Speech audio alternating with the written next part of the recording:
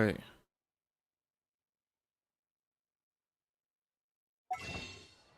Cool. All of my audio is good. Except for my fucking keyboard not being turned on. Alright. Settings. Oh, they're all fucked.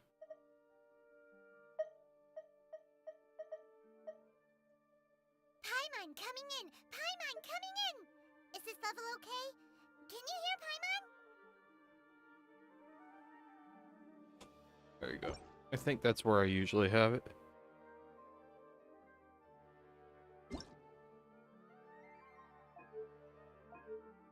Paimon coming in! Paimon coming in! Is this level okay? Can you hear Paimon? Paimon coming in! Paimon coming in! Is Oh, this level okay? piss off. Can you hear Paimon? Music Impact has to go hard. Okay. Might be going a little too hard now. Pause menu.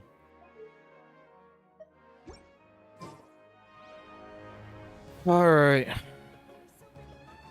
Welcome, everybody. Welcome. Welcome back to the stream. Hope you are all doing well this fine Wednesday evening. A little bit slow to the start of the stream. Not as prepared as I was last night, but hey, I was able to put everything together pretty quickly. Would have streamed earlier, but other things kind of got in the way, so making do with what I got.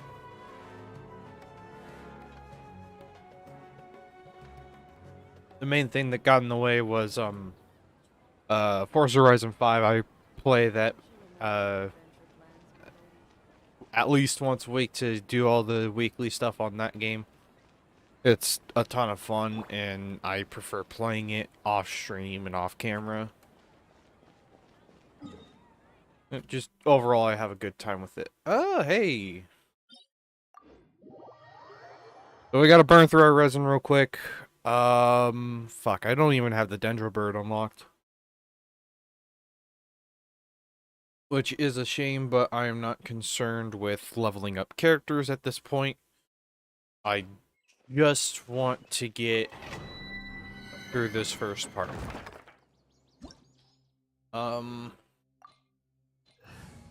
What topics do I have?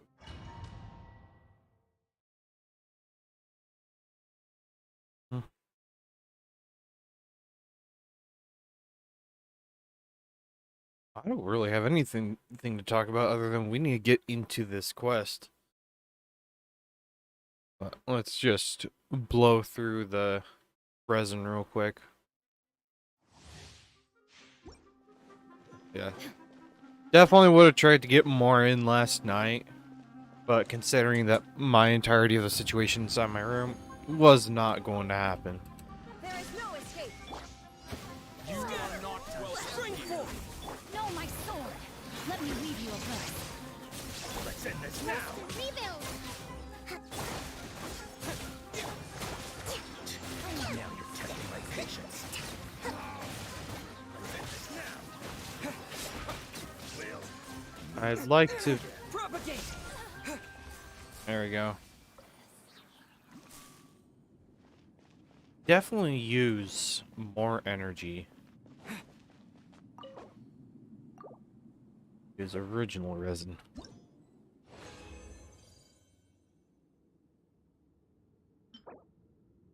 Ooh!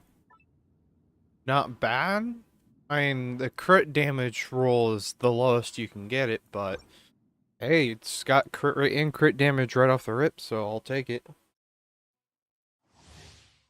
Don't know what the EM set's gonna be like on any of the characters in this game.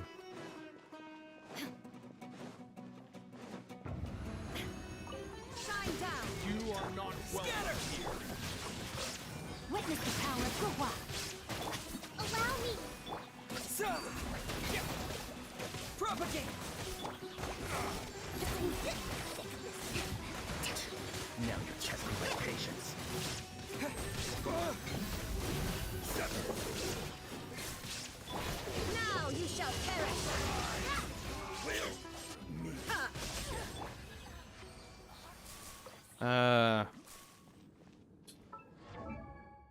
I like switch this real quick. Oh, cool. We'll run this. It'll be lower overall damage probably, but I'll be able to get as much of the bloom reaction as possible.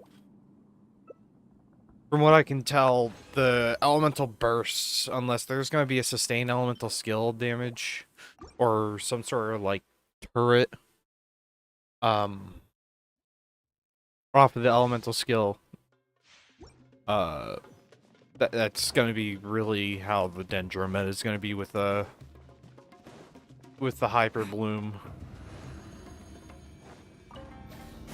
You are not Oh fuck. Illusion shattered. Rain cutter.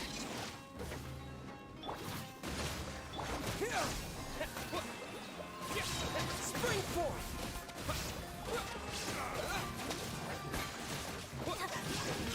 I'm getting sick of this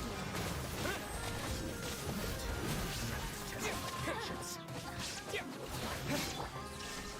Inazuma shines eternal.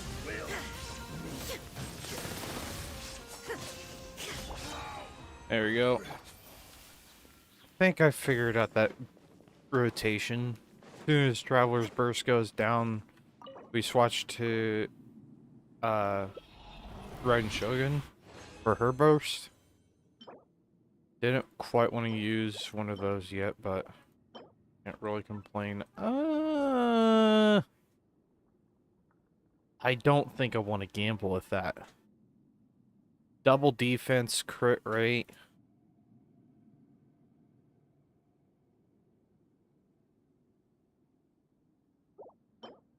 We'll use that for later. Shine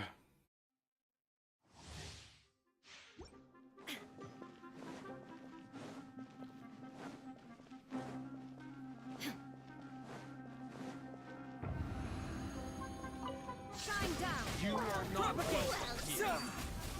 Rain outlines your fate. Let me weave you a verse.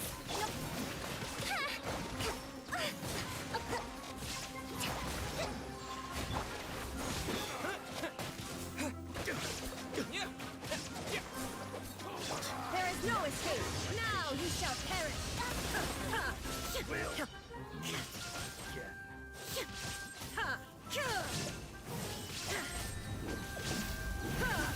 Illusion shattered.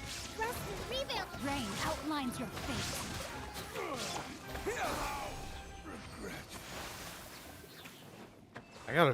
I'm still figuring it out. From what I thought I had it figured out, and then I just kind of fell apart again. This is a fairly tricky team rotation. Not gonna lie. Main reason why I think the Hyper Bloom reaction is this Hyper Bloom team is going to be pretty decent is for a simple fact that my Traveler kit isn't really optimized, and I'm already doing like 8k per Hyper Bloom arrow.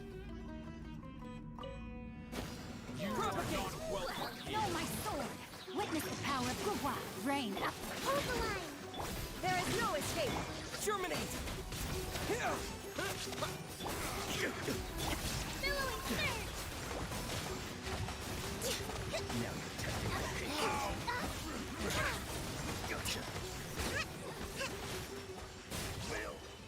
Oh. Oh. Wait a minute. That's actually a strong rotation. As we use Kokomi Burst.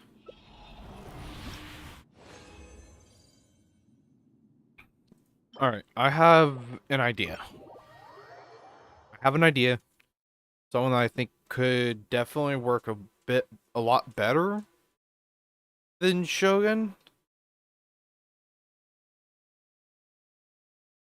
Especially, yeah. Okay, yeah. I think I have an idea of who I'm switching Shogun out for. Many of you will probably already guess because of how good her damage is. Or, no, she doesn't do AoE. like Red and Shogun. I was thinking of using Beta for a second, but the Hybrid Blooms, the reason why I'm getting those off is because of Red and Shogun Elemental Skill area of effect. Its area of effect is surprisingly large.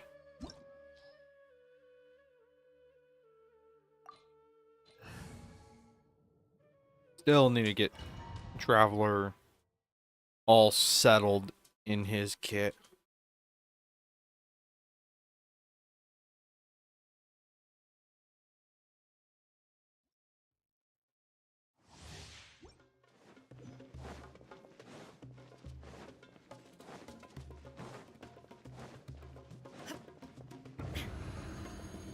There is no escape.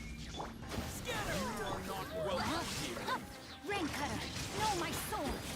Rest and rebuild. Yeah. Torrent, bring refuge.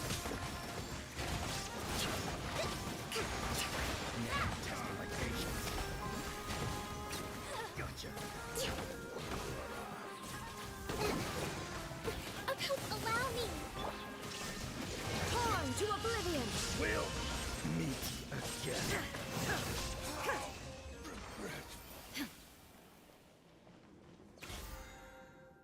This weekly domains probably.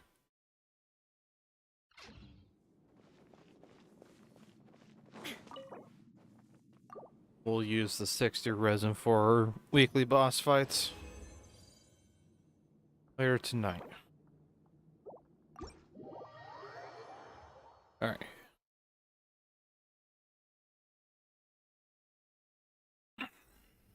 Still figuring out that rotation.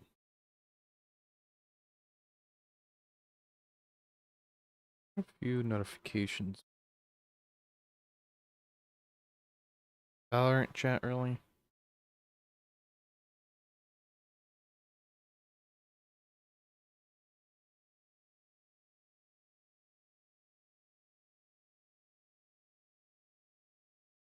Stuff that I don't care about. Boink. Alright.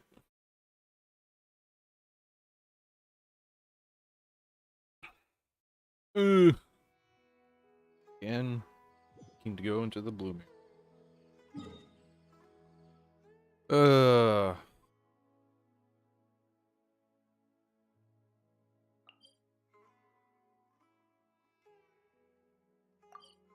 I should probably pay attention to the Adventurers Guild.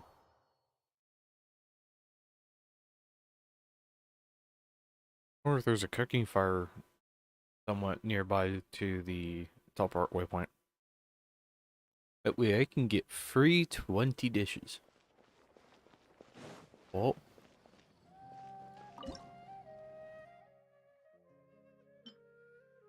Shit. Oh. Excuse me. Auto cook.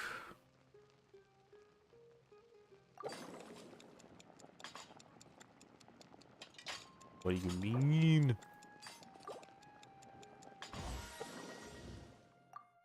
You mean I finally have way too much food?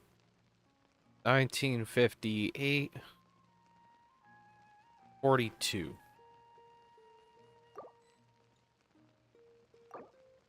41.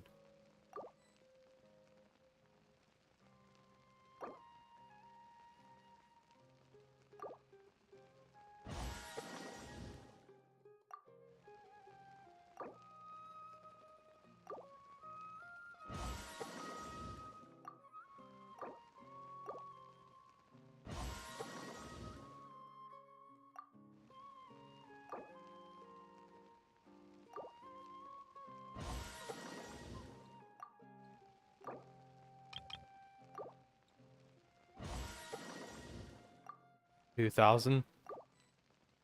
All right, 2,000 is the max. Sedge. Damn.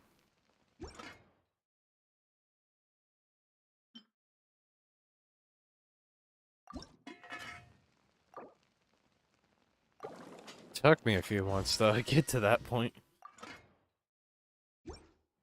Jesus.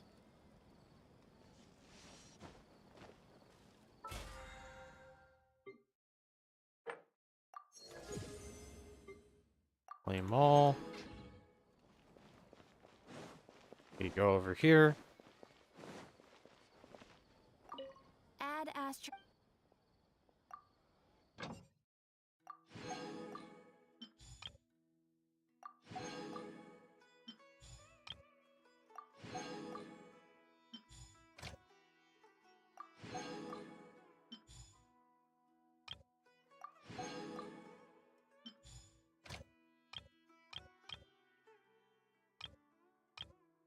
There you go.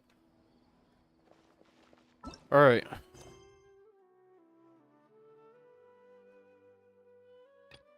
Lost in prosperity. What's this? Alright. Go to Port Ormos. Curious. I see a wave rider waypoint down here, so I'm curious if I'm able to hop in that and sail down the river. Which that would be a neat little detail. It looks doable too.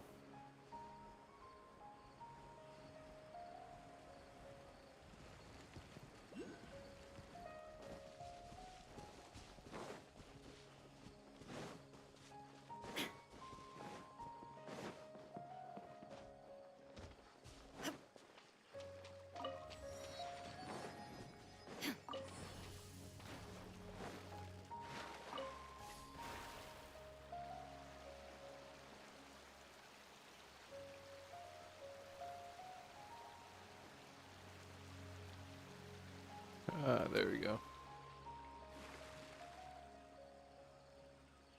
That can be closed. Give me one moment, guys. Gotta check if I gotta close some access apps.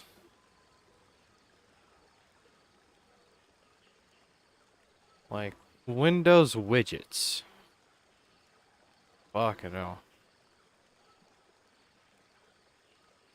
It is cancerous on just being invasive. I'm sorry, I did not want any widgets from Windows to be running. But for some reason, it always wants to run. We'll also close Discord while we're at it.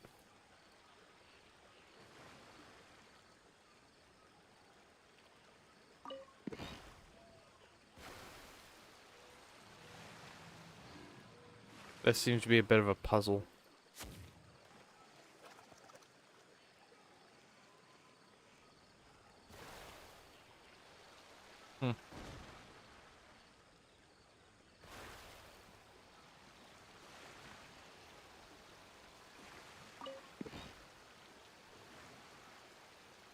Like a lamb to the slaughter.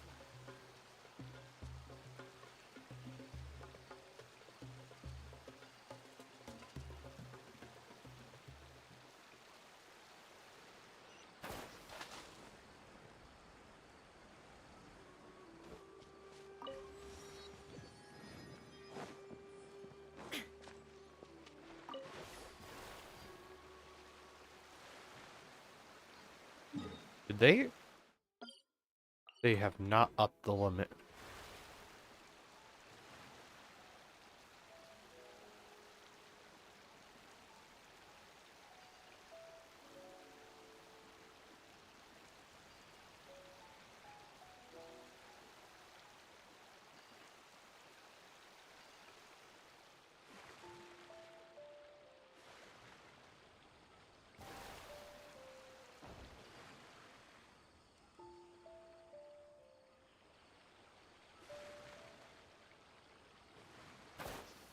Alright, kind of want to go pick this up.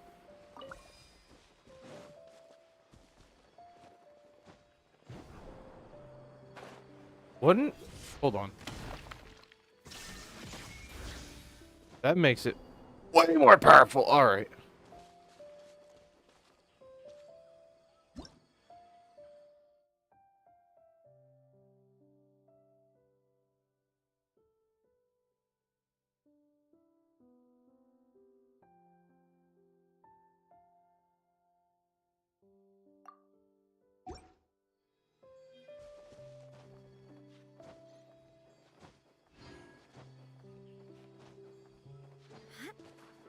But I did pay attention just enough.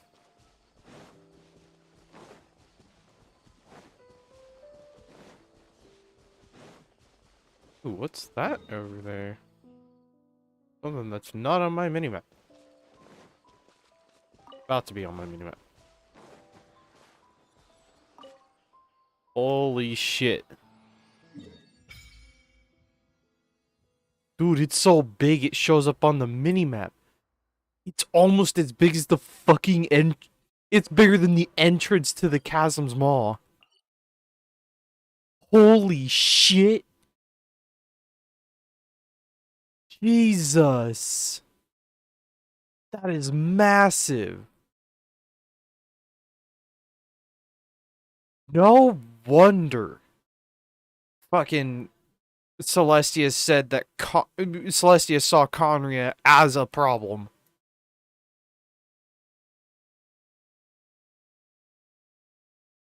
That could have been a huge threat. Yeah, I saw a Reddit post where somebody theorizes, huh, this could be the reason why fucking Celestia kinda shut down the entire civilization of Conria. They had tech that was way too strong. We gotta put that in check. Dude, if Conria had decided, if Conria decided to fucking, like, ended up being the aggressors and opened up with those giant ruin machines, holy, that would have been devastating.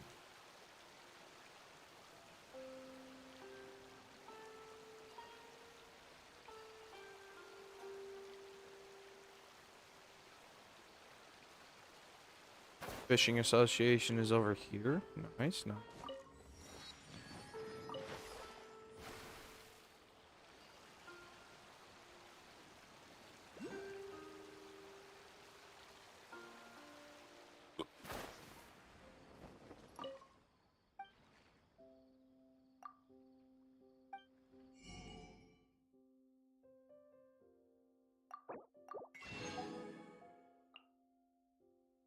How terrible is this? It's fucking terrible.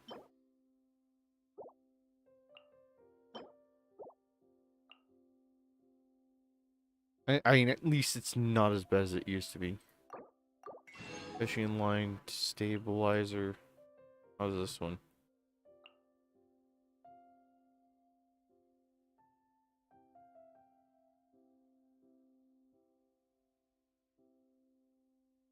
Nice little fish tank, I guess. Oh, very nice. New gadget.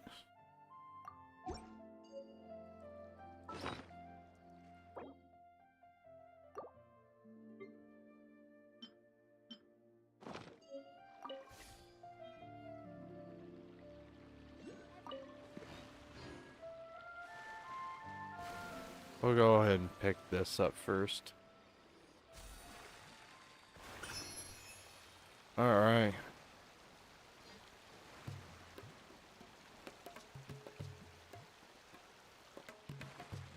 Ormos. Hello.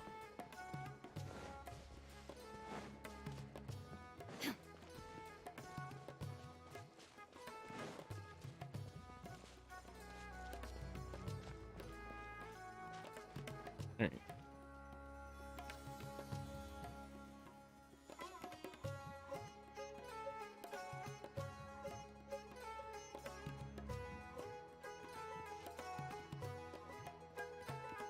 Come and have a good look yourself. Traditional spices of the highest quality, made with pride and experience. Mm-hmm. You've got a deal. I can't thank you enough for always looking after my business. Believe me, I'm not making this up. Several Eremite mercenary groups are nearly in open conflict, but does the core of 30 care? And that's not all. Did you know that... Wow! Talk about hurly-burly! This place is busy! Guess that's only to be expected for the largest port in Sumeru. Okay, he's a little loud. Maybe it's because of what Dia told us earlier, but Paimon can't seem to shake the feeling that there's also danger lurking in these crowds. Ooh. Let's get our bearings so we can start looking for leads. We know that whatever the Academia lost is related to the gods. But other than that, we don't have much else to go on. Osfun told us to try posing as Academia students while asking around. Paimon checked the Akasha on the way here, and the Academia doesn't seem to have any research facilities in Port Ormos. Paimon doesn't get it. Won't we look even more suspicious going around saying we're Academia students and asking about the stolen item? Alright, we should figure that out before doing anything else. Figuring that out could be crucial for the rest of our investigation.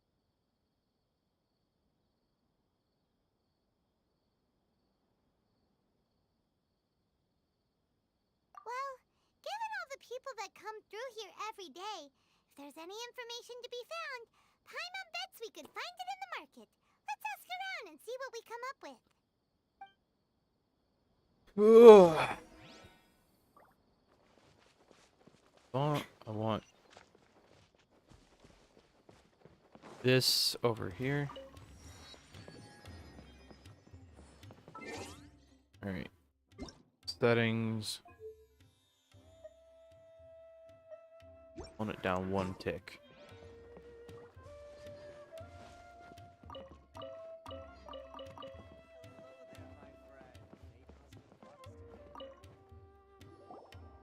Welcome. Welcome. How can I help you two? Hi there. We would like to ask you a question. Do students from the Academia ever come to Port Ormos? I have a feeling that they use the same voice actor for Ellen. You know, Ellen from Mondstadt. Yeah, trying to become a Naya Favonius. Young teenager? Yeah, her. Of course. Especially around this time of year. Students from Sumeru City that are about to graduate often come to Port Ormos to cut loose a little. Many people often talk about how hard it is to get accepted into the academia, let alone graduate. But those who finish their studies and go on to become full-time researchers at the academia have it even harder. Sure, we may not be Sumeru City, but Port Ormos offers beautiful scenery and a stress-free environment. Some even say it's good luck to come to Port Ormos, so students and researchers come flocking here when things get to be too much at the academia. Ah, you see over there? Those are students from the academia. They've been looking worried and miserable ever since they got here a few days ago. If you ask me, the life of a merchant is better. So long as the Akasha teaches us what we need, then life is good. Those students seem to be discussing something. Let's see if we can listen in. That guy does nothing but smooth talk all day. It's no good. I've tried asking around, but I haven't been able to learn anything useful. Not to mention that a bunch of scary-looking Eremite mercenaries have been posted along the streets now. There's been They're a talking lot about of the fighting theft. between the different Eremite factions in Port Ormos. If we choose to move on our own, then it would be wise to steer clear of them. Especially the group that's constantly shouting some stuff about the Scarlet King and some resurrection. I've even heard that the Citadel of Regzar is starting to get fed up with them. What was that group called again? Ein something or other? They're called Ein El Akhmar. Today, I heard that the thing we're after might be in their possession at the moment. Wait, come again? Don't you see? Many of the Eremites in Port Ormos deal with trading this kind of thing. They're usually pretty wary of outsiders, but not so with students of the academia. It's because the kind of goods that students are looking for aren't the kind of goods that Eremites are after. As long as they know you're a student, then deals can be made. I've heard that Ein El Hakmar likes to set up shop at the Jafar Tavern. Supposedly, if you're willing to part with 500,000 Mora, they'll give you info on anything. Wait, did you say 500,000? If information alone costs that much, then how could we ever afford to buy what we're looking for? I mean, I have 5 mil on me Guess right might as now. well give up on trying to graduate this way. I wouldn't worry too much. Our field of research is very niche. Who else could possibly be after that kind of shady knowledge? I bet it's practically worthless to anyone aside from us. Well, I guess that makes sense. Then the only thing left for us now is to find a way in. Why don't we all just pool our money together and pay for the information? Whoa! Did you hear that? A niche field of research and shady knowledge? It all sounds pretty suspicious to Paimon. Is knowledge something people just buy and sell like that? Yes. I mean, knowledge is holistically managed as a resource, as Miko has told us back in 2.1.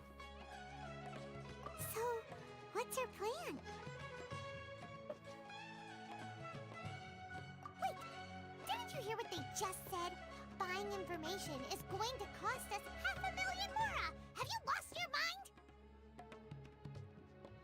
Oh, alright. Paimon never thought she'd agree to parting with that kind of Mora. But if you know what you're doing, then we should give it a shot. I do.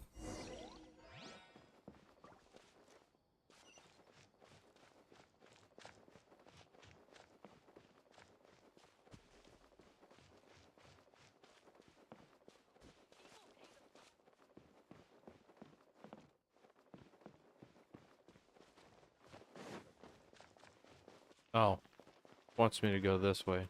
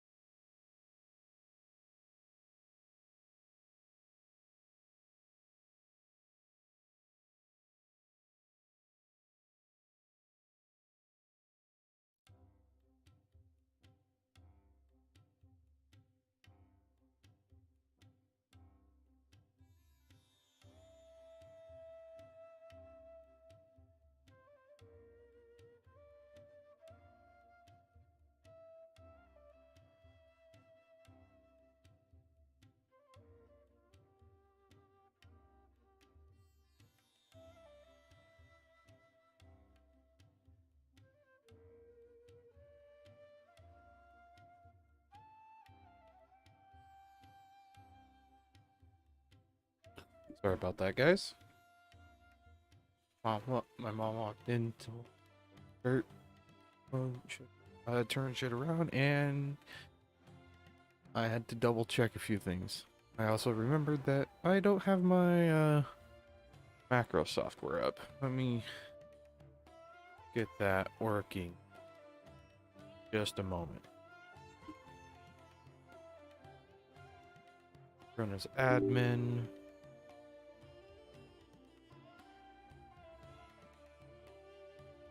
D. That one has admin. Alright.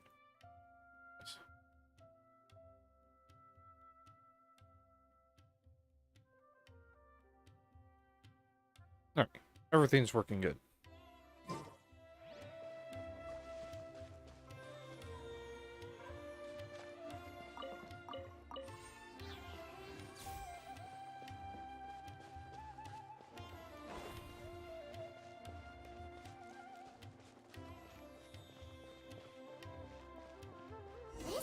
place we heard those students talking about. Let's find a seat somewhere and see if we can spot the group they mentioned.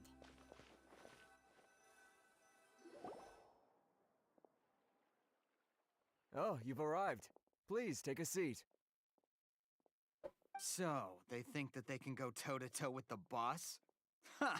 Once we reclaim the power of the Scarlet King, they'll be the first that the boss punishes. They're nothing to be afraid of. Our main rival now is the Caracal Battalion. They've also amassed a significant amount of more this time, so we mustn't underestimate them. How can the Caracal Battalion compete with the boss when they're nothing but a bunch of money-grubbing opportunists out for a quick mora? Yeah, with boss's fervent devotion, he'll be able to use this power to bring our god back this time. All these guys talk about is the Scarlet King, so they're probably the ones we're looking for. Greater Lord Ruka Devata. That traitor and her followers must not be spared. The day will come when the Scarlet King exacts vengeance on Sumeru, and all of them shall be punished. Yeah, Paimon was wondering what they meant too. We should ask about that if we get the chance later. We shall keep that little bit of information in the back of our minds. Huh? Who are you? What do you want?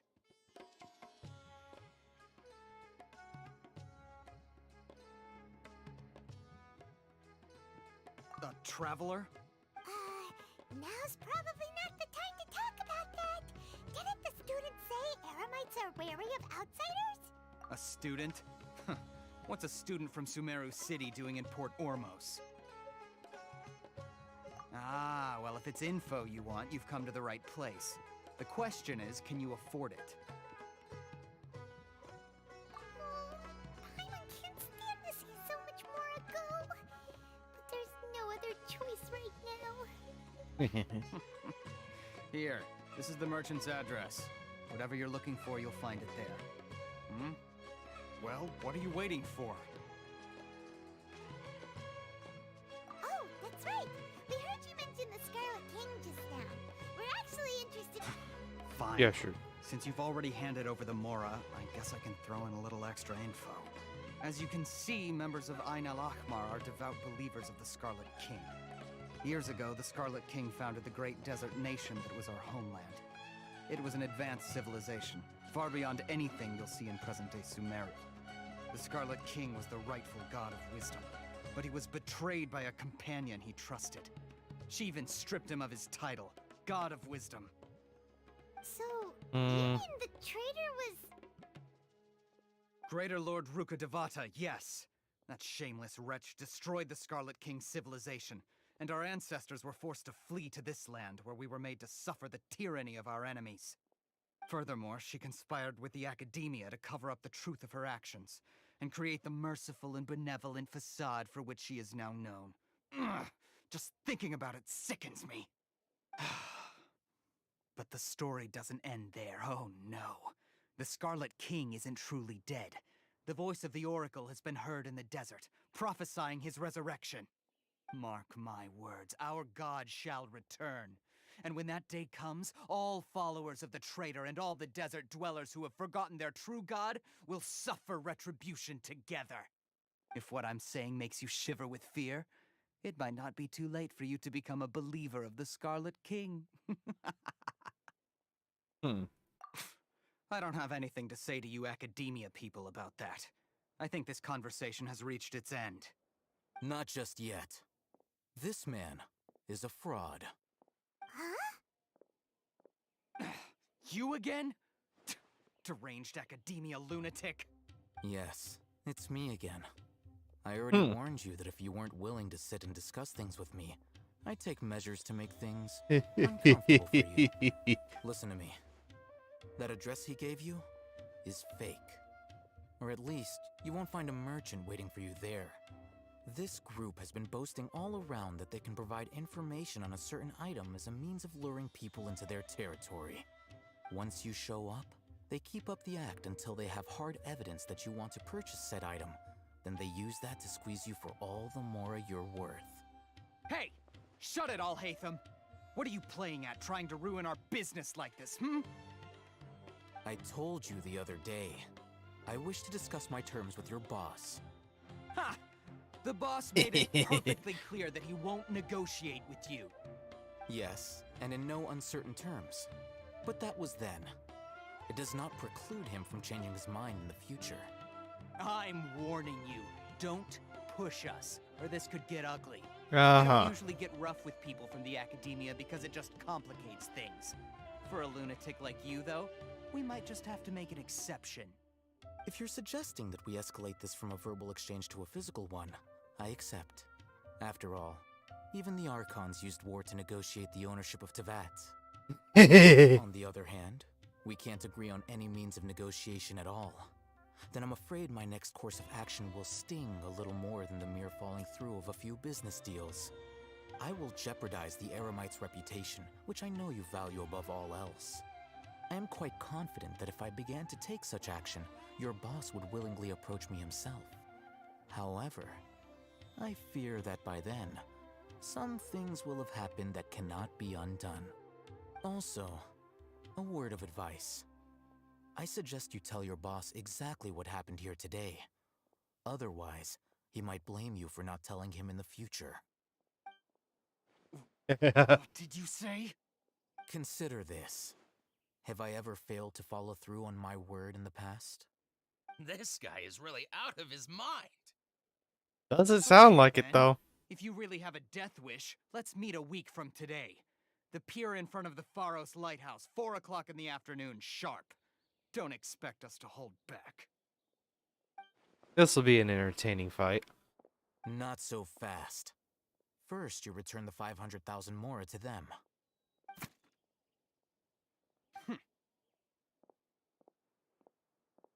Thank you, Alhaitham. Please, I beg you, don't provoke them. We can't afford any trouble with this crowd. They haven't even paid for their food yet. Ah, Mr. Iman. There appears to be fewer staff in the restaurant recently. This wouldn't happen to be because they're all busy spreading the word to the students, would it? Well... Someone who chooses to do business with a group like that really can't afford to get so flustered the instant someone confronts them about it. Consider the meal compensation for our silence.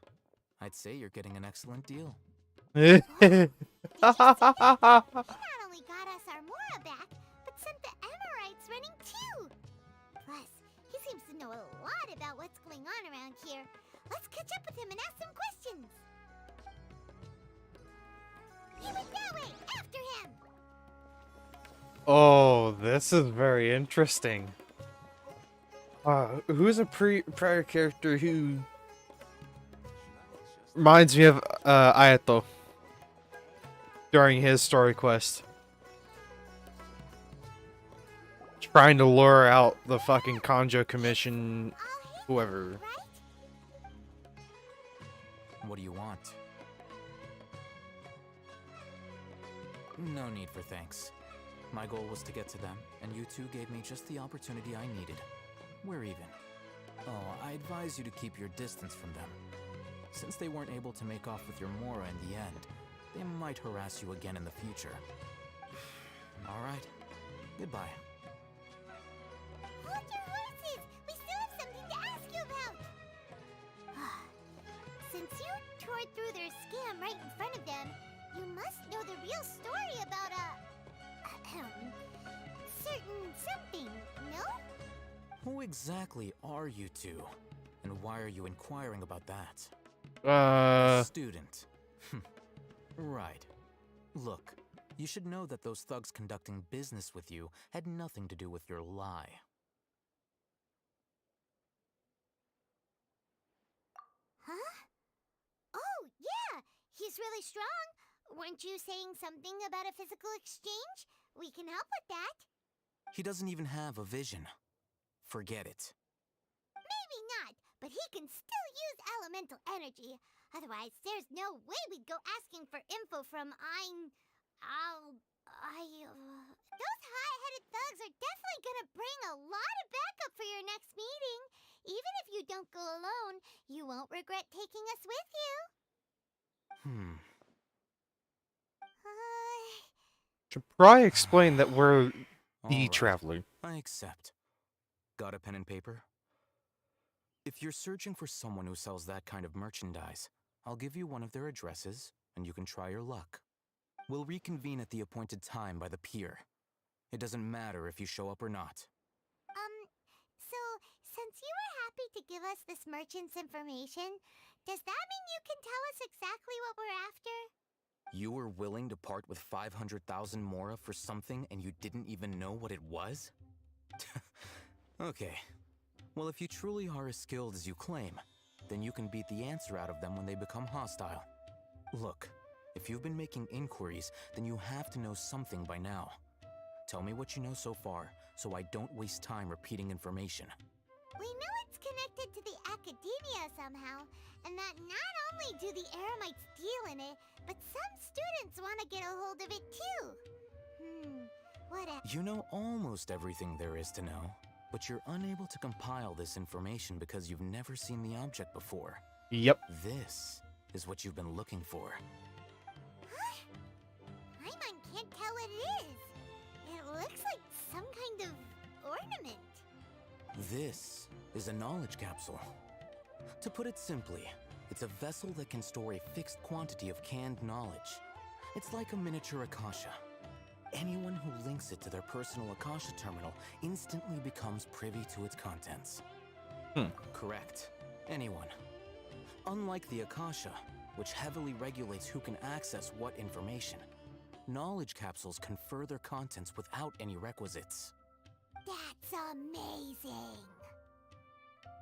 It's essentially a convenient and harmless vestibule for knowledge. Unfortunately, it's illegal in Sumeru to privately possess or trade them.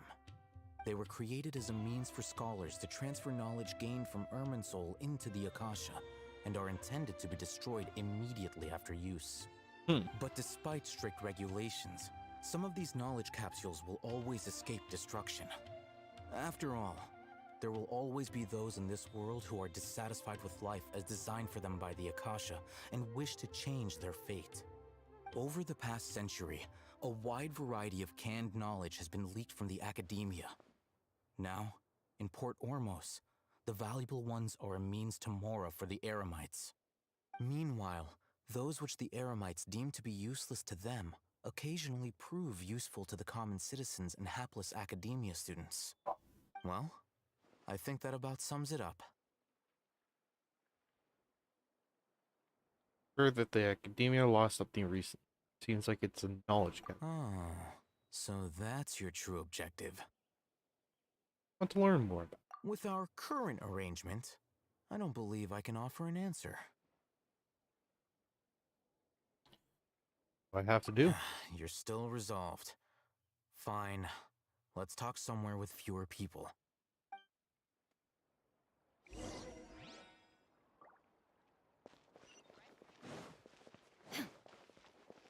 This is proving to be a very interesting little section. Talk to the bartender if you want a drink. Let's continue our conversation here. If you wish to learn more about the knowledge capsule that the Academia lost, then you must help me with something. I need you to find someone named Dory, a traveling merchant. Unlike the peddlers who hawk inferior knowledge capsules, she often has quality goods in stock. Some say that as long as there is profit to be made, there is nothing she won't dare to sell. She's guarded against people from the Academia because most of her wares don't comply with Academia regulations. I think she blacklisted me. I met with her informant, but it soon became clear that they had no intention of letting me get any further. Become one of Dory's customers and earn her trust. This is my condition for further collaboration. Why do you want us to meet with her? Until you complete this task, you don't have question privileges. So how do we go about doing this? You two are outlanders who haven't been here for long, so Dory should view you as safe clients. I'll give you the informant's address and their contact password.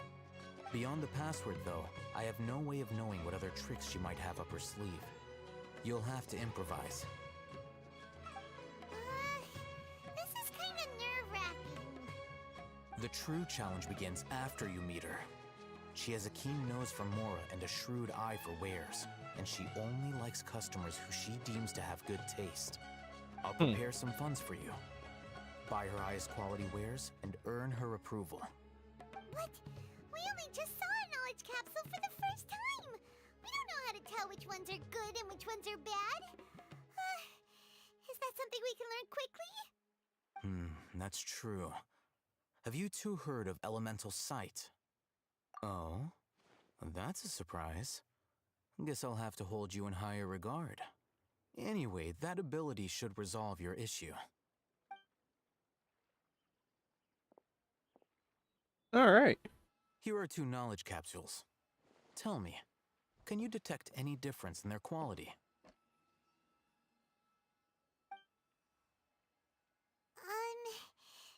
They look the same to Paimon. Try inspecting them with elemental sight. That one. How'd it go?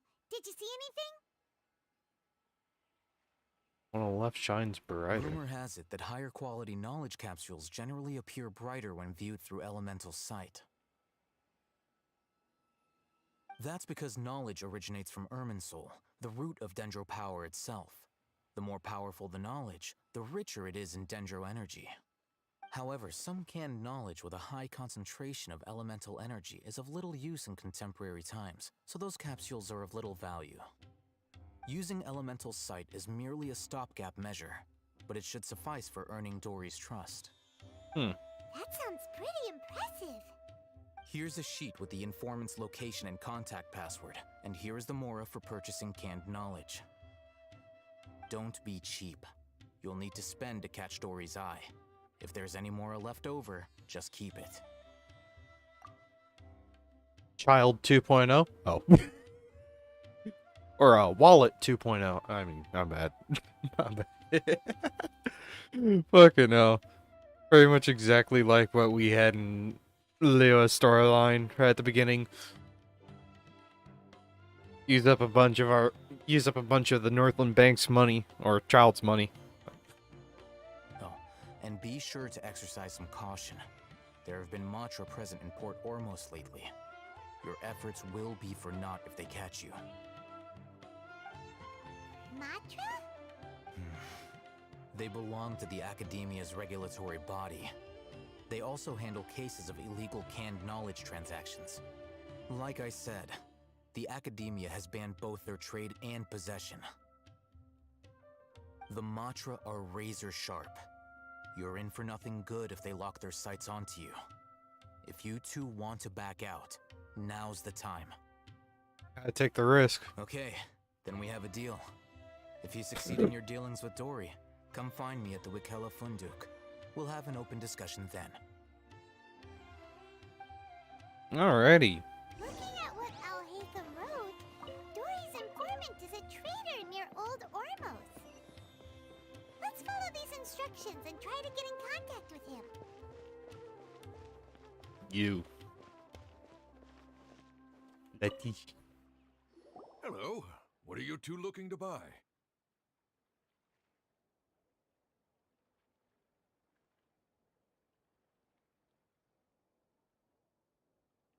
Wait, are you sure you're remembering that right? Paimon doesn't think it was that on the paper. What a unique palette. We have unripe horror fruits, but we usually keep them in the back. I'll have someone escort you. Following the paper got us past the first round. Ronak, these two want to buy unripe horror fruits. Show them to the warehouse. Got it. You too. Please follow me. I should probably check the paper You real two quick. have a fascinating fashion sense. Quest item. Don't care about that.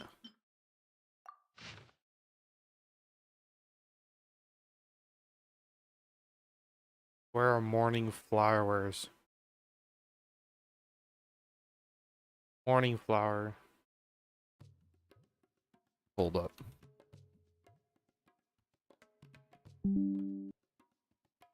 Let me just... There we go. I will grab a little screenshot over on my second monitor. Complementing. Customer skill corresponds to hard fruit that causes diminished dizziness and ringing in the ears. Customer condition corresponds to hard fruit that causes heat stroke.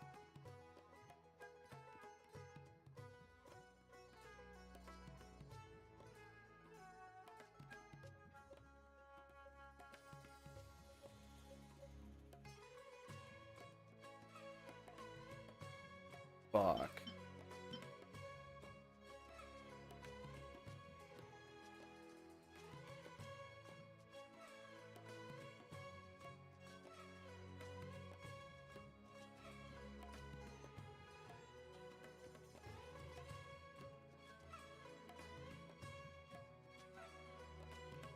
There you go.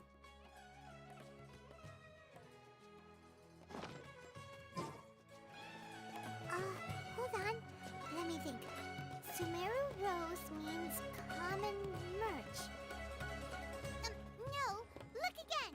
We're obviously wearing morning flowers. Ah, my mistake.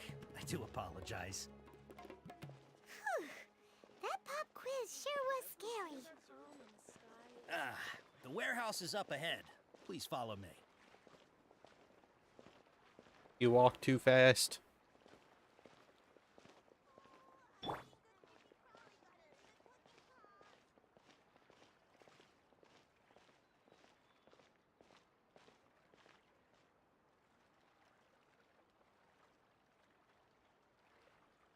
What the fuck?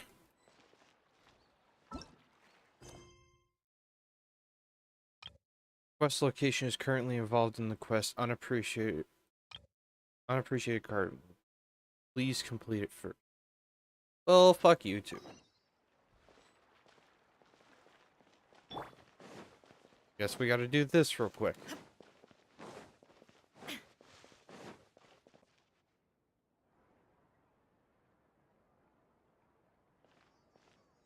Port Ormos is pretty great.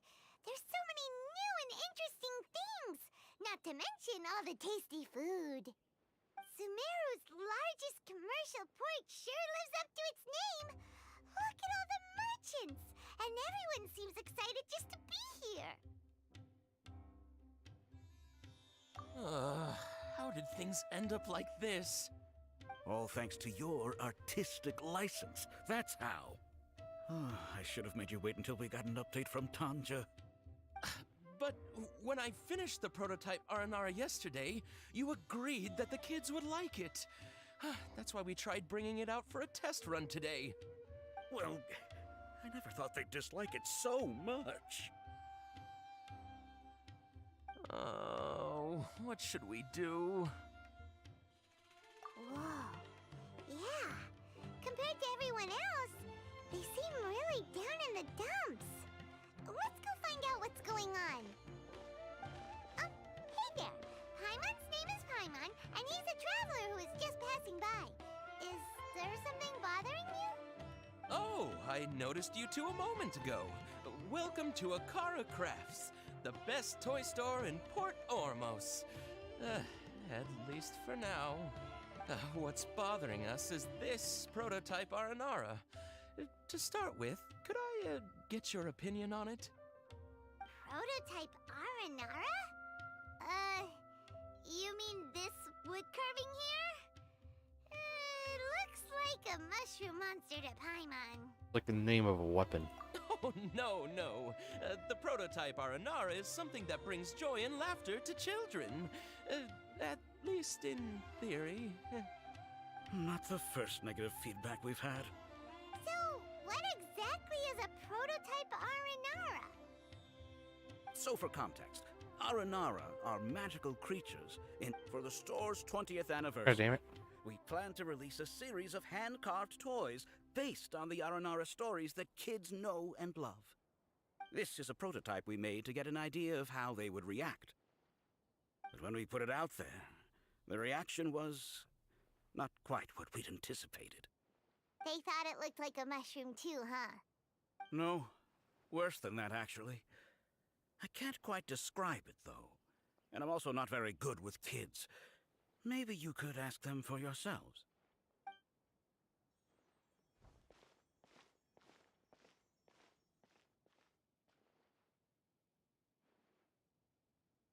This is not an Aranara. No way. I've read Uncle Tanja's Aranara and the Ill Little Fungus. It says that Aranara are supposed to be chubby and squishy. The carving looks nothing like that. Toys do look better when they're round and chubby. Uncle Tonder said in Aranara's vow that you can deceive the eyes, but you can't deceive the heart. This carving makes me feel lost and confused inside. I don't think the creator put his heart into it at all. Ooh. Okay. Didn't put his heart into it, huh? Kassid and Alia didn't like this carving, but I think it's okay. It doesn't look too happy, so it's kind of pitiful in a cute way. Oh, a positive review! Yeah. Neutral. So I would totally ask my dad to get it for me, if it wasn't meant to be an Aranara. Oh, well, that took a sudden turn for the worse. We asked the children for their opinions. Oh, how did it go? Has it maybe, grown on them at all? Oh, this is such a shame.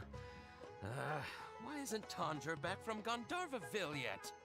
Oh, the kids kept mentioning an Uncle Tondra too. Who is he exactly? Uncle Tondra is a famous children's author here in Port Ormos. He wrote quite a few stories in the past, but none of them were popular among children. Just like our prototype Aranara. But around a year or so ago, he suddenly had a eureka moment or something. And suddenly the children loved every one of his stories. That's right. My little Ghaffari loves his stories too. The whole reason we decided to make these carvings was because we saw just how popular the Aranara are among children. We asked Tanja for guidance, and right after he agreed, he went off to Gandharvaville with his son to look for inspiration. They haven't returned yet. We were running out of time, so we had no choice but to carve an Aranara based on our own imaginations. Yeah. As you can see, this was the result. Oh, we have to do something. Hey, since you're the famous traveler, could you do us a favor and look for Tondra in Gandharvaville? He doesn't have to come in person if he's too busy. Just ask him to write down his suggestions and bring his notes back to us, if you could. Please, if only to put a smile on the children's faces. And, of course, you'll be well compensated for doing us the favor. You better have my Primo Gems. Desperate. Let's help them out. To see the kids smile. And also for our reward. Yeah. Yep, let's do it. A minute for the money.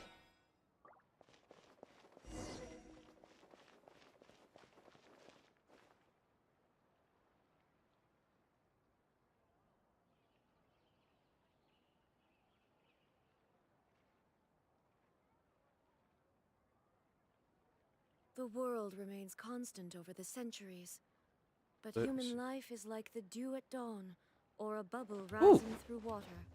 He's candy. Transitory. I want to grab this teleport waypoint real quick. I'll continue with the story. Now that the quest location is opened up, we'll be fine. Boink.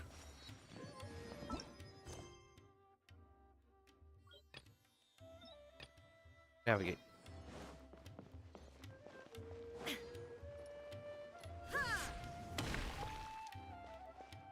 There we go. Before I retrieve your products, I need to confirm a few things.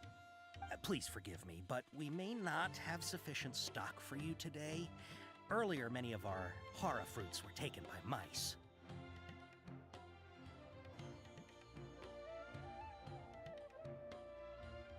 Let's see.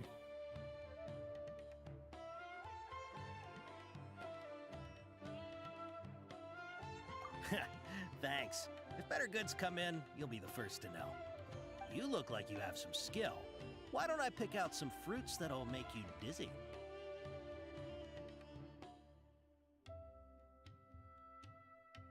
See.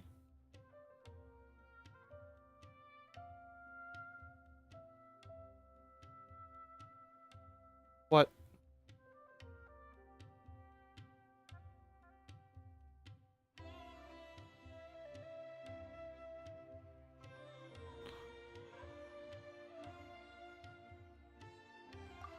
Yep, that's the right answer. But eating horror fruit that makes your head and ears ring sounds like a bad life decision.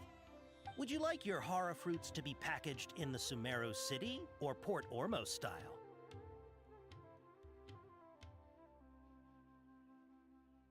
I'm guessing that you're going for a more traditional packaging since this is your first time here. Wait a sec. Sumeru City style means we're only buying a few things. He won't take Fuck. us to see That's Joey right. if we... I'm sorry. But as things current... He's cautious of us. Let's take a closer... Fuck you. Before I retrieve your products, please forgive me, but we may not have sufficient stock for you today. Earlier, many of our horror fruits were taken by mice. Thank you. Look like you Fuck have you. some skill. Fuck you. Fuck you. Why don't I pick out some fruits that'll make you dizzy? Yep, that's the right answer. But eating horror fruit that makes your head and ears ring sounds like a bad... Would you like your horror fruits to be packaged in the Sumeru City or Port Ormos style? Wow, you two sure are generous customers. We'll be sure to package your products beautifully. Okay, everything has been confirmed. Miss Dory is waiting for you up at... Shoot, it's the Matra! Run! What? The matcha? Where? I'll hate them said we're done for if they catch us. We gotta get out of here. Where the fuck is the Matra? We don't know this area, so let's follow that informant.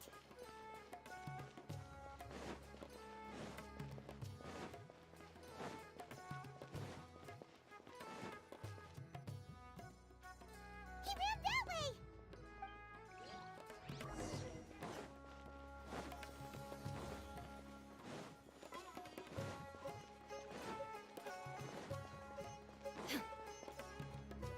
Look, he's over there.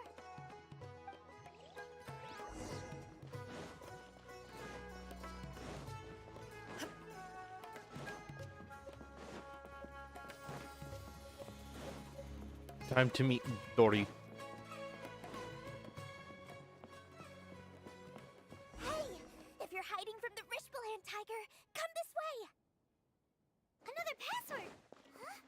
Oh, that voice came from behind the building on the right. Here, over here. You can stop running now.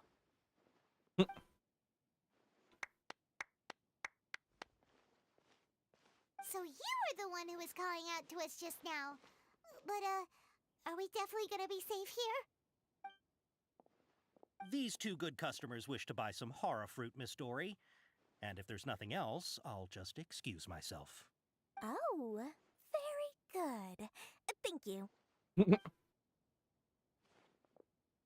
You already tell that more is always on her mind. Wait, you're Dory? Paimon sure thought you'd look a whole lot scarier. Hey, what are you trying to say, Princess Pea-Brain? I can be scary enough when I need to be, believe you me. If you don't watch what you say, then you can forget about doing any business. But it seems you two have actually done pretty well so far.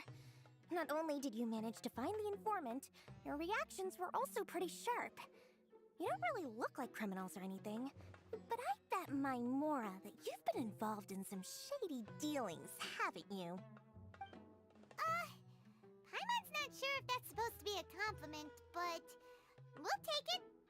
I can't risk doing business with people who start huffing and puffing after just a few paces. No matter how much Mora they might have. Not only will they get caught by the Matra, but they'll also get us into trouble. As decent folks trying to run an honest business. We don't agree with that. Honest, yeah. So that's why I prefer to have customers like you. It's your first time here, but don't worry, I won't ask too many questions. Even if you wish to buy enough knowledge capsules to decorate your house with, please, knock yourself out. As long as you have lots of round, shiny Mora, then we're all good. Ah, yes, of course, of course. Go ahead. Help yourselves. Voila! Wow, she has a trove of canned knowledge. Whew. She'd probably be in serious trouble if the Matra caught her with all this. What kind of products do you seek, my dear customers? Don't worry, I'm not interested in your reasons for buying. I can, however, offer some suggestions. Take this one, for example. An analysis of the sociological ideology and dialectics of the Hilichurls. Only 3 people in all of Teyvat have ever studied it, making it extremely rare. It's Elon on Musk sale would now love at it. 350,000 Mora. Yeesh, who would want to be an expert in that topic? Ella. Or how about the architectural styles and construction methods of Teyvat in the early Archon War period? With this one, you can become an expert in historic architecture preservation and find an excellent, well-paying job in nearly any nation. Ooh, now this sounds like it could be useful. 2 Alright, million Mom. Mora, and it's yours. No discounts. Whoa, that's a lot of Mora! Of course, you are free to pick whatever your heart's desire. The contents and price of each knowledge capsule are indicated in small text on the body of each one, down at the bottom. Alright, let's try the method that Alhaitham mentioned.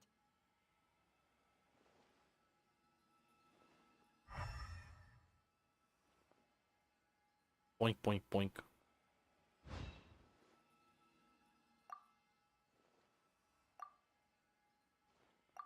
Ah, you've really got a good head on your shoulders, and quite the eye for quality. Hmm. We'll take these, please and thank you. My oh my, you are blessed with a taste for both the exquisite and the extravagant. Customers like you are a rare breed. 1 in 100. No, 1 in 1,000 even. Listen, I have a special offer for you two. If you spend just 100,000 Mora more, you can pick any knowledge capsule of your choice up to a value of 1 million Mora. Say what now? A nice little 90% Did you hear discount. that? Spend another 100K and we get a capsule worth a whole million! But all the canned knowledge we just bought is easily worth 500,000 Mora. If we spend just a little more, we can get something worth 1 million Mora. Isn't that a fantastic deal? Think about it. We've gone to all this trouble to get this canned knowledge. And so far, everything we bought belongs to Alhaitham. Aren't you even the least bit curious about how this whole canned knowledge thing Isn't works? she listening in on our conversation? Don't you want to try it yourself?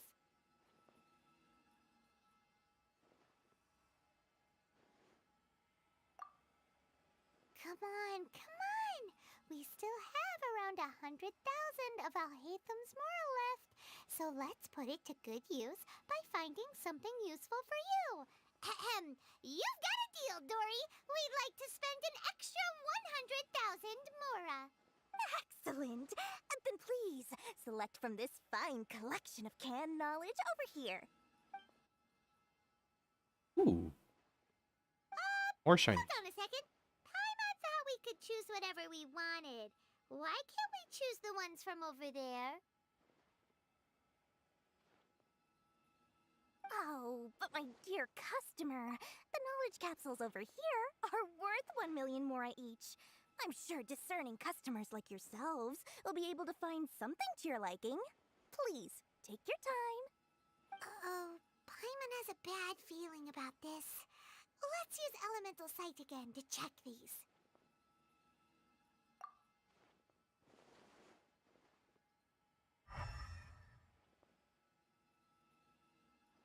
So, what did you see?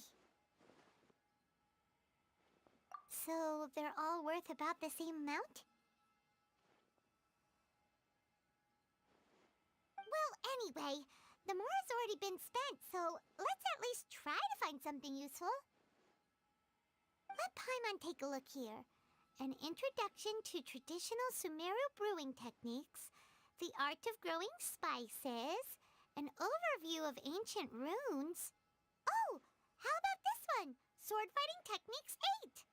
Not sure we'd ever find volumes 1 through 7, but at least this knowledge should be useful, right? Let's go with this one. Dory, we'll take this one. All right, very good. I'm expecting some new goods in the next couple days, so be sure to check back again soon. Whether it's canned knowledge or anything else you need, bring your Mora to Dory and doors will open. Our dealings with Dory went smoothly enough. Let's head to Wakala Funduk and meet up with Alhaitham. Hopefully now he'll finally tell us about what the Academia lost. Hold on.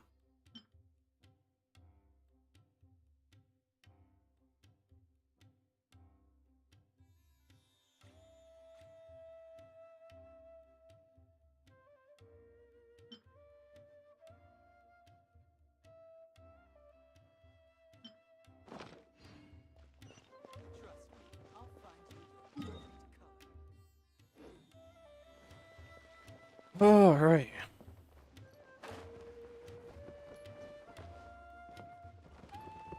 Boink.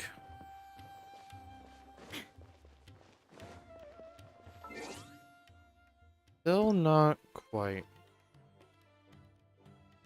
I'd like this to be like a 2.5. Because it still feels really high.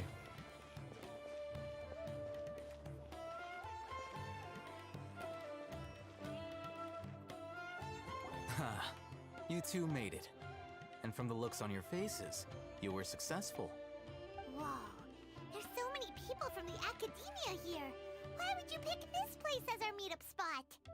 Well, Wakela Funduk is under the Academia's control, so naturally the Academia has people working here. I came to Port Ormos under the pretense of conducting official business. You're a pretty daring guy. Relax. No one here is interested in anything we say, and the Matcher won't come here. Okay now, tell me how your encounter with Dory went. Okay, we did what you asked. So, can you tell us about the knowledge capsule that the Academia lost now? Before that, I have to ask, why are you two so intent on tracking it down? You don't have to answer, of course. It's not a secret or anything. Just want to meet with the Dendro Archon. Yeah, he just wants to meet the God of Wisdom and ask her about something important. We've been in Sumeru for a while now, but we still haven't found a way. When we heard that the Academia had lost something that might be related to the gods, we came here in case it turned out to be our lucky break. In that case, you're on the right track. A short while ago, the Academia lost a knowledge capsule in the desert. It's supposedly a divine knowledge capsule. Use it, and you'll gain the wisdom of the gods. Wow, there's really such a thing as that? Hey, if we find it, do you think we could learn how to meet the Dendro Archon? Ooh, or how to find your sister? I highly doubt it has any mystical properties, but it does indeed exist. And it's right here, in Port Ormos. So, where exactly? That's what we need to find out next. I won't deny that. I am investigating because I'm curious as to what the divine knowledge capsule truly is. As you know, the Eremites in Port Ormos also have their eyes on it. It is an extremely precious item.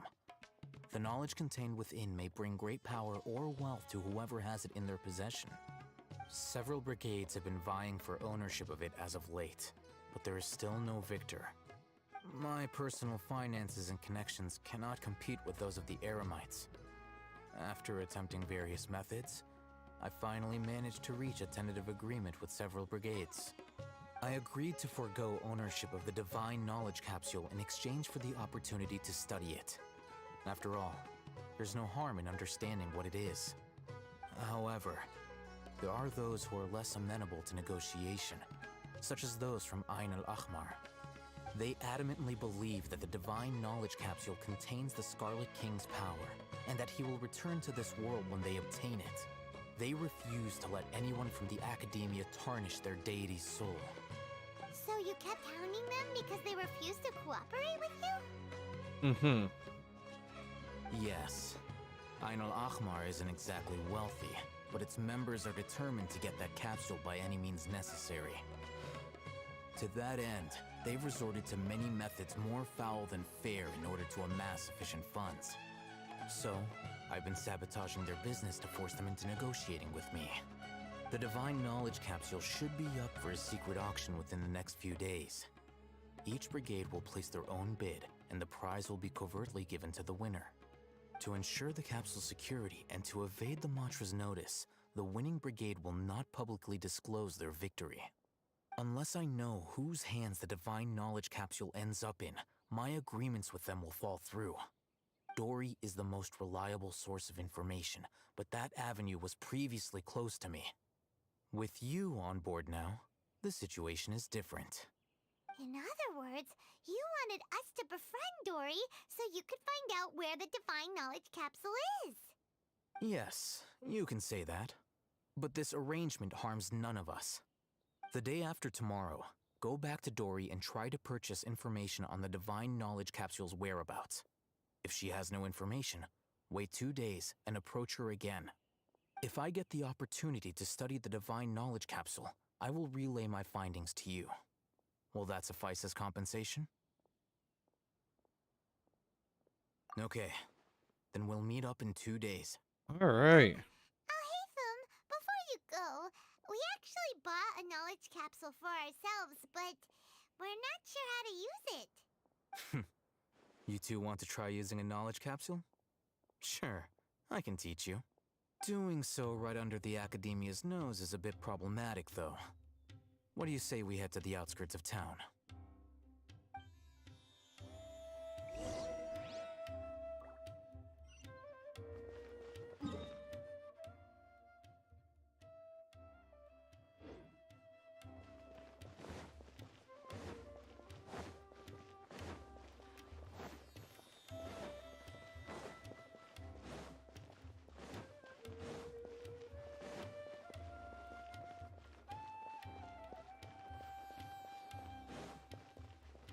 Ugh.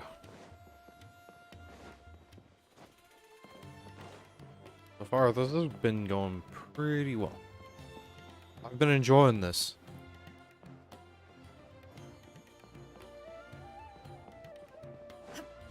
Things are moving pretty slowly with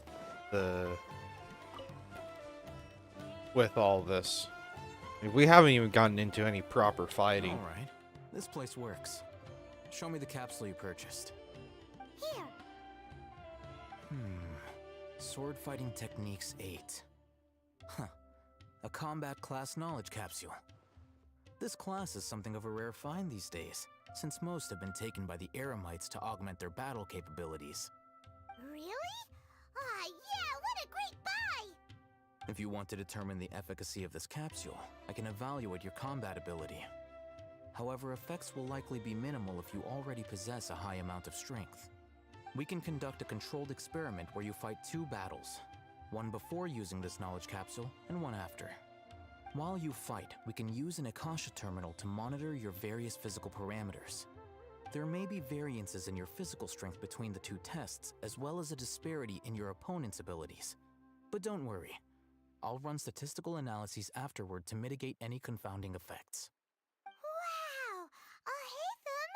You must have been one of those guys at the Academia who got top grades on everything.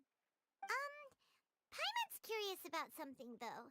You definitely weren't one of those students who needed canned knowledge to graduate from the Academia, right? So, why are you risking getting caught by the Matra for this capsule? When you are unable to understand a researcher's actions, most cases can be attributed to curiosity. This is but one theory. Sounds like you're trying to avoid the question.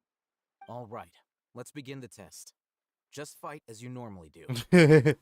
Avoiding the question. Yep.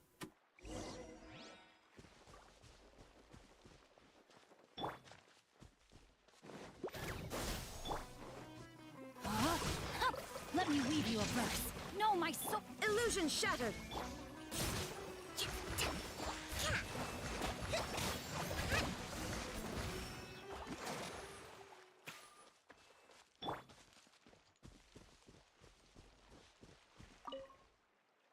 All right. I'll link your Akasha terminal to record data. The next step is to use this knowledge capsule. Hold it in your hand. I'll help you establish a connection with it so you can activate its power.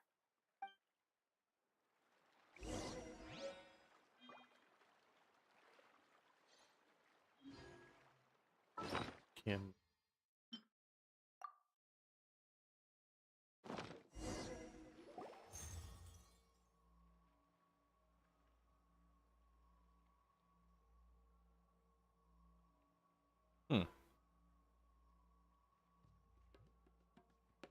Hey, how are you feeling?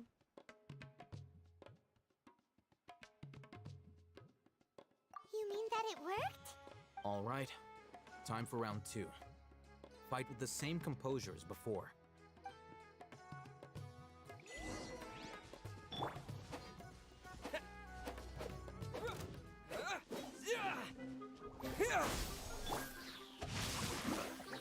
Rain outlines your fate.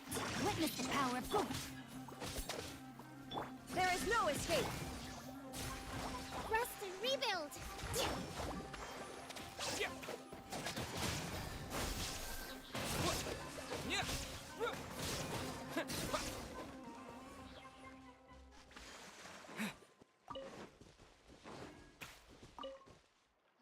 Now, Doesn't I'll start seem. recording data again. Doesn't seem like it Oh, made hey, a change. How's it going? Well, the knowledge capsule you purchased did improve his combat capability. During the second fight, his overall fighting performance increased by 0.073%. Wait, how much? Not enough. Dory's such a jerk! She took. Of course, this could be because he is so powerful that the capsule's contents were unable to produce a substantial increase. At the very least, this test allowed me to gain more insight into you two. Our deal seems increasingly worth my investment. I'm heading back to Ikela Funduk. I await your response in 2 days' time. This is Mora for when you ask Dory for information. Pay her as much as she requests.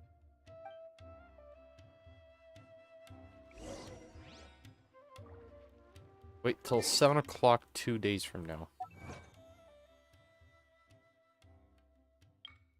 Womp. Womp. Alright.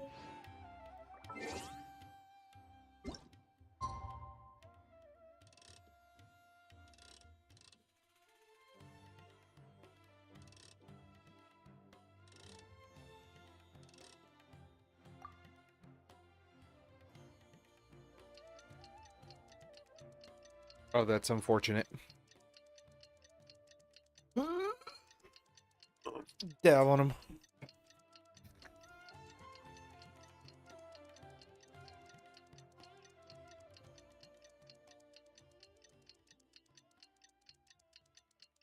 But a lot of time I'm finding that my camera isn't high enough to throw my head.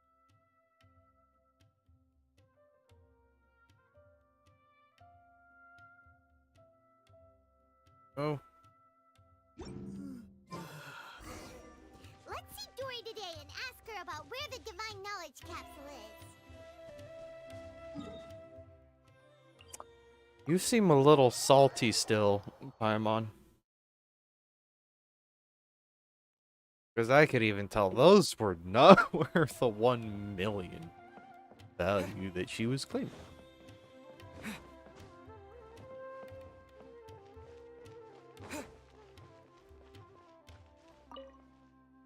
Here, over here! Welcome back, my loyal patrons. What can I do for you this time? You name it. Can knowledge, supplies, or anything else you need. I'll find a way to get it. Where there's a waterfall of Mora, there's a way. Can you really get us anything we want? Anything at all? Aha! So it appears that canned knowledge alone is no longer sufficient for your opulent appetite. Then please oblige me. Tell me what you have in mind. Buy info on the whereabouts of the Divine Knowledge Capsule. Oh! I knew customers with pockets as deep as yours would undoubtedly crave something more profound than ordinary canned knowledge. But you know, that kind of information isn't going to be cheap. After all, I had to work really hard to weasel my way into the auction site. Not to mention that if anyone found out that I was the leaker, I would be in big, big trouble. But how can we be sure your information is accurate? Paimon's curious how you just happen to have this kind of info the moment we need it. Because to me, anything of value is what I consider to be my supply. Therefore, I must always be aware of what's hot on the market in order to secure more sales. As for the information's authenticity, well, you've no need to worry about that. I used a camera to take a picture of the transaction. That way, no one can dispute it. It's always a pleasure doing business with such sterling patrons. Now that you've paid in full, here's the scoop. The Divine Knowledge Capsule was purchased yesterday by the leader of Ain el-Ahmar. Ain el-Ahmar? You mean the Eremites who worship the Scarlet King? Ah, so you're already familiar with them. The group has done everything in their power to obtain the Divine Knowledge Capsule. After all, they believe it contains the power of the Scarlet King. That Divine Knowledge Capsule is unlike any other canned knowledge I've seen before. It was glowing bright red. The capsule is clearly visible in the picture I took. You can look for yourself. Thanks for the info, Dory. Please, it's my pleasure. It's all thanks to discerning customers such as yourselves that my efforts yesterday were not in vain. Please, don't hesitate to contact me if you ever need anything else in the future. Mora for Dory opens doors. Well, we figured out where the Divine Knowledge Capsule is. It turns out it ended up in the hands of Ain el-Ahmar. Let's head back and talk to Al-Haytham. Remember to bring a token of our friendship the next time we meet, okay? I like to think it's built on a firm foundation of solid, shining Mora. All right.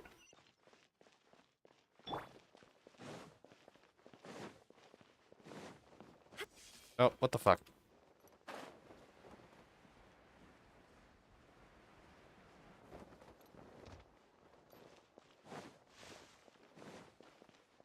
I'm starting to get used to the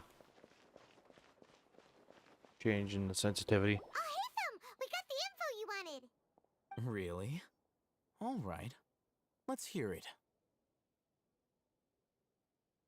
Our group that we're about to face. Dory even gave us evidence to verify the intel. Have a look. Huh, look at that. Clear as day. It must have taken some guts just to infiltrate the scene of the Eremites transaction. But then to get close enough to take a picture like this. Bold move, Dory. Very bold move. All right.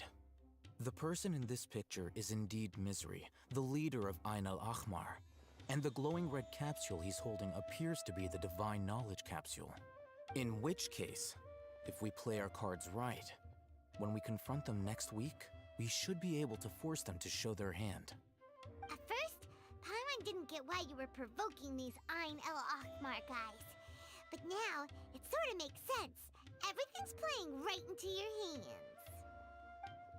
Not quite. After we defeat them, we can finally have a serious talk with their boss and get them to lend us the Divine Knowledge Capsule. Thank you for your time and efforts. Take a few days off while I make some preparations. Let's meet up again on the afternoon of the arranged date, 3 o'clock sharp. See you then.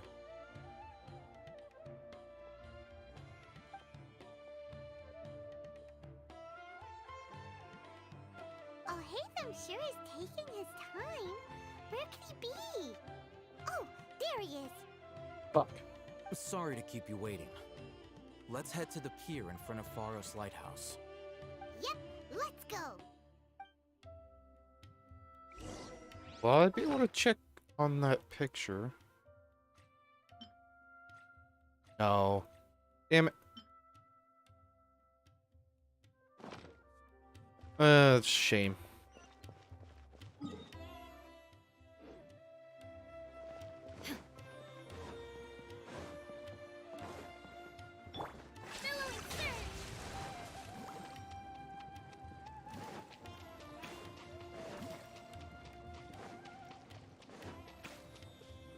There we go.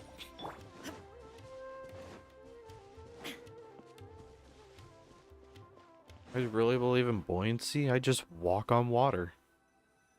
I become Jesus. Haytham. I knew you were crazy, but I didn't know you were crazy enough to actually show up. It was I who demanded that these negotiations take place. I was more worried that you might go back on your promise. But to your credit, it appears that you're sticking to your word. This is turning into quite an occasion. I also brought some backup. I assume you don't mind. Backup? Aren't you the brat from the restaurant the other day? You've come to support this lunatic because he helped you out? Fine. Your funeral. Uh-huh. I'm not going to mince my words. Once we're done with you, you'll be nothing more than fish food. Get 'em, boys!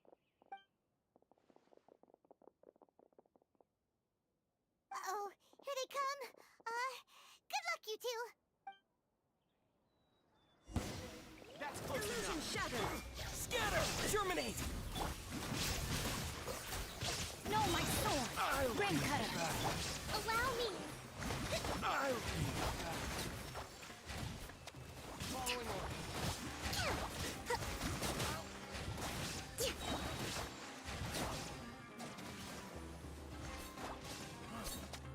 There we go. Academia scum!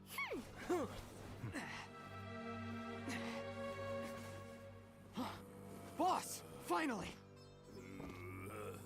Did you use it? Great! Now we can...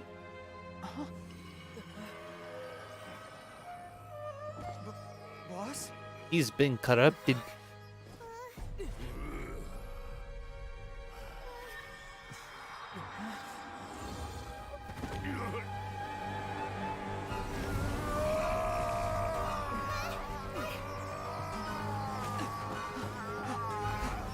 Boss! Boss! What's wrong? What happened to him? We have to cut his Akasha connection, now.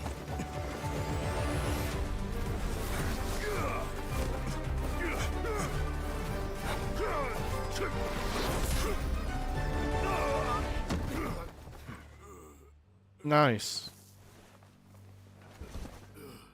Target acquired. Arrest him.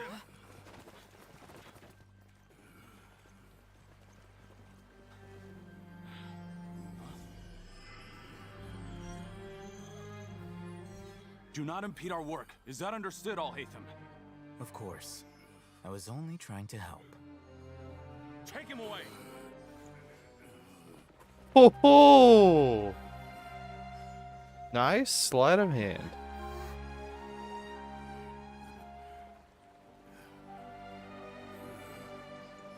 Slipped it behind his back. World, forget me. What? What in Tibet just happened? It's like that big guy suddenly lost his mind. No shit. We're gonna take a small, quick little pause. And, yeah, I'll be back in just a moment.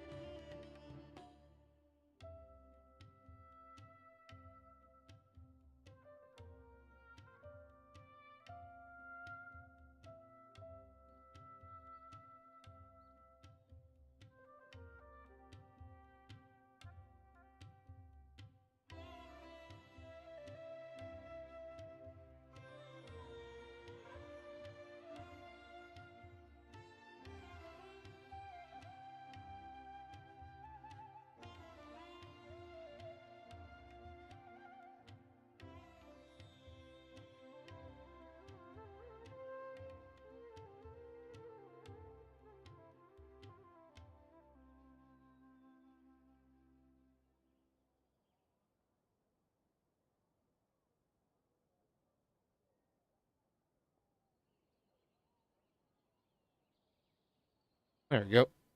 Accidentally fucking fat fingered the wrong button. Alright. I had a moment to think about what just happened. So it sounds like whatever is contained in the Divine Knowledge Capsule, it's directly connected to what we saw, yesterday. When we approached, Hypatia. For the first time.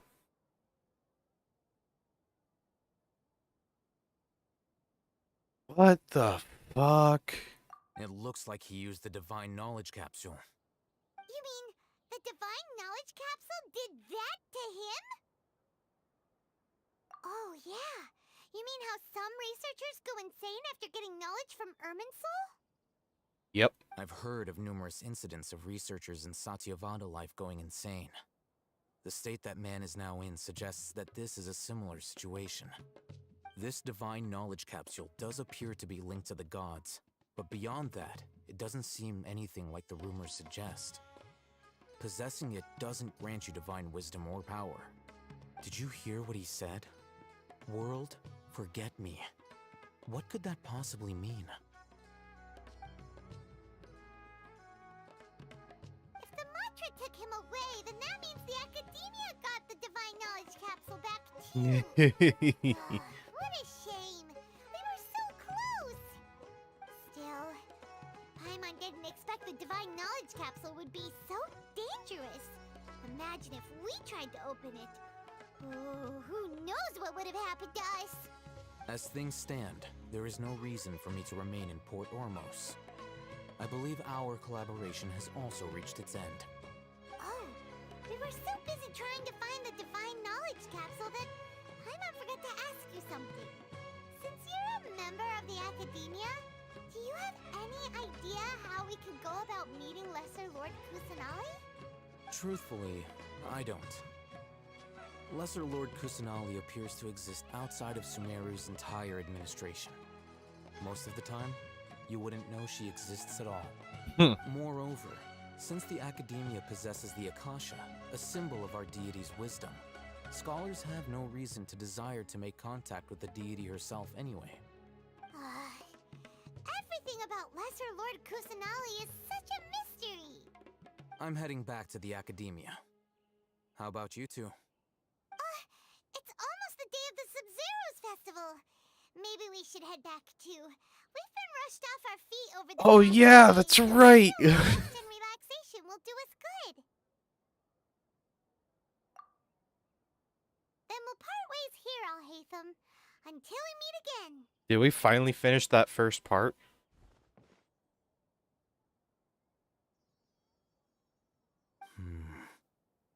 Now, do I deal with this thing first? Or should I produce the report that the higher-ups require? What's his agenda now? Ooh.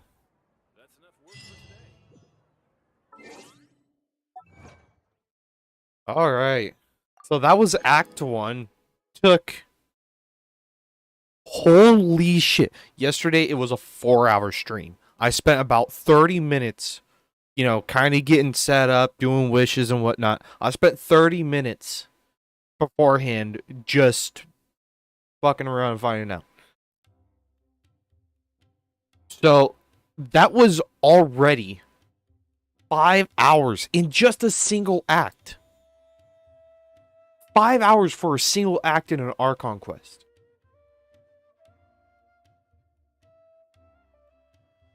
Holy. I understand the 2.7 Archon quest was about that same length, and even the event quest for 2.8 was also similar in length, like 8 hours of quest in the Summer Fantasia update. In the Summer Fantasia quest. Ooh. This is looking to be good. We might still have enough time to... must be given to the will of every creature. Might still have enough time to go through everything. Audio. Again, the music volumes are really loud. So I'm trying to balance it out a little bit. As much as I love this game's music, it's a pain in the ass to fucking set. Those are all 30%. This would be 20%. Going down to 4 would be 16%. I want to get somewhere in the middle, but I think 20% music volume should be fine. And yes, I have gone through that to actually learn how all those numbers kind of mesh together and work with itself. I have my audio turned down comparatively to a lot of other people. For the simple fact that I don't need it that loud. I don't need it that loud for myself. And if I needed it louder for myself, yeah, I can turn up my headset volume and completely destroy my eardrums. But I don't want the focus to be completely on the game to the point where, like, it trumps over my voice. Which is why I have that headroom in the game to tick it up one more notch, probably. And then I'll be right around the point of what I want to be with the audio. But otherwise, I think I'm pretty solid with where I'm at now. Alright. Sumeru City. And unfortunately, no, I did not do any exploration other than Sumeru City, kind of running around Sumeru City, grabbing the other 2 waypoints that I hadn't grabbed already. Haven't done any exploration beyond yesterday though.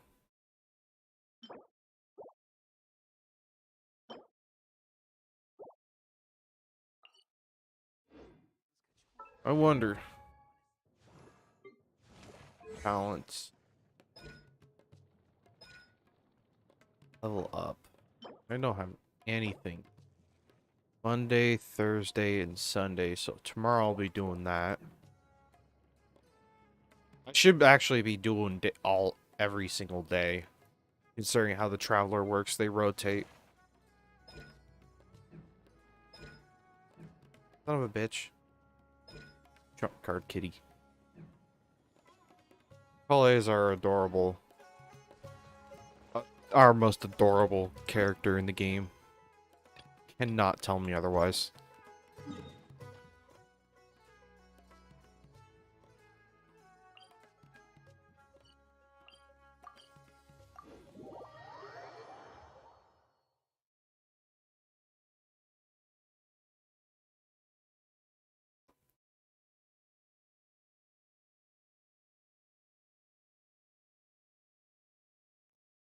Miss the Sumeru's festival, right?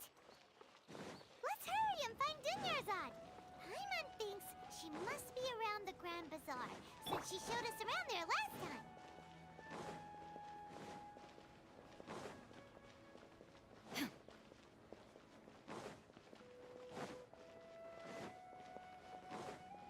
Where's the entrance?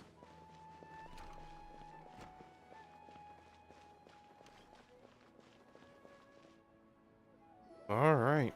There she is! Dunyarzad, we're back! Just as promised, Traveler and Paimon.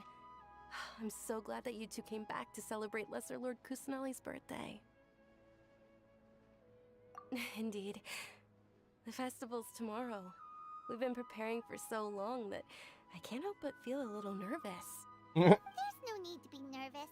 Paimon's sure that Lesser Lord Kusanali will feel everyone's gratitude. Thanks, Paimon. I hope that everyone who comes to the festival will also have a good time. Speaking of which, did you manage to make your way to Port Ormos? Discover anything over there? Of course we went. A lot of things happened there. Yeah, we were only left with more questions. I see. Sounds like you two had another exciting adventure. You sounds much There is weaker. another chance. I would love to join.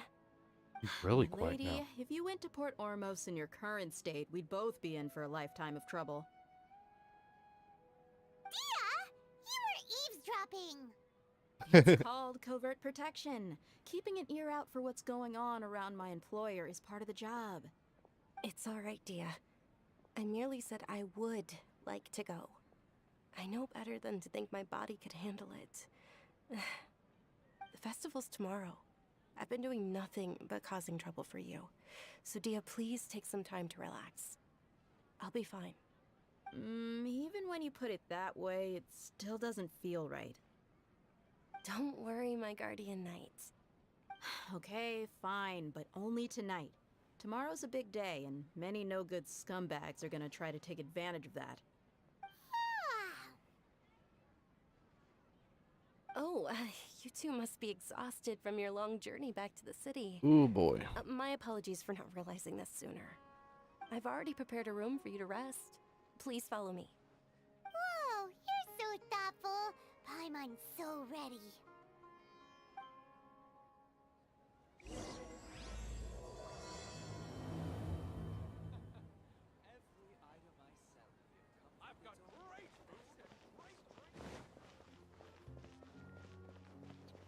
Ooh.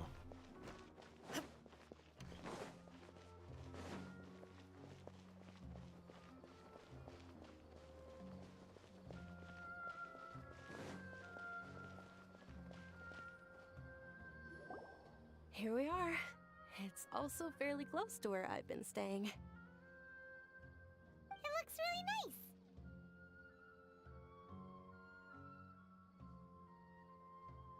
nice. Not at all. Just tell me more about your adventures when you next get the chance. That's Paimon's specialty. Paimon can tell you stories next time. Oh, if you don't mind, how about we all walk around together tomorrow? All of my friends will be working the festival, and Dia is still insisting on her covert protection. Yeah. It'll be pretty hard to relax and enjoy the festival if Dia's constantly hovering over you, right? Then let's meet at the nearby bazaar first thing tomorrow morning. Have a great night. It's a deal. Good night, Dunyarzad. Ugh. I may be too excited to fall asleep tonight. See you tomorrow. Paimon's starting to really look forward to the Sub-Zero festival too. Will there be lots of yummy food? Oh no. Thinking about food is just gonna keep Paimon up all night. The earlier we sleep, the better. Let's go inside, traveler.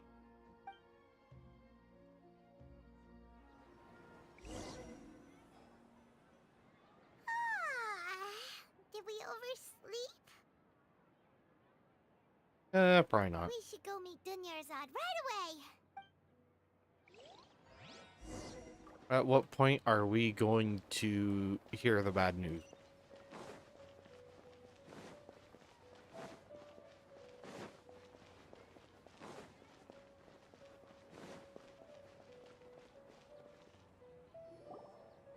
Traveler, Paimon, I've been waiting for you two. Good morning, Dunyarzad. We must have overslept a little bit. Not at all. I arrived early. Today is finally here. I must cherish every moment as if it were gold. You've worked so hard for this day. You gotta enjoy it to the fullest. You know it. Oh, it's just that, as expected, I had some trouble falling asleep last night. I'm hoping my body won't be too much of an issue today. Well, shall we? Let's start with the stalls over there. Many vendors came out of the blue to support the event, and they insisted on covering costs themselves. Let's go give them some business. They paid for everything out of pocket? Oh, sounds like they're not in this just for the Mora. They all said that contributing to a lively festival atmosphere is more important than money. Especially since we don't often get to celebrate Lesser Lord Kusanali's birthday. Ooh, they're selling food over that way! Let's go take... This is a stall offering foods from the Haftmewa feast. Oh, you could tell straight away. I thought most people nowadays wouldn't know. Mushrooms, flowers, and all kind of fruit? It's all vegetarian stuff. Oh, Paimon's a little disappointed. So, what's the Haftmewa feast you mentioned just now? It's another Sub-Zero's festival tradition. People used to set their tables with 7 different foods. Generally speaking, the most common selections were foods like Rukushifa mushrooms, lunar lotuses, Sumeru roses, sunsetias, kapulatas, hara fruits, and zaytun peaches. So, the Sub-Zero festival is a vegetarian holiday? You don't have to be a vegetarian to enjoy the spread. We just use the 7 foods to symbolize the 7 virtues of the Dendro Archon. Wait, but if that's the case, if Sumeru uses vegetarian food to represent the Dendro Archon, then wouldn't the Pyro Archon's festival be full of food like juicy meatballs, grilled steak? Oh, of course. Traveler, we have to go to Natlan as soon as possible. I hope your wish comes true one day, Paimon. We gotta wait a couple more years. How about we also check out some of these Unless the rumors are true.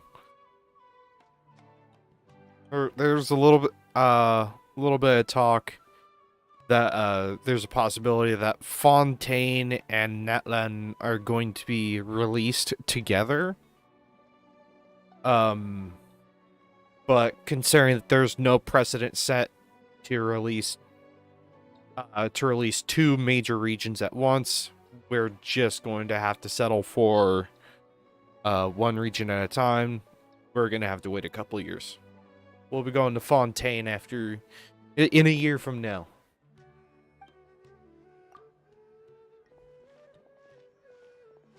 Dear customers, would you like to try your hand at alchemical divination? What's alchemical divination? Those 2 things sound like they'd be fun to try together. Right? I thought the same when I first heard about it. It is said to be a mysterious craft invented by none other than Lesser Lord Kusanali herself. So, how does it work? It's quite simple. After you give me any 2 alchemical reagents, I'll use them to perform a random transmutation. Sure sounds random. So random that it will probably fail. Yikes. That is precisely what we need. After the transmutation fails, your one and only diviner here will interpret the remnants. For some reason, I don't buy it. Well, according to Lesser Lord Kusanali, everything is interconnected, and all that occurs can be traced back to fate. You could say this is a pearl of old wisdom. Why does everything sound so much more credible when Dunyarzad says it? Are you guys working together? So that's the true wisdom behind it. This young lady sure knows her stuff. So, how about it? Want to give it a try? See what it is. How about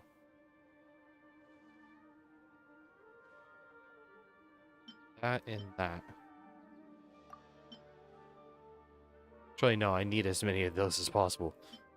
Submit. I've got plenty of these.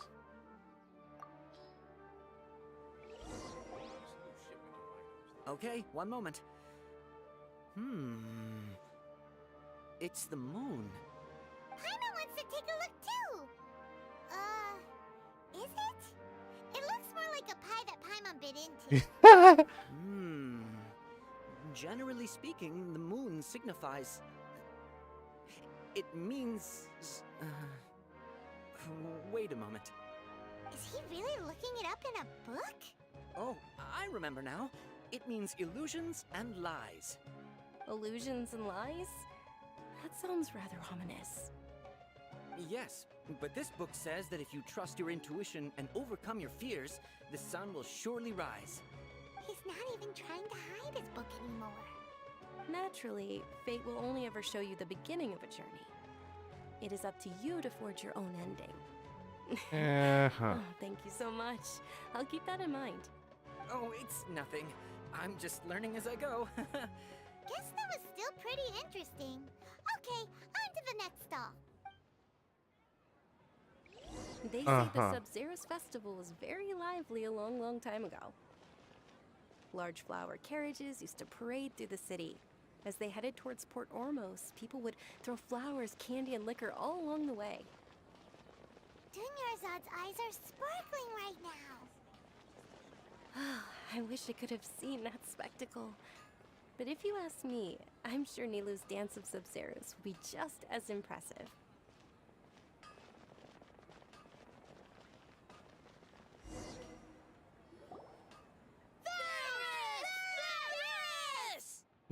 Attention! Soldiers, fall into formation if you want any Yalda candies.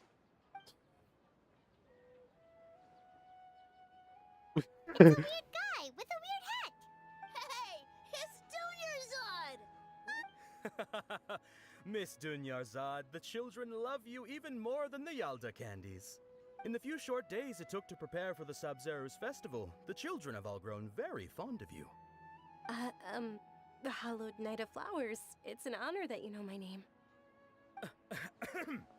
Attention! In the name, all right, little soldiers, take your Yalda candies and don't forget your loyalty. Yes, Knight! Just... Ferris, the Knight of Flowers, is another Sub-Zeros festival icon, and one immensely popular with children. In the past, the actor portraying Ferris would also sit on a flower carriage. It's all thanks to Miss Dunyarzad's sponsorship that the children can make such wonderful memories today. As are we to you, Vihar. Oh, not at all. Oh, speaking of tradition, do you want some Yalda candies? They're a festival staple, and I happen to have some boxes readied here. Take a look and pick whichever one you want. Whichever one... don't... That is the fun part. Each box contains a random flavor. It's up to the luck of the draw. Flavors in... Yeah, whatever. And there's also Lizard Tail and Oni Kabuto. What's up with those two flavors? Oni Kabuto is a little spicier than Lizard Tail. Dunyarzad, you tried them before? Traveler, help Paimon pick one. Paimon wants the Sunsetia flavor. It's alright. Paimon believes in you. I also believe in your intuition. Great. These boxes of candy are numbered 1 to 5 from left to right. Which one do you want?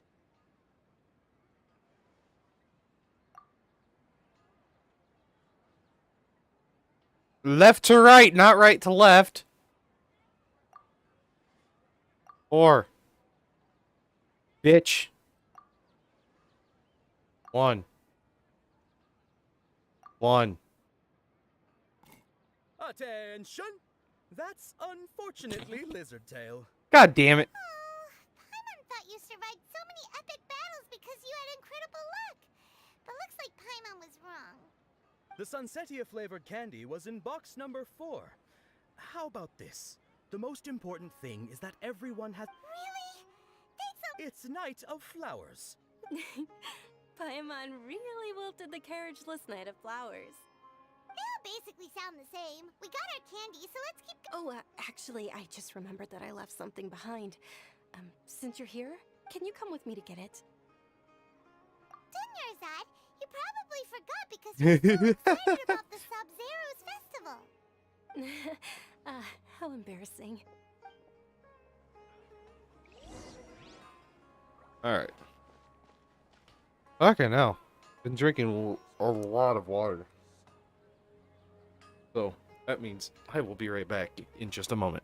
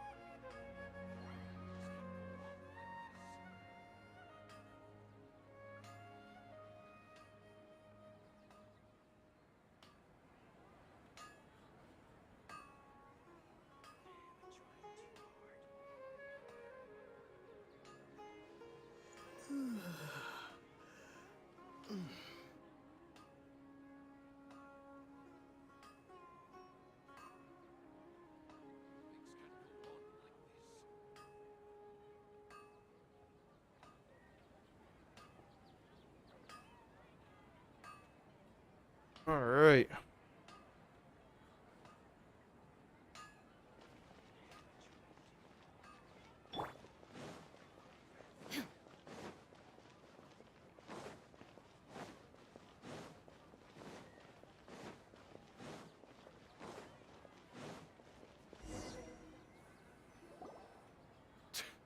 We're too late. Who knew the little lady was such an early riser? I know, right? Hey, wait a minute. Pause. Isn't that her? Oh, that most certainly is. We're in luck. She's walking right into our clutches. Those Eremites don't look like they're up to any good. Who are you?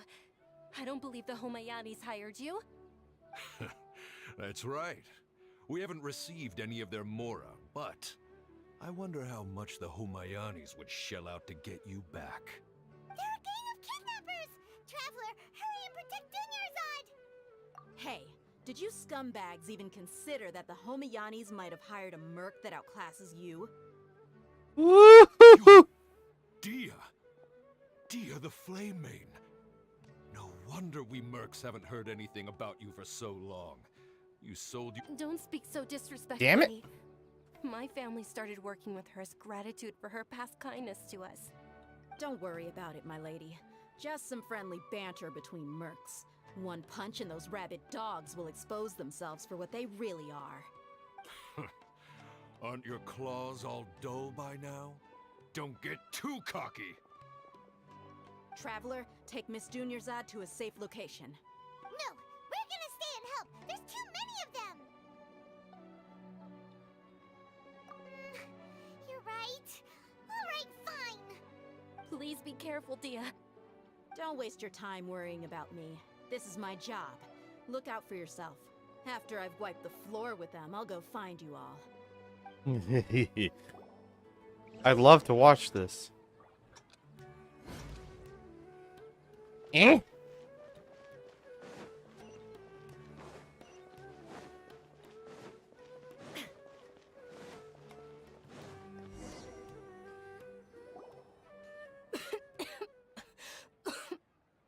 Dunyarzad, are you okay? You look a little pale. Are you in shock? I'm fine. My body always reacts like this whenever I exert myself too much. You sure you're okay? I'll be fine after some rest. I'm more worried about Dia. After all, none of this would have happened if I hadn't insisted on coming out today. Yeah, don't worry.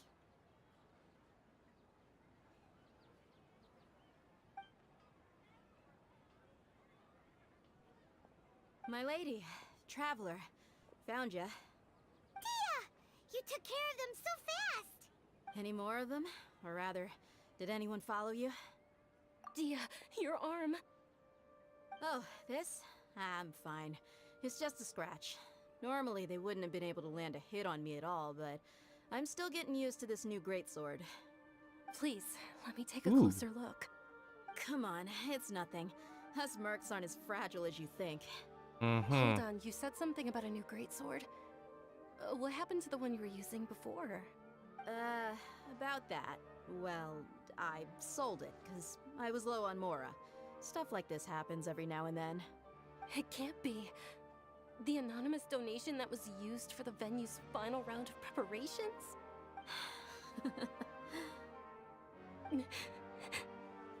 Hey, Miss Dunyarzad, I wasn't trying to make you cry.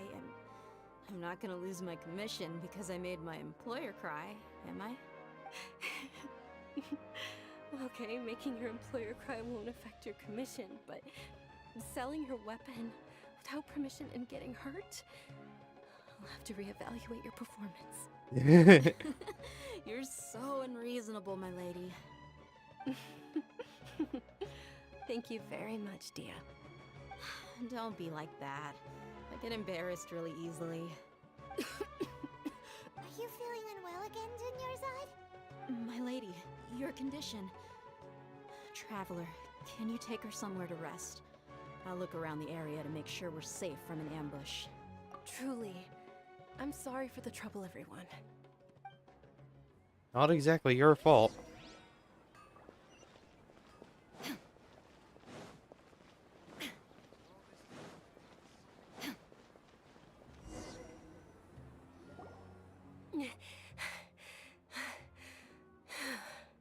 Are you feeling better, Dunyarzad? Yes, much better. Just give me a few moments and I'll be good to go. I didn't realize you were concerned about it. I guess I shouldn't continue to keep it a secret. I was actually born with Elazar. It's terminal now. Can't believe it's Elazar. Shit. Oh, you've already heard of Elazar. In that case, you probably know about its severity. Sumeru's current medical advancements still haven't been able to find a cure. The disease's progression can only be delayed through environmental therapy. Dunyarzad. There's no need to be sad. I've always lived with Elazar and I came to terms with it a long time ago. Compared to the simple fact that I'm afflicted with this, its effects on my life have been much more painful. I know that my family loves me dearly. They've done all they can to provide the best environment for me so that I can live for that much longer. However, I know I will one day succumb to this. Did you know? Before I ran away from home this time, the world outside of my home didn't even know that I existed. Since I was a child, all I could do was sit on my bed and stare at everything outside of my window. I'm sure my family's worried and disappointed in me for running away, but I just didn't want to have any regrets. I wanted to meet other people. To me, there's nothing more beautiful than being able to meet and speak with others. Not to mention the incredible time spent preparing for the festival. The joy on everyone's faces here, and all the support I've received from friends like Dia. This way, when my final day does arrive, it will be less sorrowful. At the very least, many people will remember that I once existed in this world, right?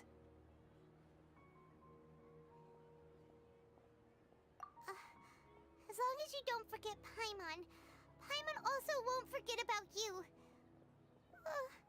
No, even if you forget Paimon, Paimon will still remember you. Thank you two so much. I apologize for the depressing conversation. Oh. This is out of character. I had a feeling that this would happen. To be honest, Lesser Lord Kusanali gave me the courage to do all of this. If it weren't for her encouragement, I wouldn't have taken that first step. Thanks. There will always be frustrations in life, but I know that the point of living is not to leave behind any regrets. Oh, right. Isn't it almost time? Huh? Almost time for what? Isn't the Dance of Sub-Zeros about to begin? It's the part of the festival that I've been looking forward to the most. Nilu will recreate that legendary scene with her most splendid dancing. And the Sub-Zeros festival will conclude amid everyone's applause and blessings. And with that, my wish will also... Then what are we waiting for? Let's go to the stage! Yeah, we should still make it in time.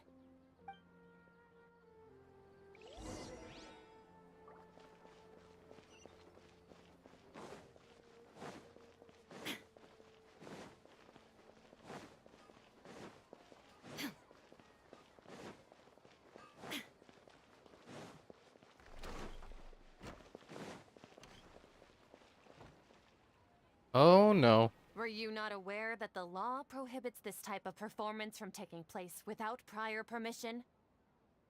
Over there! Someone's yelling at Nilu! I think I just saw the Academia's Grand Sage. Why is he here in person? But the Dance of Sub-Zeros is one of the key parts of the Sub-Zeros festival. If we can't perform it... The Sub-Zeros festival. The law also prohibits the private hosting of large-scale religious festivals. Only the Academia can host such an event. If you continue to resist, we will have to order an investigation into every single event organizer. The Grand Sage has already granted you much leniency. I advise that you exercise tact. How did things turn out like this? The Academia was originally responsible for the Sub-Zeros festival. but they failed this responsibility for many years. I need to speak with them.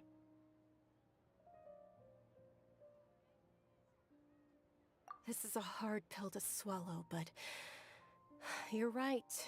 Things would only get worse. Art, dance. Aren't you ashamed of pursuing such frivolous and meaningless activities in this land of knowledge and reason? Nope. Our Archon created the utopia that is Sumeru City for all scholars who sought validity, verity, and truth, while people like you wish to defile it. No. I believe that our Archon never rejected the arts.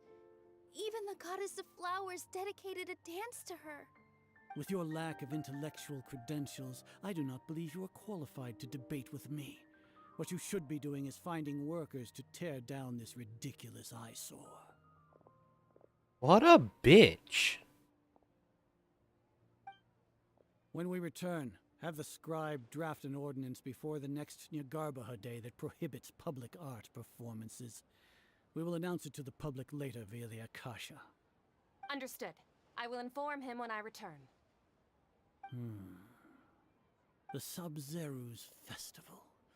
Go celebrate the birth of that god to your heart's content. Nilu, are you okay? Oh, Dunyarzad. You all saw that just now? The Grand Sage ordered us to stop the performance. Yeah. Let's go somewhere the Academia can't find us and perform there. But how do we let everyone know? And what about the atmosphere on the stage? Or we could get people to block them off so they can't interrupt the performance.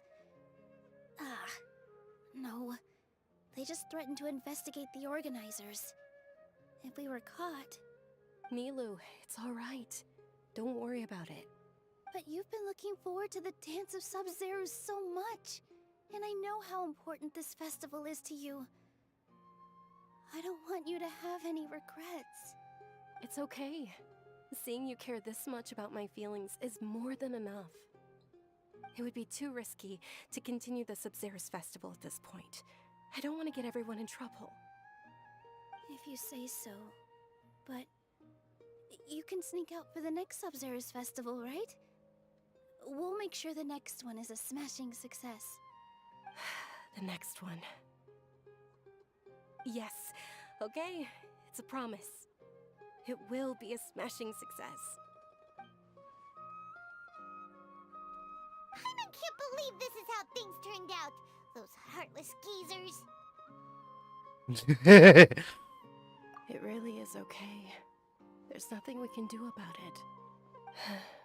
Still, I'd be lying if I said I had no regrets. I would have loved to see Milu's dance.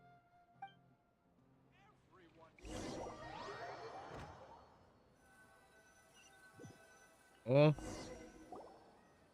shoot. A lot happened today. It's a shame the festival ended the way it did.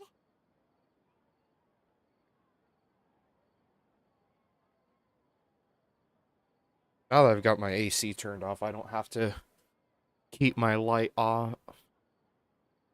I mean, if you guys saw what I had for a light source to be able to somewhat equalize the light in here, it's basically just those fucking string lights that you use for Christmas time.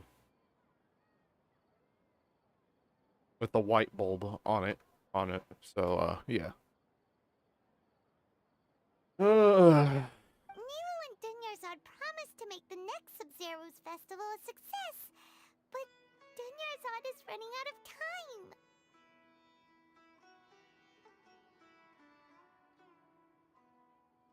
Yeah.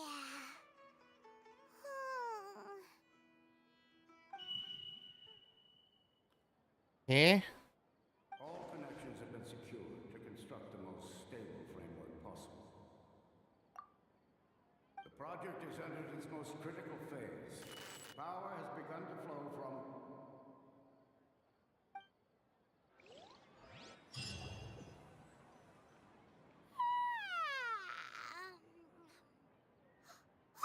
We're gonna be late! It's all because you wouldn't get out of bed! We should go meet Dunyarzad right away!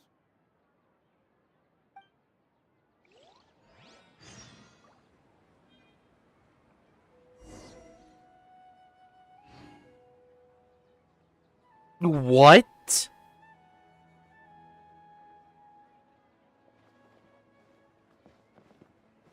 Groundhog Day.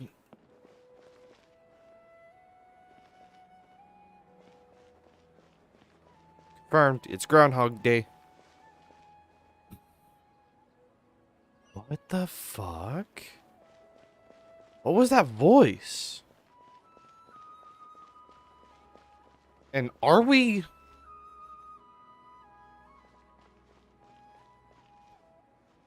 Was that a dream? Or a vision of what is to come? Or is this a dream?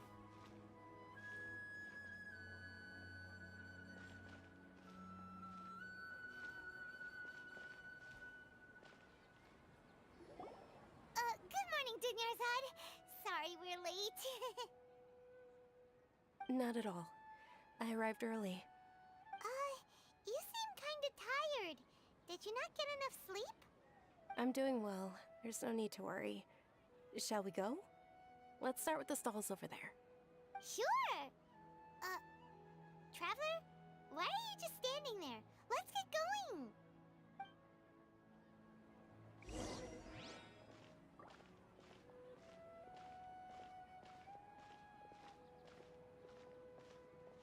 Ooh, they're selling food over that way! Let's go take a look!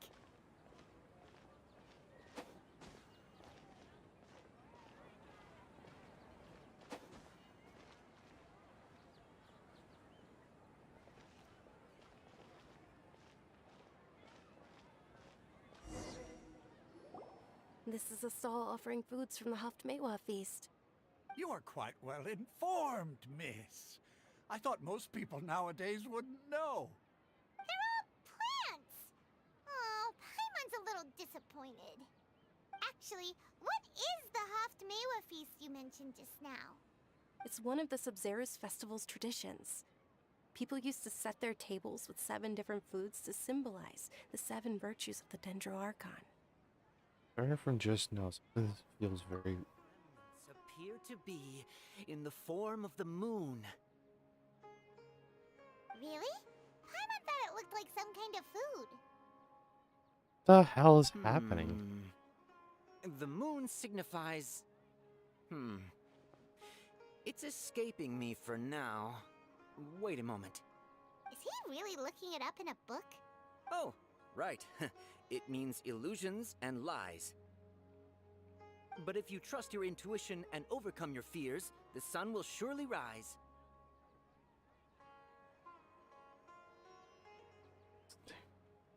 Understood. I'll keep that in mind. Oh, it's nothing. I'm just learning as I go. I gotta say... Still pretty interesting. Damn it. On to the next stall. I gotta say, I'm absolutely loving the camera work that the game developers have done for these quests. Like, there has been a noticeable step in quality just from the last update.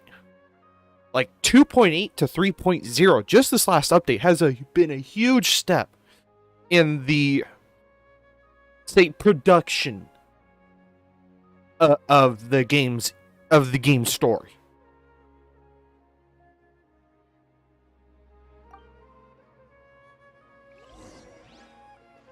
So, where to next?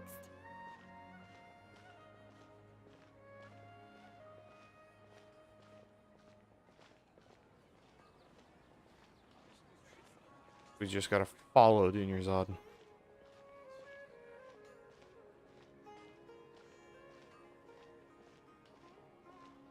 And the daytime changing is about the same.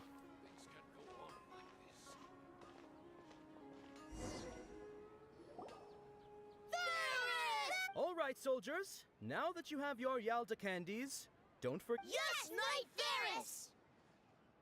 What's going on? Is this a play? Ferris, the Night of Flowers, is another Subzerus festival icon and one immensely popular with children. It's all thanks to Miss Dunyarzad's spot. Oh, do you want some Yalda candies? I happen to have... What's to pick? Don't these... Ooh! And there's also Lizard Tail. What are the... Traveler, help Paimon pick... Great! These boxes of candy are...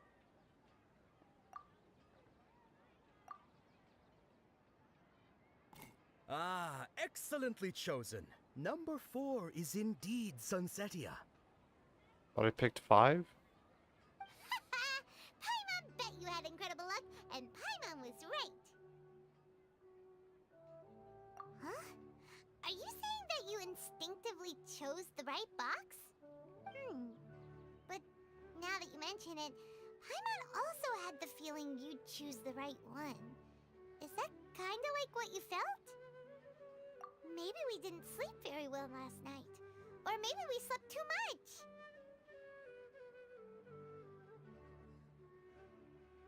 Oh, sure. Huh? Where are you going? You're just gonna walk off like that?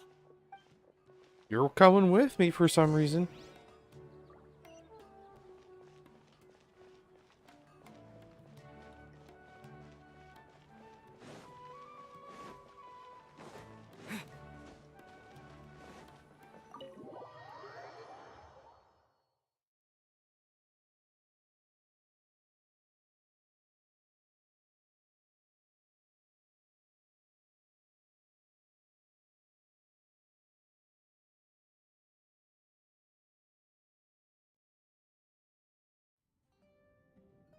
A feeling of deja vu? Oh, Paimon knows what that is. It's when you feel like you've already experienced whatever is going on. Oh, funny story, alright? Very funny story about deja vu. I've experienced deja vu a lot throughout my life, and it's probably the same thing that a lot of other people have experienced. You feel like you've already lived through experiences. The one most notable experience that I remember clear as day. I was at a race, right? Doing some club racing at a track up north. It was an outdoor track, and the pits were set up a certain way. The pits were set up a certain way where I was sitting. Let's say I'm sitting right where I am. My dad is on the table opposing mine, right up against each other. We both have our own pit tables, and then my dad had a friend of his join us, and he was off to the left of me, also on his own pit table. And I remember this event so vividly because I literally lived through it twice over. Same shit was said. The same cars were being raced. We are in the same exact spot. Everything was exactly the same across the board. And I remember it so vividly in terms of how everything was going on. Like, I remember that it wasn't a sunny day like it normally is out at this track. No, it was overcast at around 11, 12 o'clock. Meaning we were already in racing, like after the first or second round of qualifying. So I knew exactly what was going on in that moment. Like, when you experience deja vu, you know it. And it's such a weird feeling. Sometimes it could be the events of an entire day or singular moments. For me, it's been singular moments. Hold on.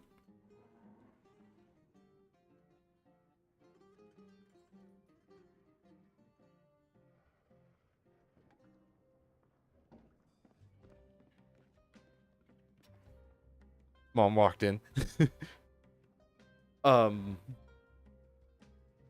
Yeah, I usually when I experience deja vu, I get little moments here and there.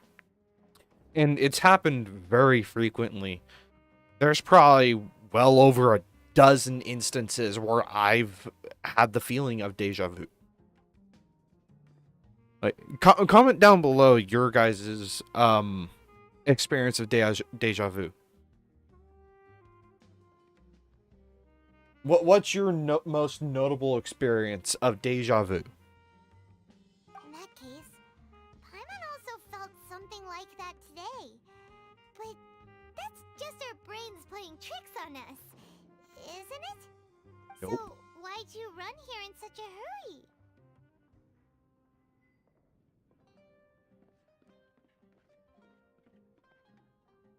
So that's it! You're intentionally doing things you usually wouldn't and seeing if you still get that same feeling of deja vu.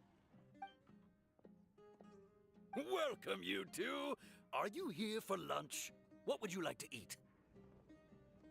Got it. You don't look like you're from these parts, but I gotta say, you've got good taste. I'll give this order to the kitchen. Coconut charcoal cake? Isn't it that burned thing that didn't look tasty at all? Oh, Paimon understands what you're trying to do now. You'd never normally order something like this.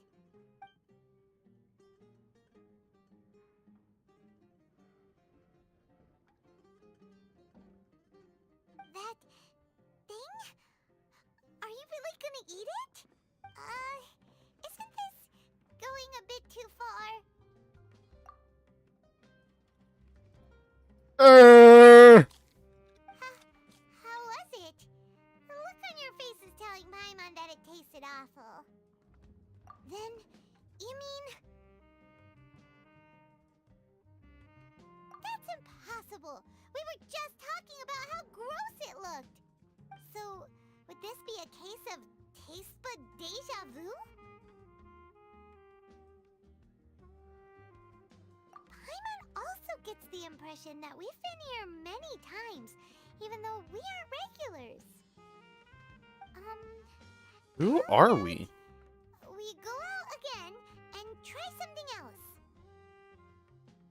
We are experiencing something that isn't the Traveler.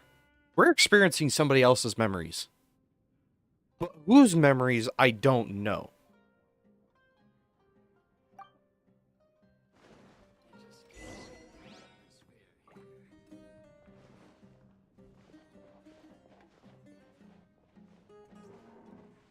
Love the tavern music.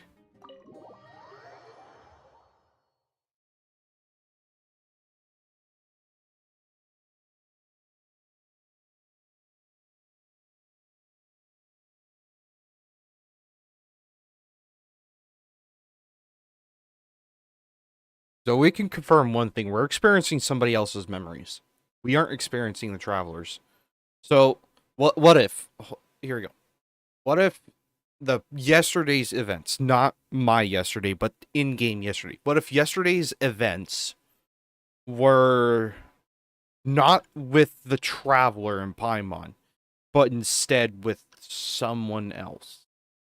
If they were just constructed as a figment of our imagination.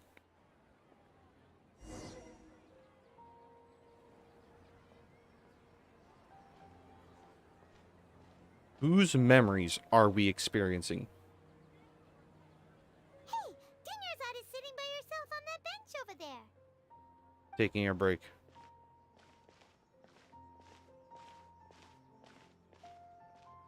What a coincidence, Dinnerzad. We meet again. Why are you sitting here all by yourself? Oh, I ran into some kidnappers just now, but thankfully Dia came to my rescue. I started to feel unwell after that, so I sat down here. Kidnappers? Oh my goodness, are you hurt? Yeah, we pay attention to the Traveler His arm here. got scratched, but it isn't serious. Whew. That's a big relief. But, Dinnerzad, you seem a little down today. It's the Sumeru's festival, and you've been looking forward to it so much. Not at all. I've always been like this. Excessive physical exertion or strong emotions tend to aggravate my illness. Besides, no matter how amazing today may be, it is but a single day. After however many more days, my time will come to an end. Paimon doesn't quite follow you, and Paimon feels like something's really got you down right now. It really is fine. I don't mind. Just experience a number of strange events. Have you noticed anything out of the ordinary? Huh? Did something happen? Dunyarzad, have you ever felt deja vu? You know, like when you've already experienced something that's happening right now? Deja vu? No. But my days have been the same for years now. Even if I were feeling deja vu, I suppose I would already be used to it. Oh, Paimon sees. Then, is it only the two of us? It's almost time. Huh? Time for what? Nilou's Dance of Sub-Zerus is about to begin. Let's go. Alright. This is very interesting. Holy shit, so much time has already gone by.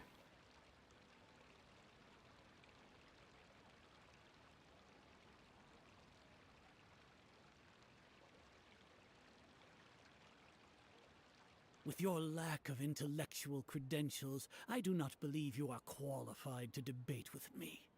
What you should be doing is finding workers to tear down this ridiculous eyesore. When we return, have the scribe draft an ordinance before the next Nyagarbha Day that prohibits public art performances. We will publicly announce it later through the Akasha. Understood. I will inform him when I return. The Sub-Zeru's festival. Go celebrate the birth of that god to your heart's content.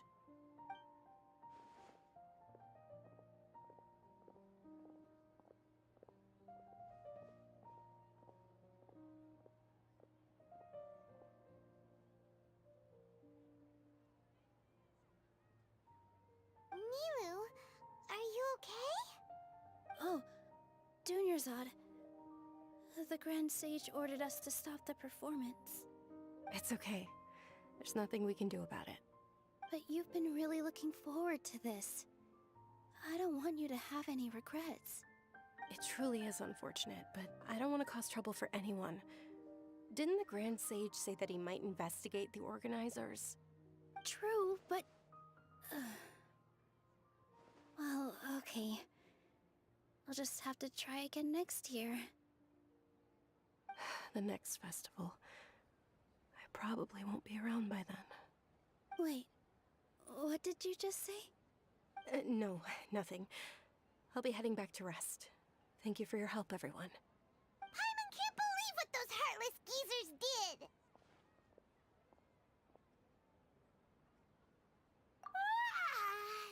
Did Dunyarzad already go back? We should also return and get some sleep. So,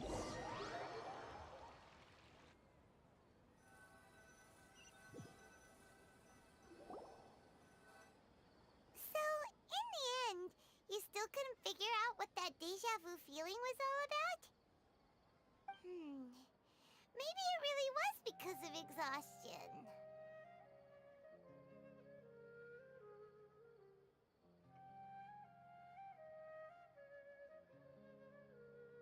Same here. That's why Paimon stopped thinking about it halfway through the day. Then, how about we settle in and get a good night's sleep? For now, we can chalk things up to exhaustion. Uh-huh. We can do more thinking tomorrow. The fuck, that squirrel!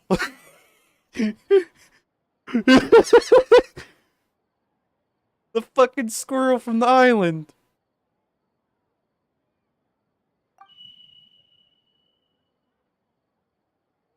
Observing a modest drop in the output of jnana energy, but values still remain within normal parameters. Somebody's observing us.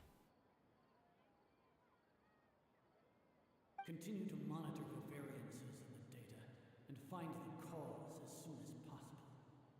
That's the Grand Sage.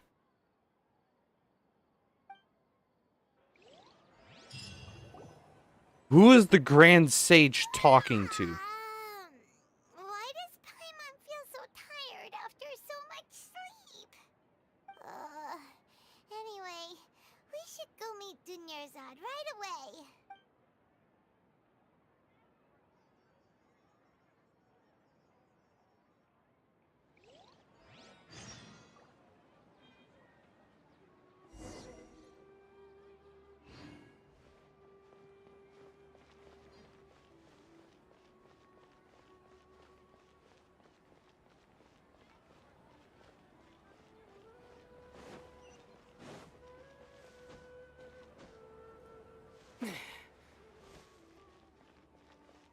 Alright. One moment before we continue. I'll be right back.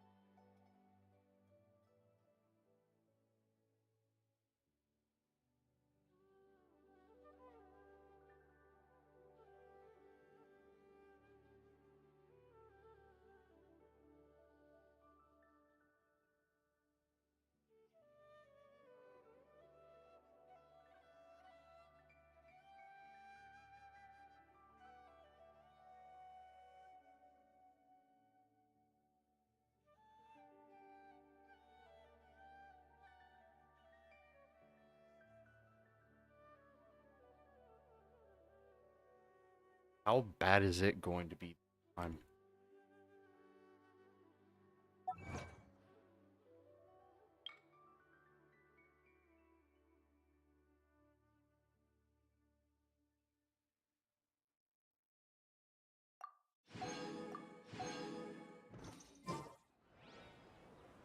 Because one thing I noticed is that Dunyarzad, she was much less energetic the second time around than the first time around.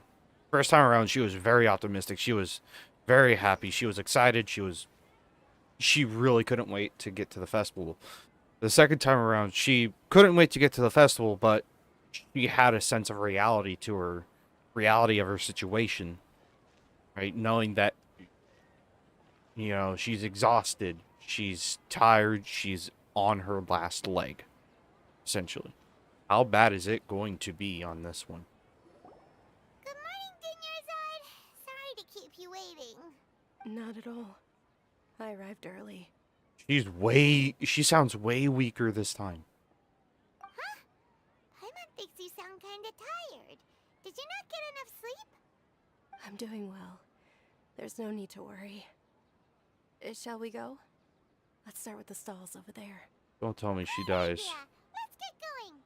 Traveler?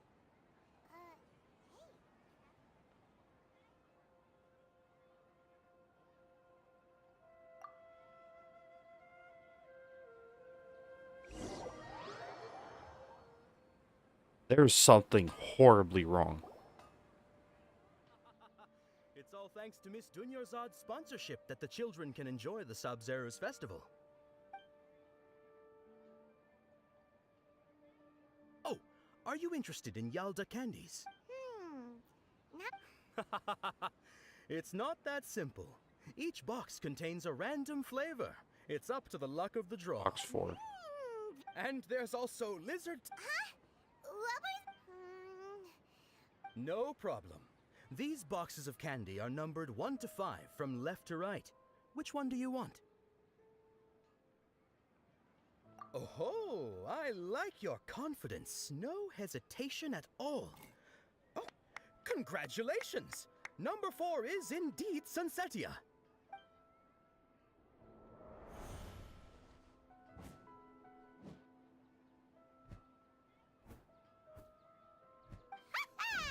Paimon knew he always had incredible luck.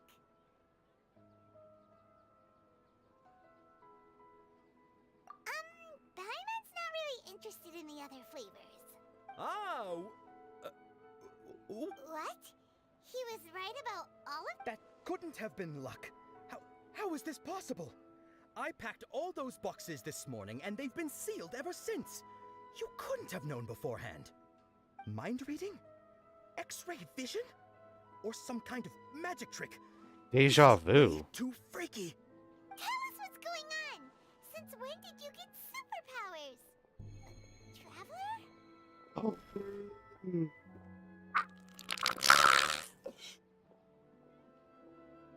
Hey, we're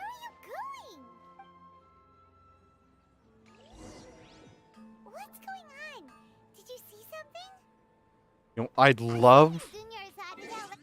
Oh, fuck. Completely skipped over that dialogue. Hold up. We gotta get some immersion. Where's the graphic settings? Fuck. Because I really want my depth of field right now to, like, end at that wall. Because I can imagine the sight of, right now, Ether's overall condition of, like, what he's seeing, what he's feeling. He's probably feeling insanely hazy. Because his brain's on autopilot right now. I'm so glad that I'm kind of fucking around with Ether right now, having him back in any of my team's comps right now. But what the fuck is going on?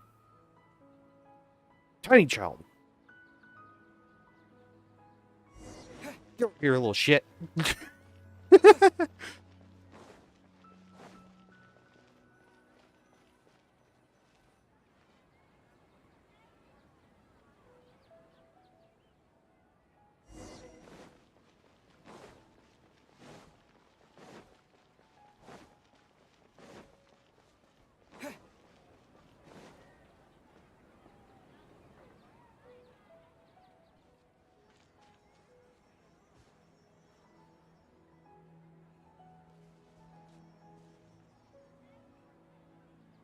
What are you looking for?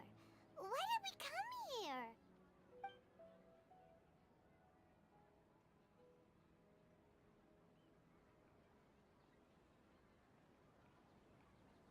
Traveler?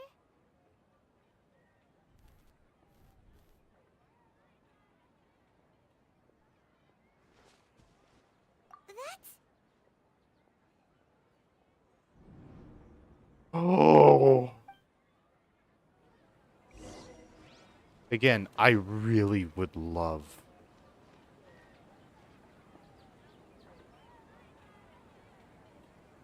I would love to have my depth of field be really pulled in. Because that would make this so immersive right now.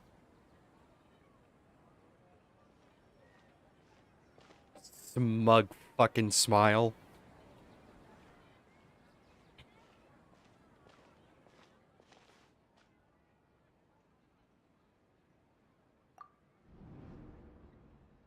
Look! That's... Isn't that Dunyarzad?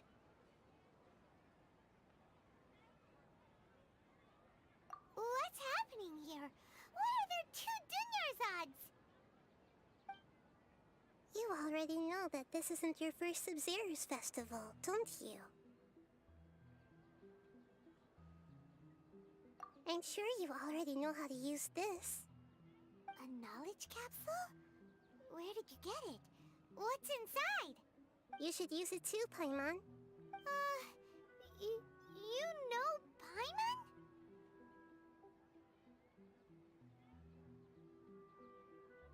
Well, this seems kinda sketchy, but Paimon feels like this is what we should do. What in the world? What the? So many days worth.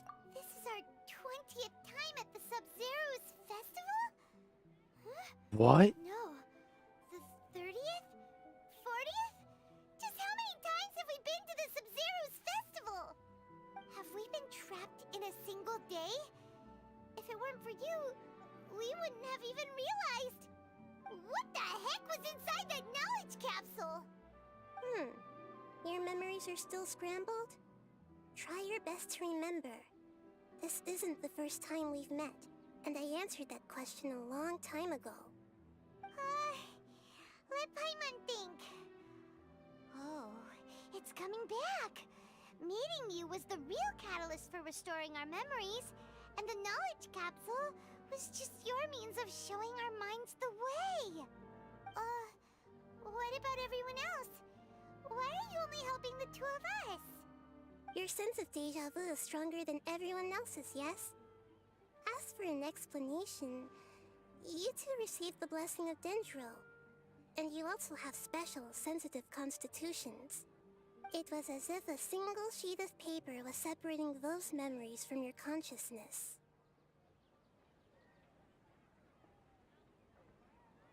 A familiar question. I think this is the 7th time you asked that. As you can see, she isn't doing well. You probably sensed it too. The Dunyarzad you were just with is different from the first Dunyarzad you met. That first Dunyarzad is in front of you right now, and she doesn't have a lot of time left.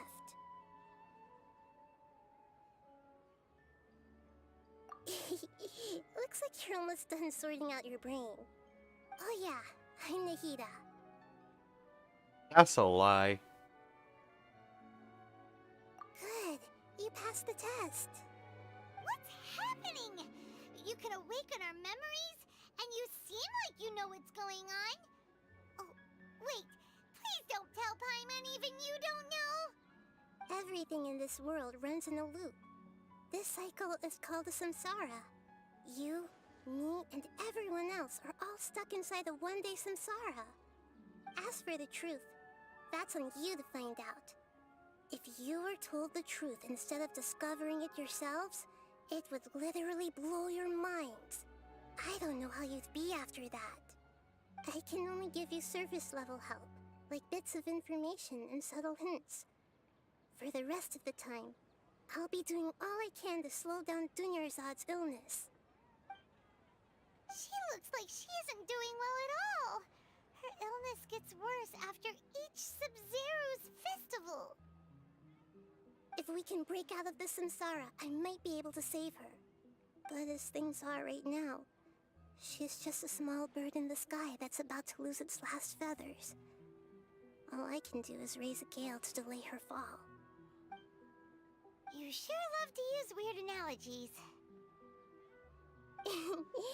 Analogies are wonderful tools. They let you use existing knowledge to understand unfamiliar things. Okay, so, with what you know so far, what do you think the truth is?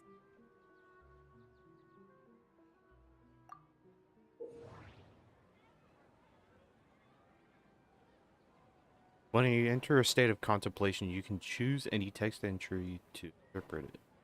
This interpretation process involves analysis of the text entry and may yield new entries. Once interpreted, you may submit that text as a conclusion.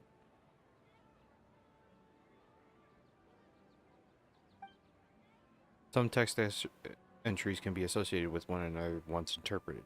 Click Associate to choose the other text entry. Click Trigger Association. You can gain new text entries by performing accurate association. So we read through them, we try and see which ones kind of match up with each other, which ones are interconnected, and we trigger them. And the entries occur. And one of the entries will be a conclusion.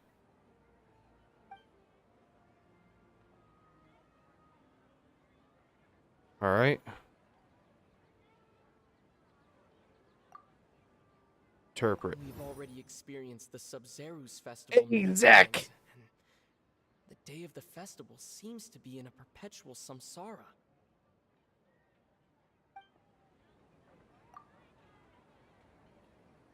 The Grand Sage said, "Go celebrate the birth of that god to your heart's content."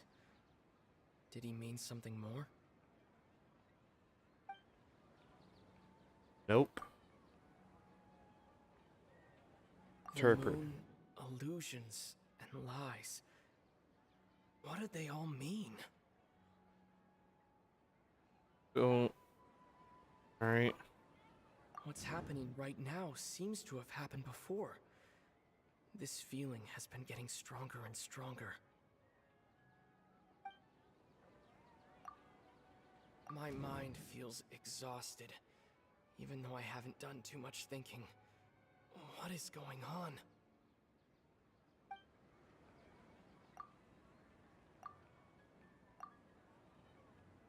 Alright.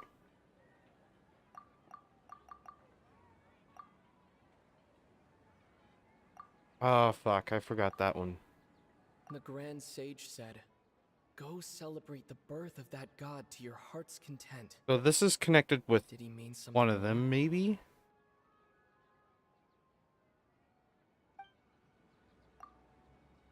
Like, maybe Deja Vu. What's happening right now seems to have happened before. This feeling has been getting stronger and stronger.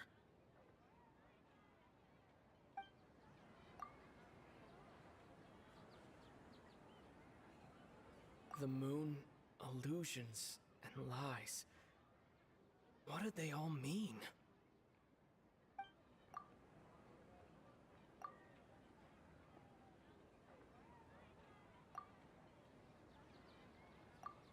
I want to reinterpret that one. So one of these are conclusion. We have to associate this one to another. Let's... I apologize, but might have a little bit of doubling. I'm pulling up my stream. So let me... YouTube. It's probably been about a couple of minutes since we first heard it.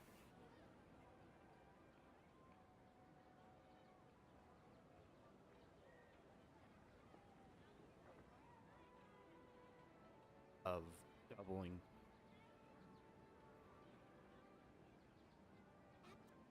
New text entries by performing. Alright. Interpret. We've already experienced the Sub-Zeru's festival. Hey, Zach! The day of the festival seems to be in a perpetual samsara. Alright, so the first one is just basically summarizing what's been happening. Alright.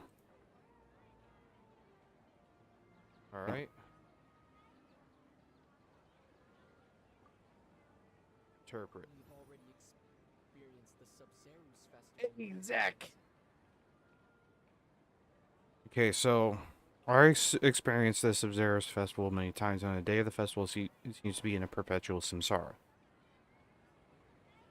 So, I mean, this is just directly connected with Deja Vu.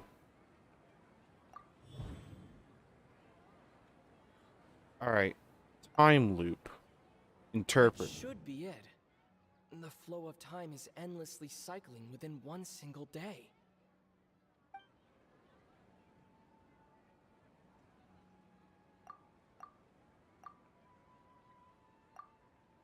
We've already experienced the Sub-Zeru's festival many times, and the day of the festival seems to be in a perpetual samsara.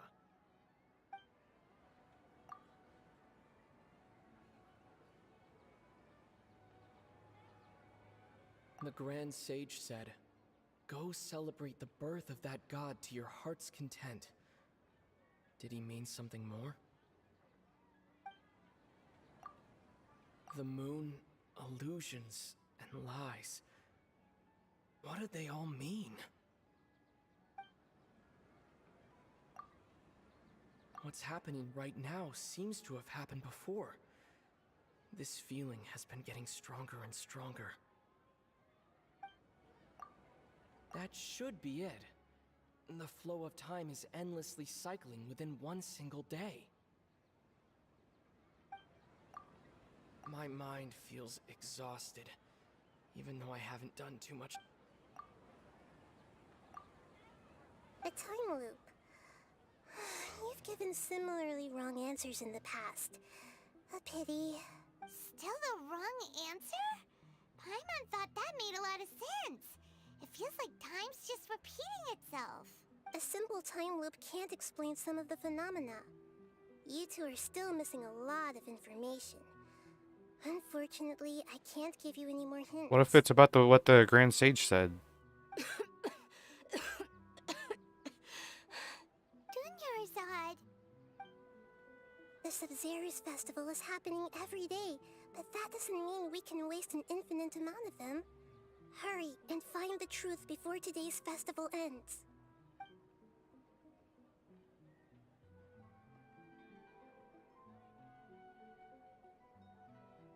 Let's think about our current situation. To save Dunyarzad, we have to escape the samsara of the Sumeru's festival. And to do that, we need to figure out what's happening. The truth. Nahida rejected the idea of a time loop, so we must have missed something, right? Paimon's memories say that we've already done this many times, but let's go talk to people again. It's more productive than sitting here and scratching our heads. Why don't we start with those stall owners? Alan Sun, you said associate. Sorry, I wasn't paying attention to the chat at all during all that.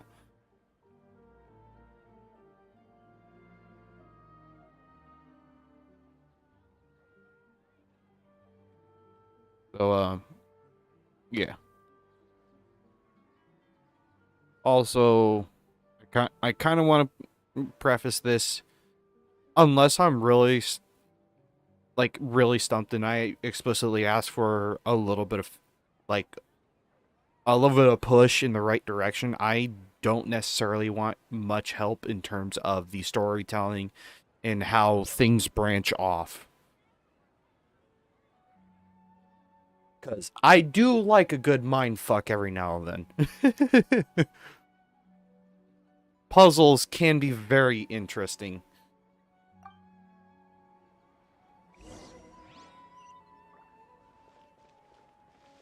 God, this update's been a little framey. I mean, even my Radeon software that I've averaged like 35 frames a second or the last few days. Or in my recent play sessions. Hey, it's you guys again. Where's your cultured friend? She's feeling a little unwell. I see. Did you come back to buy something? I guarantee the freshness of my products. I harvested them from the forest just yesterday. Huh? What brought this about? I hurried back from the forest yesterday, and I'm selling produce here today. I haven't felt anything strange. To put it another way, if you really think about it, was yesterday truly yesterday? Did you actually come back from the forest yesterday? What kind of philosophical nonsense is this? Are you two daydreaming? We're in a bit of a fucking... Didn't you know that no one dreams in Sumeru? Go somewhere else if you want to find someone to daydream with. He actually has a point. Is this a dream? Is everyone dreaming? Everybody just said just now. No one dreams in Sumeru. True. It's so weird that people here don't dream. Why is that? Anyway, if this all really were just a dream, we would have woken up a long time ago.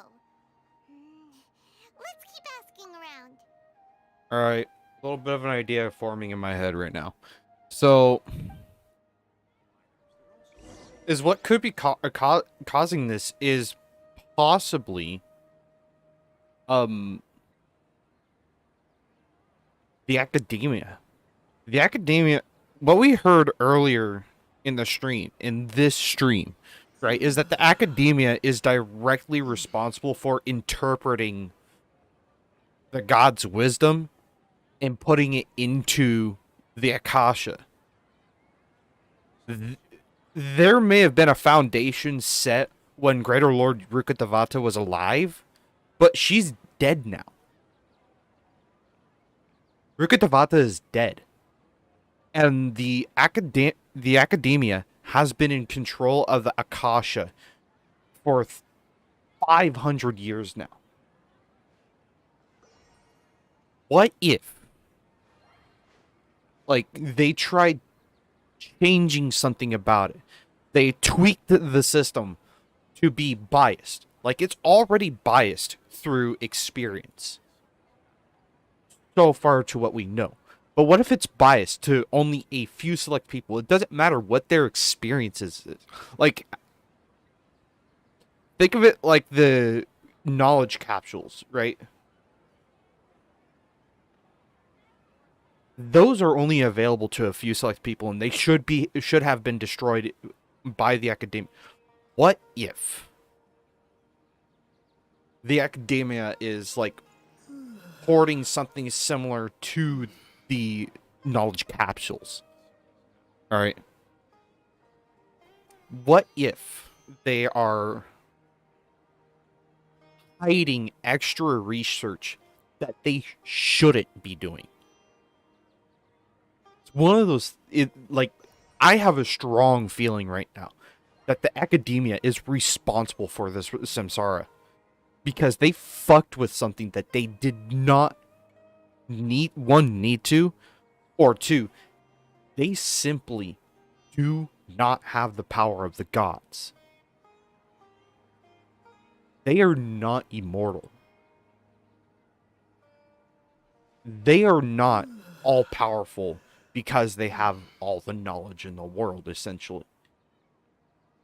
Because at the end of the day, they are just simply humans. Humans make mistakes. I wonder if them trying to tweak the system in such a way where only a few select people that are approved, not by experience, but by, say, the Grand Sage and the others in the other however many sages. What if they're able to approve only certain bits of knowledge?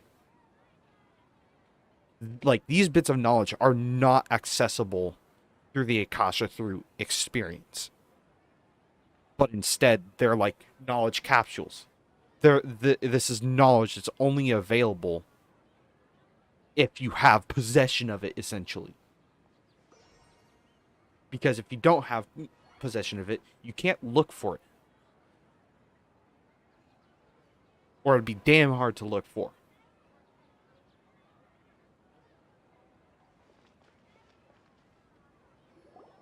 Oh, it's you two. Was my divination so accurate that you felt compelled to compliment me in person?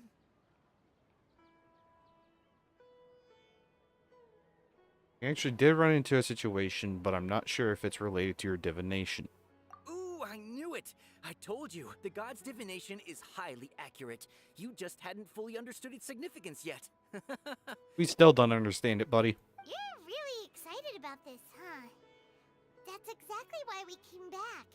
Help us better understand it. Help you better understand it? Well, that isn't exactly what I excel at.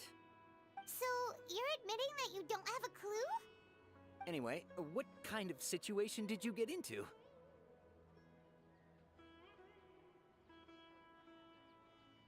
We're all trapped in the day of the Sub-Zero's fair. We've actually divined our fortune many, many times. Huh? Hold on a second. I thought you guys just lost your wallet or fell for a scam. What you just said, are you serious? Does that kind of thing actually happen in real life? Paimon knew you weren't going to believe it. Marvelous. Truly marvelous. I believe you. Recall the interpretation of your divination. The moon, illusions, and lies. It really felt like an omen. When you say it like that, the divination does sound like it's related to what's going on. Can you read any more into it? I believe that the Archon's revelations are never more than vague hints. Anything more specific is beyond the reach of mere mortals. The book only says, if you trust your instincts and overcome your fears, the sun will surely rise. So that's how it is. Looks like fortune-telling is just fortune-telling. It's no good for practical problems. We haven't made any progress. Who else can we talk to? Are you talking to Dia again? Paimon remembers that we tried talking to her a couple of times, but she always thinks we're playing pranks on her. You think she'll brush us off again? Yeah, if we tap into Dia's strong sense of responsibility as a mercenary, then she'll definitely take us seriously. At this time of day, Dia's probably just finished Alright.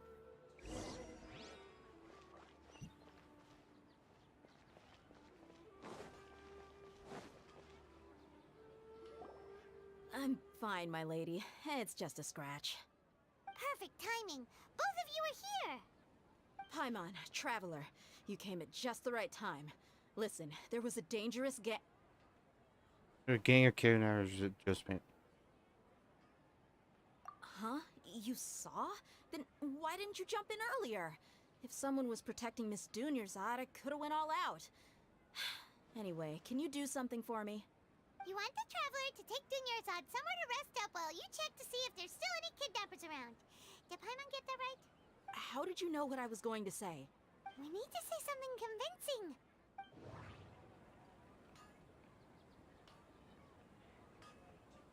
Fuck. Alright, so this is directly. Let's interpret it. People in Sumeru don't dream.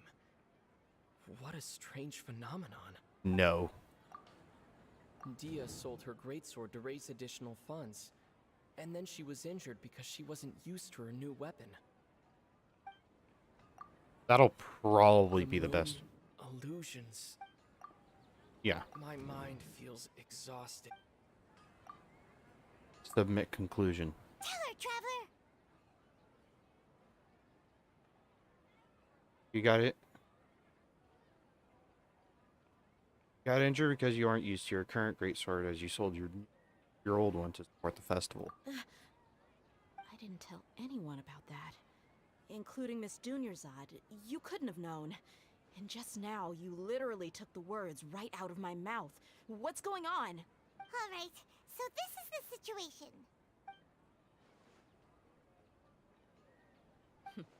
It's kinda hard to believe what you just told me. First, let me make something clear. Most of us desert dwellers might not be the scholarly type, but we do have basic common sense. She's quieter than usual. Uninterested in anything and really gloomy. Yeah, she isn't the same as before, but her parents said that this is how she was like at first. Huh? At first?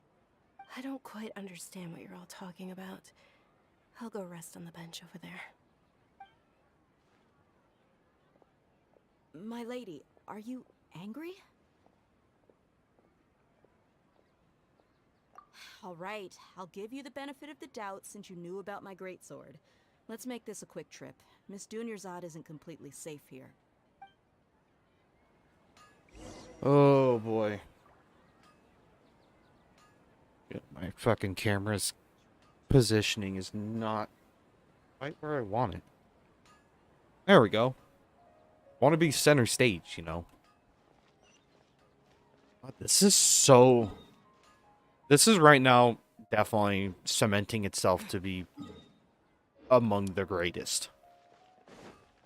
We'll just run on over. So far, the current best Archon quest is 2.7.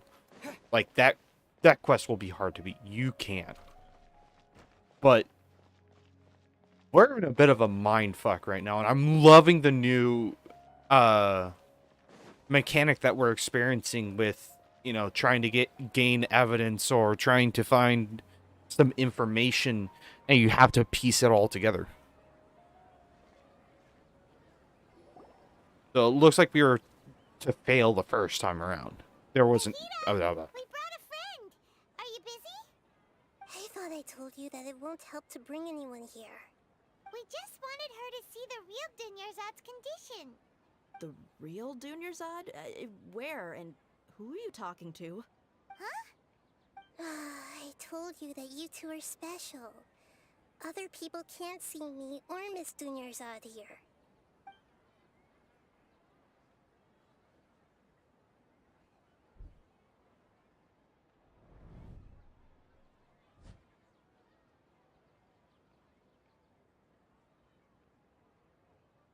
Hold on. He senses on Over there. something. Is that? Wow, how perceptive. Does she have invisible antennae? Miss Dunyarzad, she's lying down here, isn't she? How's she doing? Her condition's really bad, and she's basically in a coma. How did you know she was here? I can sense her aura. There are also lingering feelings of something like regret or disappointment. What happened? Do you believe us now? The Sub-Zero's festival has been repeating itself. So, you think the sages are behind this? Yeah, they've always been against us. Wouldn't surprise me if they're using the Akasha to intentionally repeat the Sub-Zero's festival as a sick joke. You have a point. Aside from the Dendro Archon, the Academia's sages are the only ones in Sumeru who could pull off something like this. Maybe there's more to the Akasha. They are fucking with the Akasha. Right. Didn't you awaken our memories using something that looked like a knowledge capsule? That means you must know something about the Akasha. The Akasha relies on the power of a gnosis to operate, as it is the manifestation of the God of Wisdom's power. It compiles the wisdom of the entire populace, and it grants knowledge to the people. That's how the Fatui get their hands on the Gnosis. The Academia are colluding with the Fatui.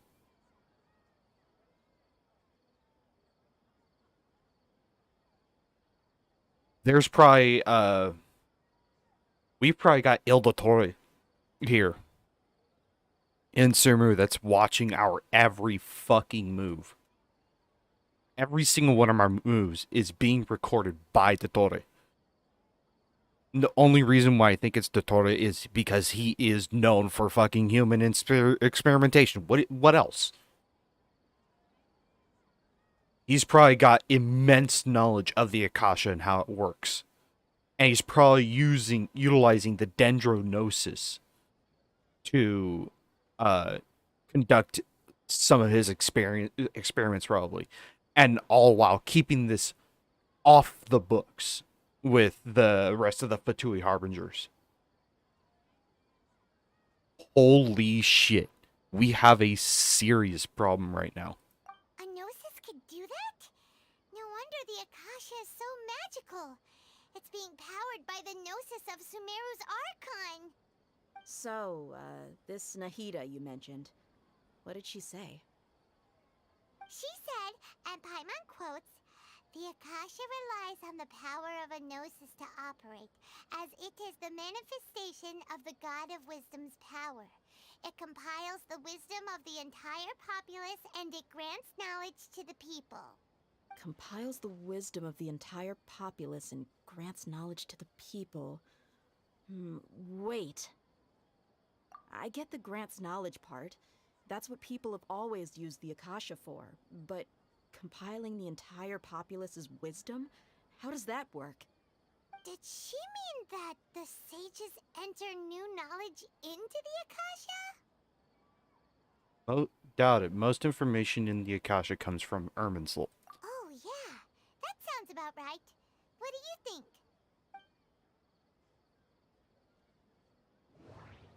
Fuck.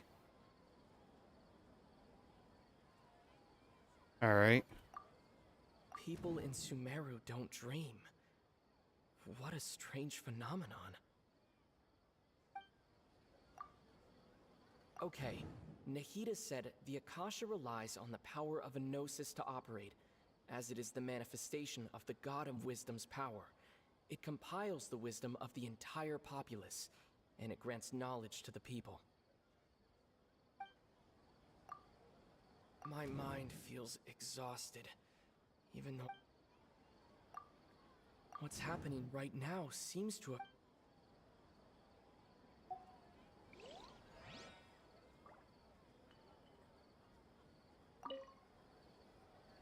I get the grants knowledge part. That's what people have always used the... Did she mean that the sages enter new knowledge into the Akasha? Oh yeah, that sounds about right. What do you think? Alright, nothing. Oh, it's one of these. People in Sumeru don't dream. What a strange phenomenon.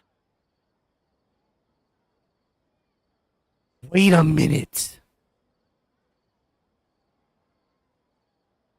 What if? Okay.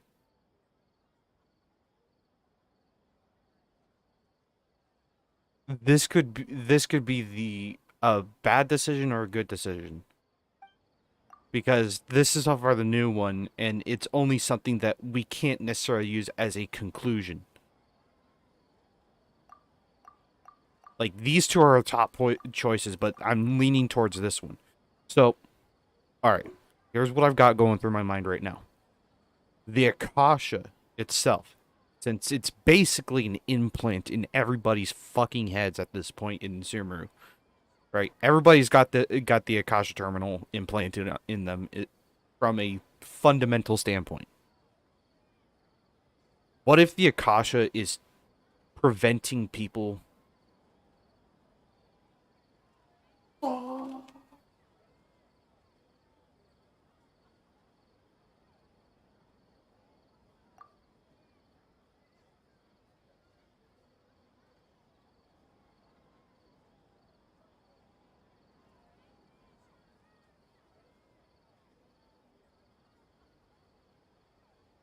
I just want you guys to know that my heart is fucking racing right now.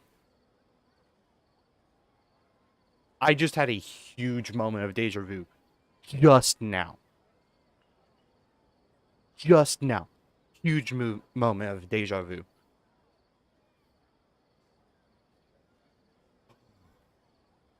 I need to calm down.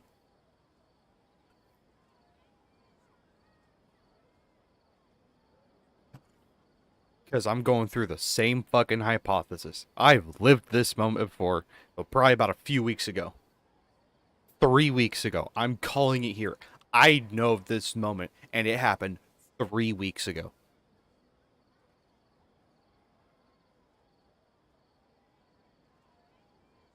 Why is this so familiar? Oh, God. Alright. Back to my original train of thought. So this little tidbit of information of people not being able to dream in Sumeru. What if the Akasha is actively blocking that ability? Or instead, it's kind of layering itself in between the mind and the dreamscape.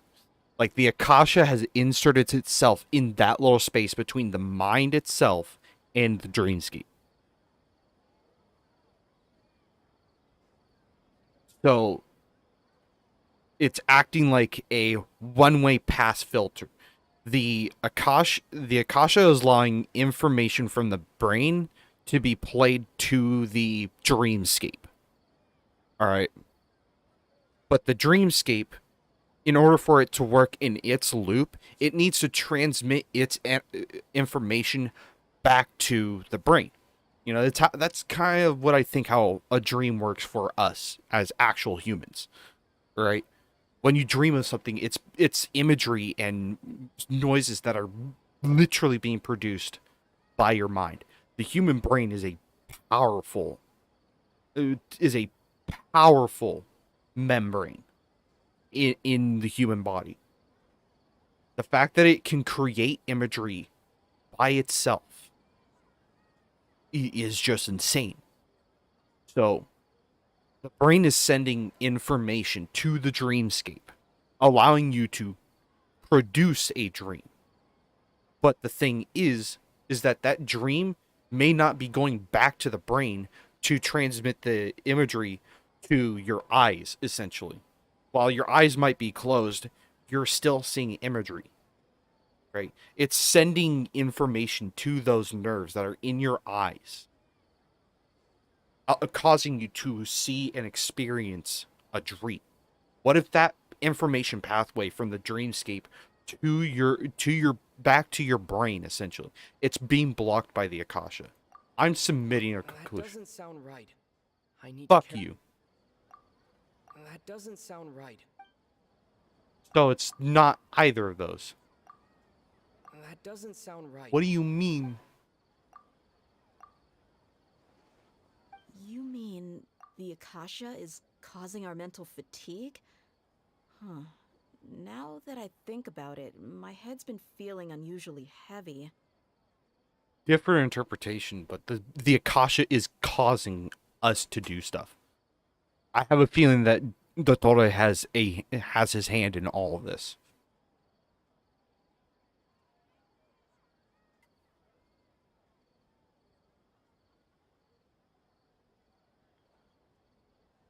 Ooh.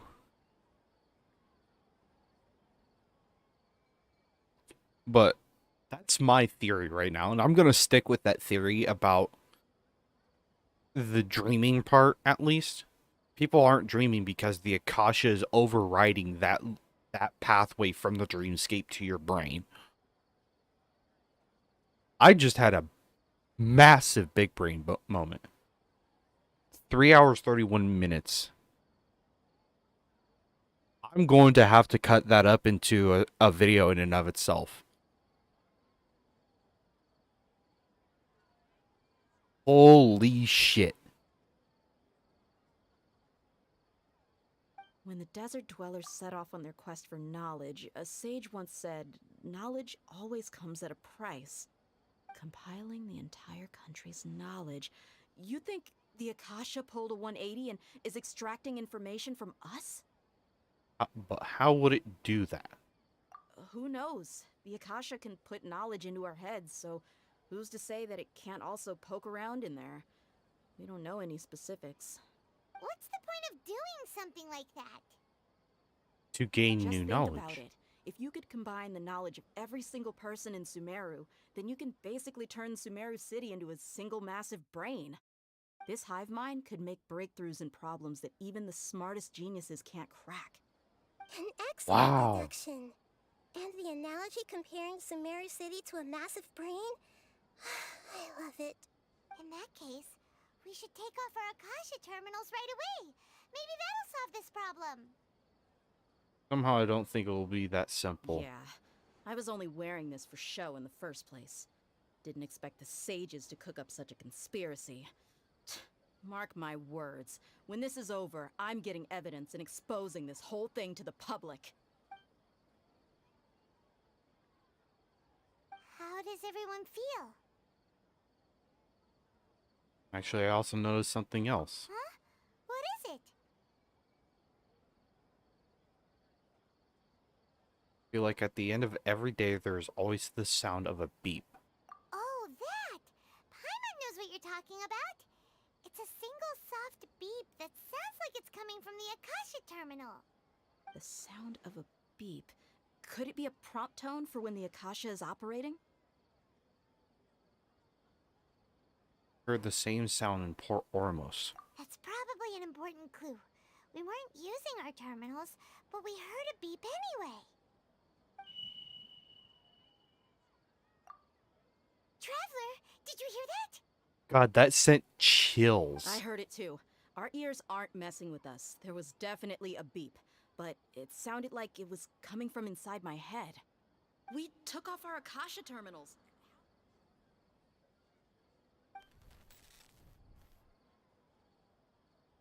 I'm waiting for a jump scare. Exceeded its expected length. At this rate, there may be casualties. Oh no. I'm calling it here.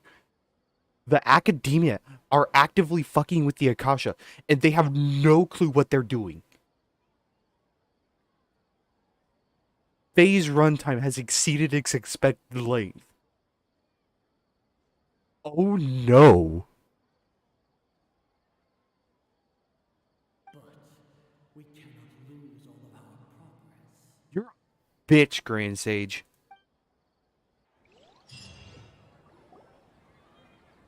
Who's the one? Who's acting like the assistant in this one?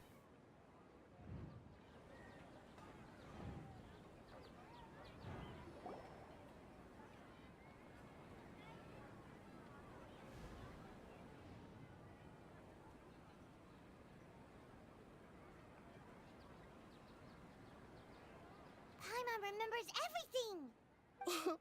Good. You adapted quickly this time. At the end of last night. We definitely took off our Akasha terminals last night, but we still heard that beep. Why is that? We've been implanted with another form of the terminals. But now we can at least confirm one thing. The Akasha definitely has something to do with whatever's trapping us in this cycle. Oh, Paimon doesn't get it.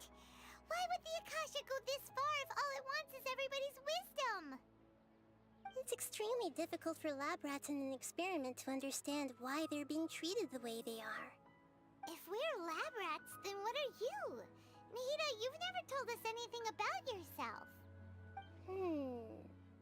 I guess I'm the moon. The moon? Wasn't that the result of our divination? Anyway, knowing who I am won't help you get closer to the truth, so you should focus on other things. Don't get distracted and miss any clues. Okay then. Dia helped us a lot yesterday, so let's go find her. If Paimon's reading the time correctly, those kidnappers should be showing up soon.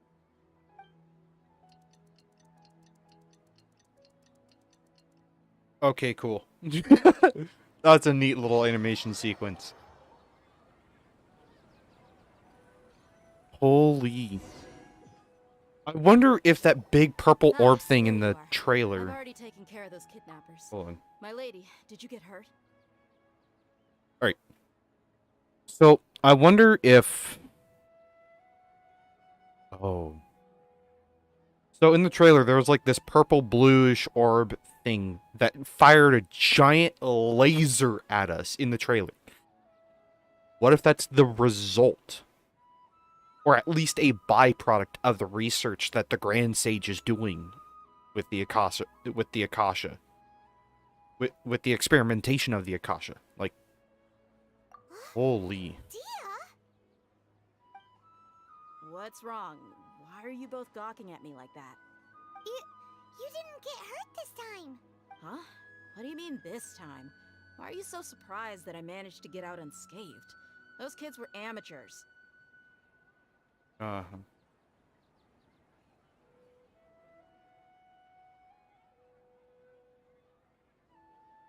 Aren't you still getting used to your new greatsword? Your unfamiliarity usually lands you some scratches. Shh! How did you know about my greatsword? I haven't told anyone about it. Please, don't tell Miss Dunyarzad. So Dia's lost her memories after all. During your battle, did anything feel strange? Anything strange? You already know that I got a new greatsword. If I had to say something, it's weird how such a new weapon could feel so familiar. It's as if I've already used it to fight a countless number of battles. You're saying that although you don't remember using it, your body feels like it does? That's right. Both mercenaries and warriors heavily rely on muscle memory. Only knowing the theory of battle won't get you anywhere. Traveler, what do you think? This has never happened before. Yeah, Paimon's feeling really hopeful. Not quite, though. Oh, you're right! Earlier in the Samsara, something like this would have never happened. I have no clue what you two are talking about, but it's still dangerous here, so... So you want us to take Dunyarzad somewhere else to rest? How did you know what I was gonna say? Can you read minds? Forget it. Go and do your thing. Nice little cut, no?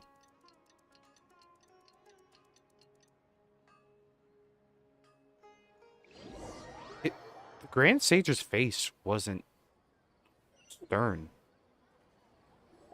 It was like He knew he scored a point. Aside from Dia not getting injured, everything seems to have stayed the same. Listen, Nahida, we found out that Dia got out just fine today, even though she got injured every other time she fought the kidnappers. Do you think the Samsara has been broken? Have we saved Dunyarzad? Really? Good job on all that progress. Get some good sleep tonight. Hey, what kind of an answer is that? Tomorrow will come. Everyone assumes this is common knowledge, but the only way you can know that for sure is if you experience tomorrow. How many todays has it been? Is it possible that today will be followed by yesterday? Does tomorrow truly exist as anything beyond a made-up concept? It's even possible that this entire world is a lie, and the history of the whole world has just been one endless Sub-Zero's festival. Okay, no more. Paimon's brain is already shut down. That's why it makes no sense to waste your energy thinking about things you will learn tomorrow. Get some good rest. You know, use the bathroom and flush your anxiety dookie away. Hold on, what did you just say? Did Paimon hear you correctly? Huh? People always say they feel a sense of relief after they take a duk-duk. That's why I suggested you could try that. Is that so strange? It's so strange and so against common sense that Paimon's at a loss for words. You were sounding kind of smart just a minute ago. Yeah, Larry said, go take a shit and get some rest. Yeah, even though it's happy and lively at the Sub-Zero's festival every day, it's been a long time since we've really gotten to relax. Let's go back to our room. Another fucking beep. Continue the harvest. Compared to what we stand to achieve, these sacrifices are trivial. Let the Grand Sage. Damn it. Nothing else. We're still in the same day. I was with them.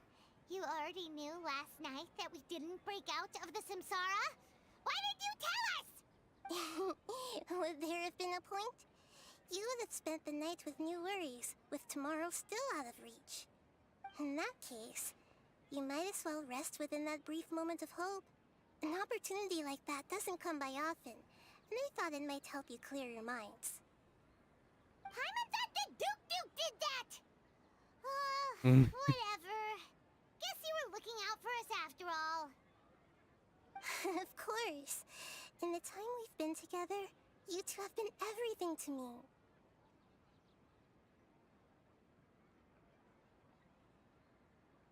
You came out at a perfect time.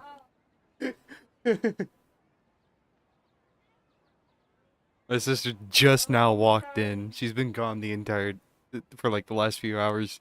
And the first thing that she sees is Nahida over here just smiling. This is a brain fuck, by the way. Yes, you are. I still don't know if I'm ever going to find a stopping point before daily reset.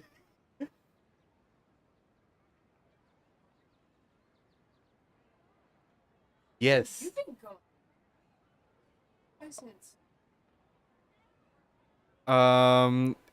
3 hours, 44 minutes, and 5 seconds and counting. Yeah. And I reached Act 2 like 30 minutes in. Or no, an hour 30 minutes into the gameplay part. I've been in Act 2 for about an hour and a half now. Why are you looking?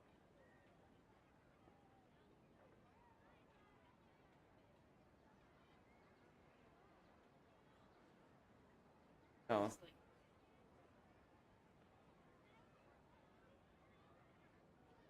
Okay. Back to trying to understand the brain fuck that is the Akasha right now. Paimon's flattered and everything, but maybe you're taking things a little fast. What I mean is, even though I had asked you to solve this puzzle, you two are still the only ones who can see me and sense my presence. In other words, if you weren't here, I may as well not exist. That's why you two have been everything to me. Get it? Nahira's talking about confusing stuff again. Anyway, that's enough chit-chat. So, Traveler, did the new clues yesterday help you gain a new understanding of the situation? Time loop theory is indeed. Huh? Why are you scrapping your previous theory? Deja's fighting skills have been improving, and Denyazard's illness has gotten worse. Oh, yeah! You're right! Gosh, how did we not notice that? In a simple time loop, people's physical conditions should also reset. So, what's your new hypothesis? Alright. Not that. We're gonna enter. A loop. Mercenaries rely heavily on muscle memory, and Dia was able to use her experiences to avoid injury in later samsara cycles. The beep is a prompt tone for Akasha operations. We still hear it every night, even though we removed our Akasha terminals. Okay, So, Nahida said the Akasha relies on the power of a gnosis to operate, as it is the manifestation probably of the God of conclusion. wisdom's power. It compiles the wisdom of the entire populace, and it grants knowledge to the people. the thing is, I think we have just a slight bit more information than what Ether does. Because we're hearing, us as the players, us as the viewers, right? We're hearing the actual little dialogue between the Grand Sage and someone else. I don't think our main character is actually hearing that same dialogue being exchanged. We've already experienced the Sub-Zeru's festival many times, and the day of the festival seems to be in a perpetual samsara.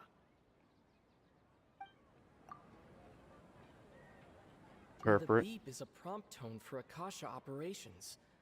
We still hear it every night, even though we removed our Akasha terminals.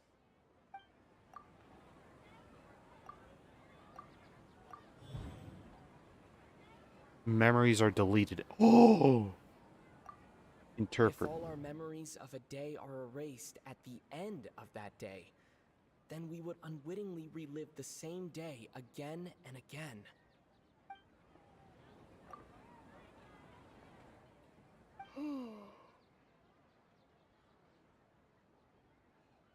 We aren't in a time loop, but instead our memories are being erased at the end of each day. I was thinking of it, but didn't say it. Like every time we went through that little that black screen dialogue, I kinda had that thought fly across my mind. Oh, then the beep we hear every night could just be indicating the deletion of our memories. That's why when we wake up, everyone thinks the Sub-Zeru's festival hasn't happened yet. It's already the next day, but everyone still thinks it's the day before. But muscle memory can't be erased. That's why Dia has been getting better at using her greatsword. Now everything makes sense. A brilliant deduction. So it's literally taking away. It's not copying, right? It's not copying the information. It's literally taking the information out. Holy shit. Nahida, tell us if we're right or wrong. To put it simply, it's as if you've mistaken a pyro crystal fly for a firefly in the night. You lost sight of its true nature because you focused too much on your perception that it glows. That isn't simple at all. Why don't you go talk to Miss Dia again? You might learn something new. Right! She did help us find our latest clue after all. Let's go!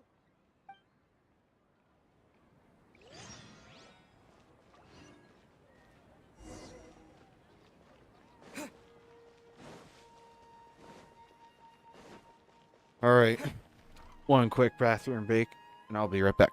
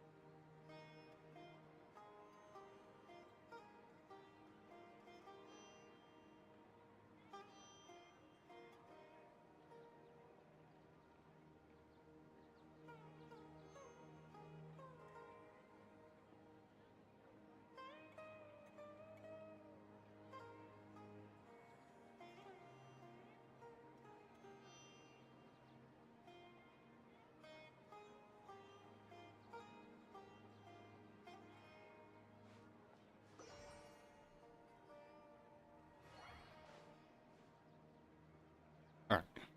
Now I'm back.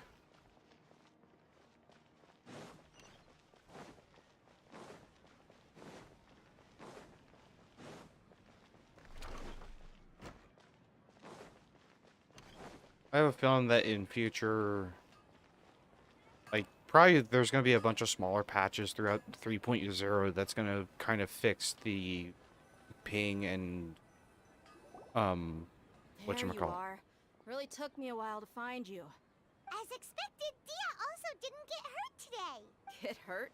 Why would I? Don't underestimate me. Well, you're still getting used to your new greatsword. Huh. Truth be told, I also think it's pretty strange. It just suddenly felt so familiar in my hands and... wait a second! How did you know I got a new greatsword to begin with? I didn't tell anyone about it. Traveler, could you explain the situation to her today? Paimon's gotten a little sick of doing it. Should get straight to the point. Oh, that works.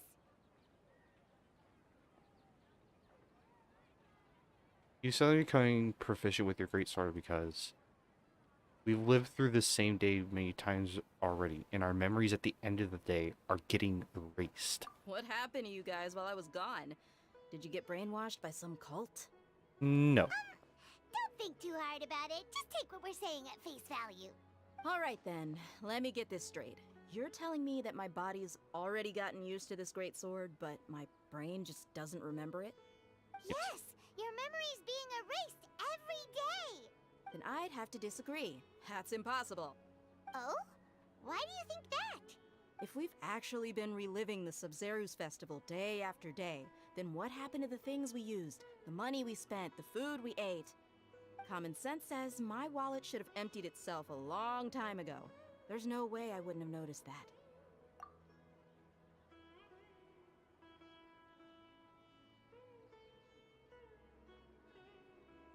But if the sages were behind this, if they utilized the entire city's resources as well as information supplied by the Akasha. Right! They could use the Akasha to record what everyone did that day, and then use the city's resources to replenish everything! It's not very likely, but it's also not impossible. No, it is impossible. I've got proof. You have proof? Where? You two are surprisingly serious about this nonsensical discussion. Fine, I'll play along for a little longer. Come with me, Miss Dunyarzad. Please come along as well. I still can't guarantee that this area is safe.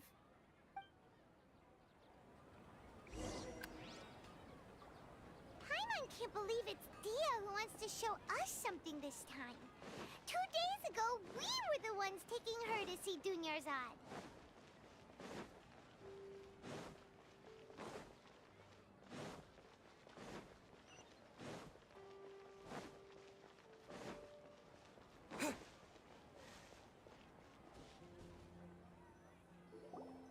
This is it. Huh? This is a wooden training dummy. What about it? See those marks on the dummy? Those are the result of several days' worth of practice.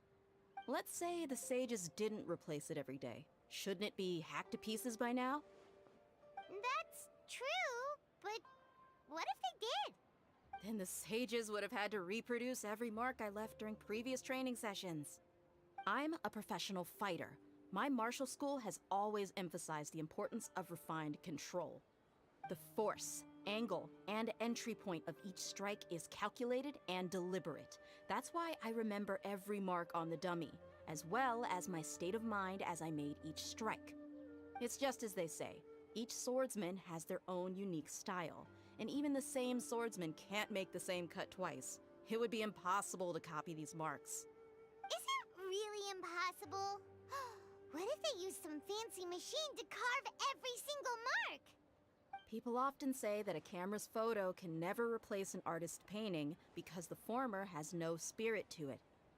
The same thing applies here. At a mere glance, I can differentiate carved marks from the results of combat training. Hence, we'll have to abandon this theory. I hope that cleared things up for you.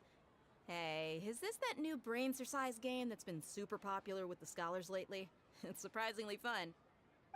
Anyway, it's getting late. I should escort Miss Dunyarzad to Nilu's stage. See you later. Well, back to square one. Is our memory deletion theory also wrong? But at least we've reached some other conclusions in the meantime. We're not in a time loop, and we're not in the real world. Yep, that's true. So, can we think of any new ideas right now? I think I suddenly realized that something is strange. Now I don't know. Strange? Paimon feels like everything's been strange lately. How come we've never thought about leaving the city? Huh? Leaving the city? You're right! It's really strange how we never thought of such a simple solution! Many things should become clear if we can confirm the flow of time outside of the city. Paimon can't believe it! Did we miss this because we're tunnel visioning too hard on our other theories? Or because we're just too tired? Should have thought of this a long time ago. How about we go back and ask Nahida? Maybe we've forgotten something about leaving the city. What is that? Wow. Those marks from the chasm are just insanely huge. Because I could see that. Damn. Alright. Back to talk to Nahida.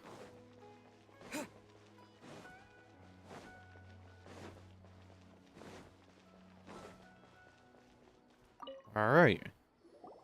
Nahida, we're back! You're back early today. Did you find something new? Sort of. We're mostly sure now that we're not in a time loop. And we also aren't in the real world. But at the same time, we have a new question. Have we ever tried leaving the city? Leaving the city. As far as I remember, you've mentioned your plans to do that twice before. Twice. We did? But What? we don't remember anything. What happened after we talked about those plans? What did we say when we got back? Let me think. I don't think you ever actually told me what the outcome was. Oh, it's probably more accurate to say that both times you never came back the whole night. But you two sometimes stay out the entire night anyway, so at the time, I didn't think too much about it. It is true that sometimes we lose track of time during our investigations. Before we know it, it'll already be the next day. But still, neither of us remember anything about leaving town. Really? That's kinda strange. In theory, I should have already awakened all your memories. Try again tomorrow. Maybe this is the key. Yep. Something here's definitely fishy. Let's get to the bottom of this tomorrow.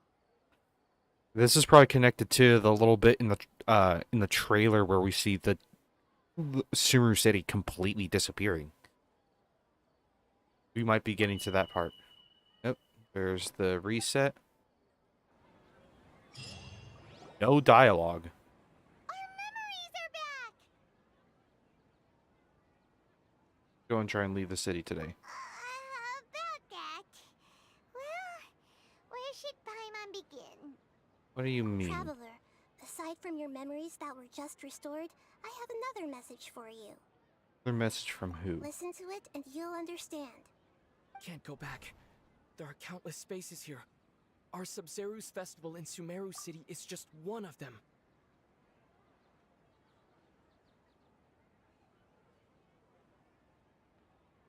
What? Traveler, you should be missing 2 days worth of memories. Paimon will fill you in. 2 days ago. It's time to carry out our plan from yesterday. Go and try and leave the city today. Okay, let's go.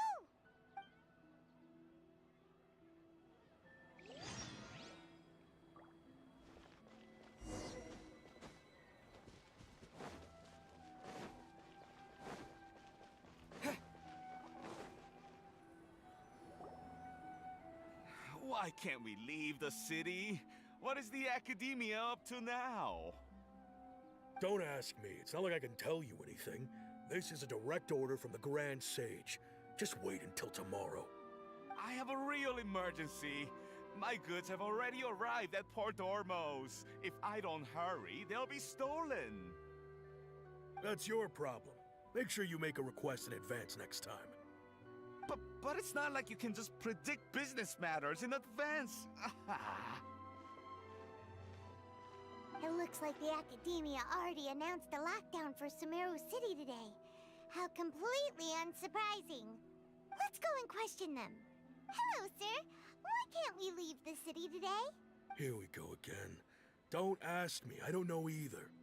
We just received an order that no one is allowed to enter or exit Sumeru today. They didn't tell us anything else. Of course, the Academia wouldn't share their plans with the pawns. The Academia doesn't trust you at all. Angering me won't get you anywhere. If I had that kind of insider info, I would have left this stupid post long ago. It looks like he really doesn't know. If we can't get anything out of him, let's take matters into our own hands.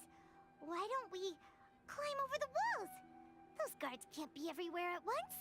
This is a good spot, and the guard hasn't noticed us at all. Let's hurry! Huh? Why? Are you you going to leave Paimon behind? We need someone to stay and witness events from the... Oh. But what if things get really weird out there and you get into some trouble? Then Paimon won't be able to help you. It's not like you can help me in the first place. I mean, fuck. You tried shaking my body while the Raiden Shogun was slowly and menacingly approaching me, trying to fucking kill me back in 2.0. Literally, you couldn't do anything against the might of a god. I think we're dealing with something greater than that. Or at least on that same level, since it is the power of the Gnosis that we're fucking with right now. Paimon knows that Paimon can't do much, but we've always been together, haven't we? Don't worry, Paimon. If we leave together, it'll just be the same as before. Okay. Paimon will wait for you. Promise Paimon that you'll come back as soon as possible. Just a quick look. And please, be careful.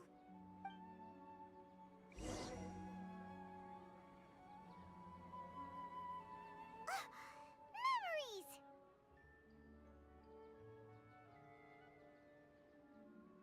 Traveler!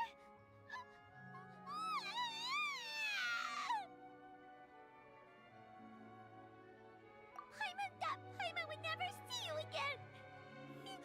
You just disappeared. Paimon waited for you for hours and hours at the city wall and you never came back. You promised Paimon that you were only taking a quick look. Paimon, calm down. He's here now. I don't think he understood what you were saying. Paimon doesn't care. Paimon wanted to go look for you, but you also said that Paimon should stay. Paimon was so worried and so scared the entire day. Oh, I'm teary-eyed.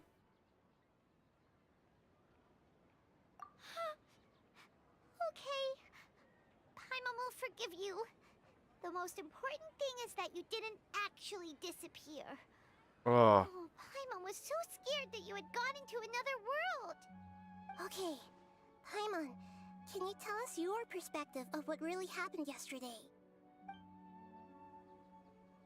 Oh. I see. Using two people's different perspectives. After that, you left the city. Paimon kept her eyes on you the whole time, but then you disappeared in an instant. What? You're sure that's what you saw? You weren't zoning out or anything. No way! Paimon was watching you with the fullest attention. What's your perspective, Traveler? You sure you don't have any memory of this? I don't even know that yesterday existed. I guess that explains everything. You also lost your memories the last 2 times you tried to leave the city. Those days' memories can't be awoken. So, if we leave the city, our memories will be completely erased? So they didn't just restrict access to Sumeru City. They're also erasing the memories of those who... It really sounds like something big outside of the city is being hidden on purpose. But this way, we'll also never discover what's outside. I wonder what's been happening at Gandharvaville. How's Signari and Kalei been doing? What's been happening outside of Sumeru City? Our memories will be erased, and we leave behind something other than memories. Something like a message? But how can we send it back? Don't look at me like that. I'm not used to being stared at. Well... Okay. You want something that can pass on messages, right? Give me some time and take care of Dunyarzad for me.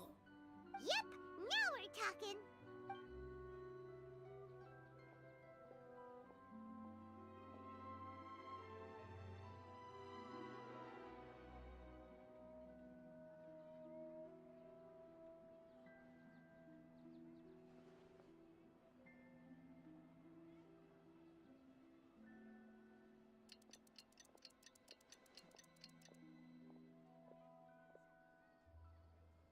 I'm done.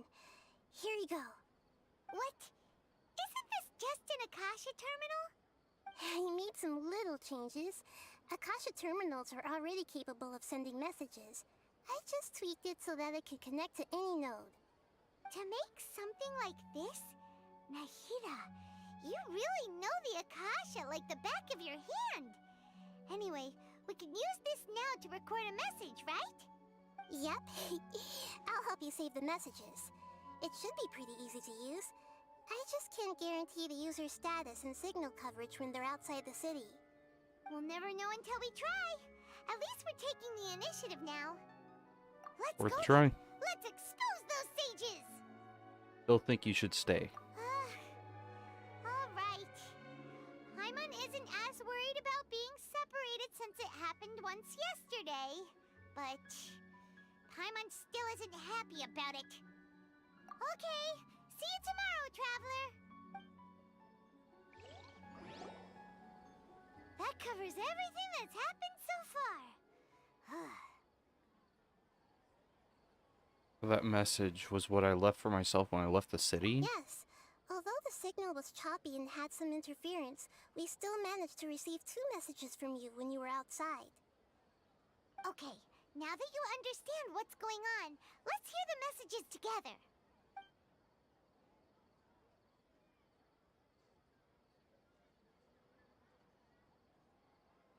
Can't go back. There are countless spaces here. Our Sub-Zeru's festival in Sumeru City is just one of them. I've entered another space. Before me are flowing sandstone and howling fish. Impossible and surreal sights. All these spaces are empty except for the occasional ones that contain mute puppets rather than people. I can't sense any human presence.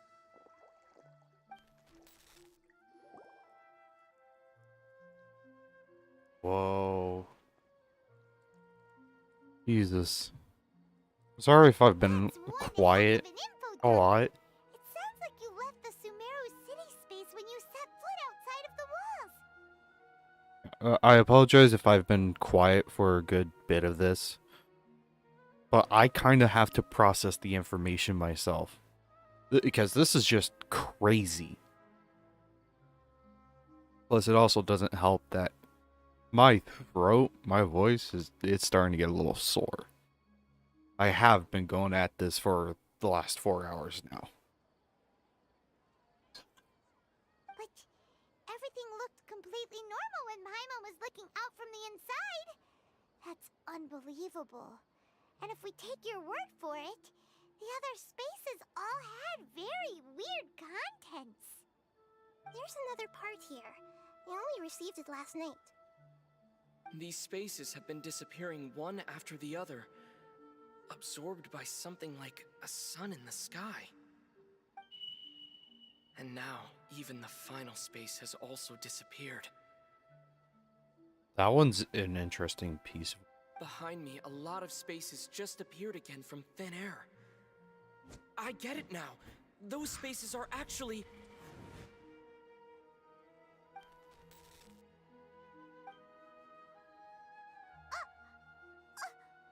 Why did the message end right there? What did the Traveler want to say? What are those spaces? Probably because yesterday just happened to end at that moment. Oh, right. Paimon did hear a beep from the Akasha. Did it come from here or from the message? The message. It should have come from the Traveler's Akasha terminal. After the beep, Traveler said even the final spaces also disappeared. Traveler, what do you think that final space could have been?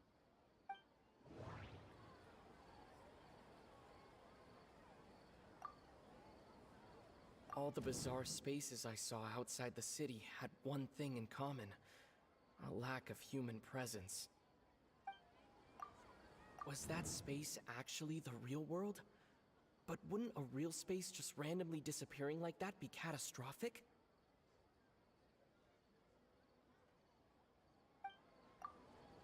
My impression is that each day in this samsara only ends at the sound of that beep from the Akasha.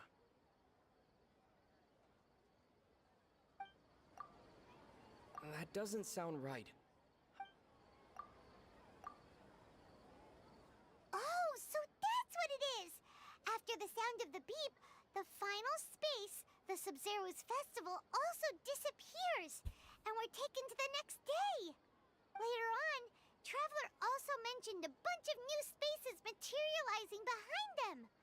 Do lots of new spaces appear every day? Paimon's head is spinning. Just what are these spaces anyhow? Well, consider this. For all the horrors of the Archon War, at its heart, it was just a game where a bunch of gods fought over 7 seats. So no matter how strange or spooky things may look on the surface, maybe all they point to in the end is a small and simple secret. Wow, the Archon War, huh? That's an analogy and a half. Secret.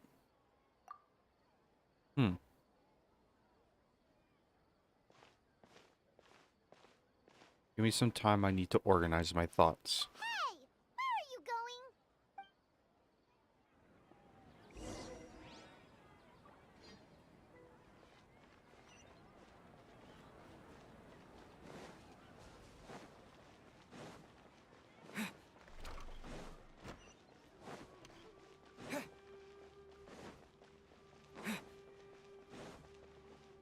This is really interesting.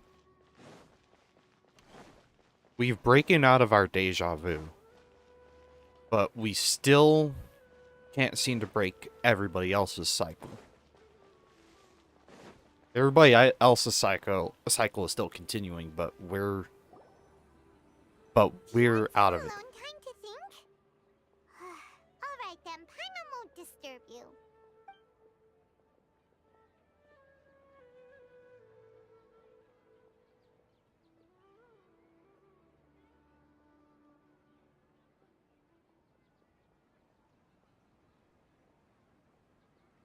The dance of Sub-Zeros is about to begin. I'm going to go watch it. Okay. Why don't you go ahead, Dunyarzad? We still have some other stuff to do first. Okay then. See you later. Have you figured it out yet, Traveler? Time is ticking away. Awesome! What is it? Paimon wants to know. Oh, wait, no. Let's meet up with Nahida first. You can tell us both together. This time, we're gonna get to the truth.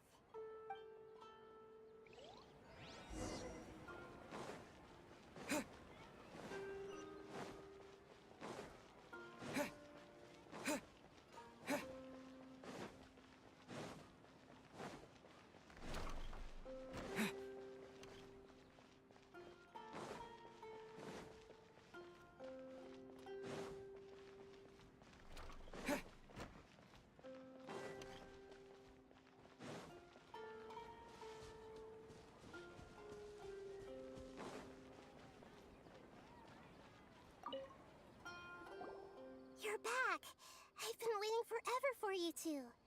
Judging by the looks on your faces, are you ready to take your Sub-Zero's exam and graduate from the festival? Let's go away, Miss Nee. Okay. First off, have you discovered the hidden truth? Fuck. Okay, Nahida said the Akasha relies on the power of a gnosis to operate, as it is the manifestation of the God of Wisdom's power. It compiles the wisdom of the entire populace, and it grants knowledge to the people. We've already experienced the Sub-Zero's festival many times, and the day of the festival seems to be in a perpetual samsara. All the bizarre spaces I saw outside the city had one thing in common: a lack of human presence. Dreams with no human presence. Those spaces remind me of dreams, like the one I had in the Avidia Forest, except these have no sign of human presence. The moon, illusions, and lies. People in Sumeru don't... We want to associate these two. Truth behind dreams. We are all in a dream. It isn't that the people of Sumeru don't dream. Rather, the Akasha is taking their dreams from them. I called it. The loop. The dreamscape loop is completely broken by the Akasha, and that the Akasha is literally taking the dreams out of it. But instead, the Akasha is also feeding in different information. We're all sleeping. That's our conclusion. People in Sumeru think they don't dream, but the truth is the Akasha steals their dreams without them knowing it. And those spaces with no human presence are stolen dreams without their host. That would explain why they sounded so weird when he was trying to describe them. So they weren't using the dreams to extract knowledge.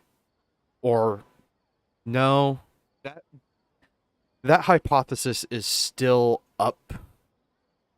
Is kind of still up in the air. Like, we haven't gotten any evidence that points towards, information being extracted from somewhere else but the dreams. And that's currently my hypothesis, is that the dreams are relaying tiny little bits of information from people through the Akasha and to the academia, in which they use that same knowledge to redistribute it through the whole Akasha.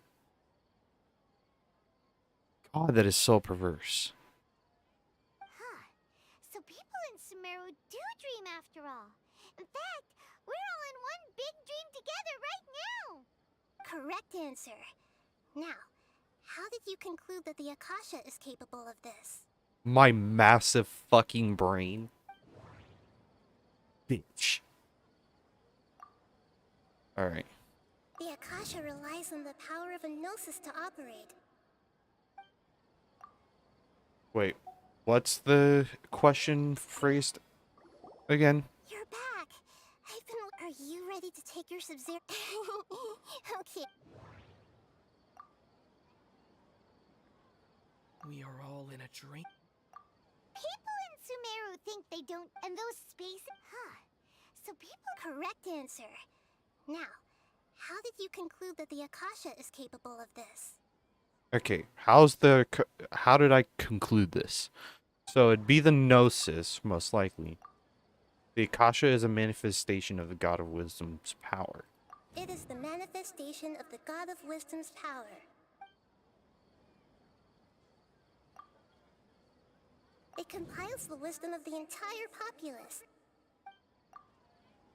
And it grants knowledge to the people. So... that's not it. That's not it.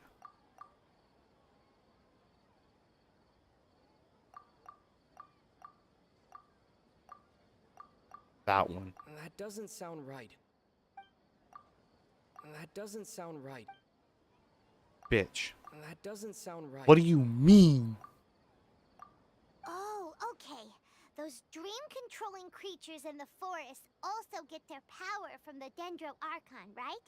That would explain why the Akasha has the ability to control people's dreams, too. But is stealing everyone's dreams really how the Akasha compiles their wisdom? Isn't there anything more to it than that? No. Dreams are fantastical, complex, and full of imagination. People's brains are the most active when they're dreaming. Fucking knock on wood. In other words, dreams figuring are this rich out. bundles of human wisdom. So in other words, the complete opposite of how Hypatia understood it. Paimon remembers her saying that the sages think dreams are foolish delusions, and the fact that no one dreams is a blessing from Greater Lord Rukkhadevata. So it was all a dirty trick? The real story is that the sages from the academia are using the Akasha to steal people's dreams for their own use, huh? Oh? By the sounds of it, you understand the current situation pretty well. So then, what about the samsara? Alright. The Akasha sound. The beep is a prompt tone for Akasha operations. We still hear it every night, even though we removed our Akasha terminals. Those spaces kept disappearing before my eyes. But as soon as that beep sounded, many more spaces materialized.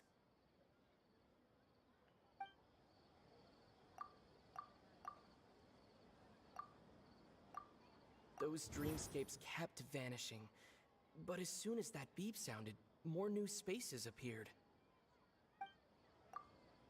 The Grand Sage said, "Go celebrate the birth of that god to your heart's content." My mind feels exhausted. No. We've already experienced.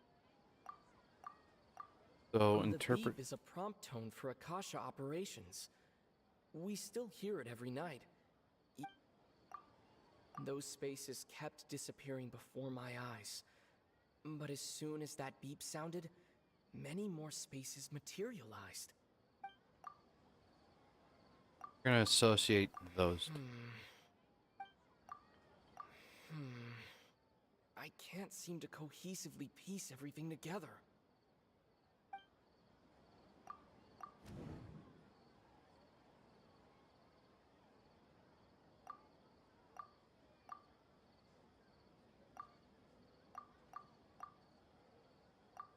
Correct. The Akasha is keeping each person's brain in a constant dream state, but also separating their consciousness from their own dream. Yep. Again, it's completely breaking the loop.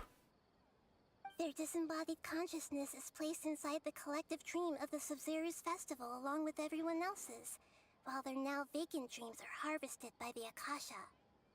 No one is any the wiser as another day passes in the dream, and so begins another samsara cycle. People wake up to yet another dream about the Sumeru's festival. The dreams that belong to them are once again harvested by the Akasha, and so it continues. So, this is like a dream factory, and the Akasha is a dream harvesting machine. Did Paimon get that analogy right? Very good, Paimon. Using analogies well is an excellent habit to get into. Okay, so that beep we keep hearing is actually from our real-life Akasha terminals. Taking off our terminals in this stream doesn't do anything. That means our body is still sleeping. Alright, Somewhere. last question. Who am I? The Dendro Archon.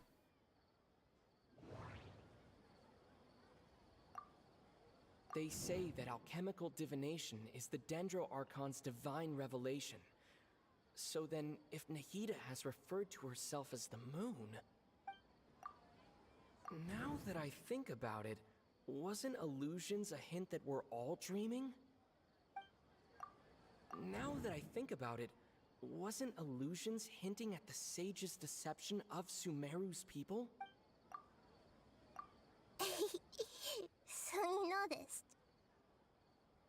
I thought that one would be the hardest question. That's why I put it last. That wasn't hard at all. Even Paimon guessed that. Everything about you is different. We just didn't want to expose you, is all. Uh-huh. Now that you mention it, Nahida, you've been hinting to us since the very beginning. It's funny. Thinking back to when we were asking all over the place for info about Lesser Lord Kusanali. Paimon didn't expect to meet you like this. I have a lot of questions for you, but it doesn't seem like this is a good time. Yes, those can wait until we're back in real life. On the other hand, I'd be happy to answer any more questions you have about here and now.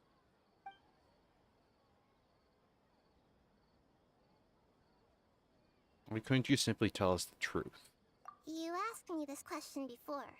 My answer was, it would literally blow your minds.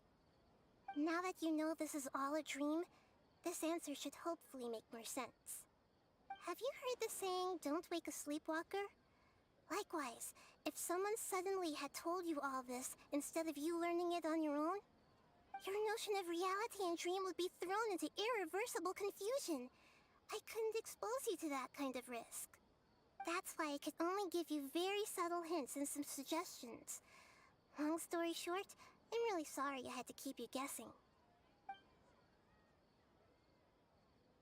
How do the sages manage to keep people from noticing? Firstly, this dream we're in is completely based on reality. People have already experienced this Sumeru's festival, so it would be very difficult for them to find anything that strikes them as surreal. Secondly, you're probably wondering why people don't have any memories from earlier samsara, right? That's because people don't remember their dreams most of the time anyway. And in any case, their actual dreams are being taken away from them by the Akasha. So whenever they wake up in this dream of the Sumeru's festival, they don't remember anything from their previous identical dream. That reminds Paimon. Traveler had a dream when we were in the Avidia Forest, but couldn't see what it was about after waking up. Is that an example of what you mean? Yes. Only after receiving the blessing of Dendro can a person gain the Dendro element's dream-enhancing power. That explains the feelings of Deja Vu. One moment.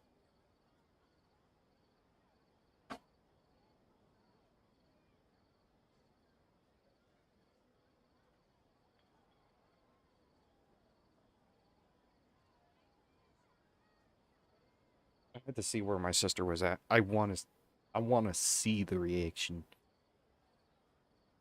Meanwhile, everyone else has no idea that they are in the Sumeru's festival samsara, while their dreams are stolen from them over and over again. About the side effects of a mass-produced dream. Can humans really keep dreaming forever like this? Will it ever end? And if so, when? You might say your mental fatigue has already answered this question. Eventually, there's only so much that people can tolerate. Especially those whose health is compromised to begin with, like Dunyarzad. This relentless exploitation takes an even harder toll on them. People's lives are at stake here, and nobody knows a thing! We've got to put a stop to this! Why is the dream about the Sumeru's festival? I know, right? Why did they have to base this dream on my birthday? Could it really just be a coincidence?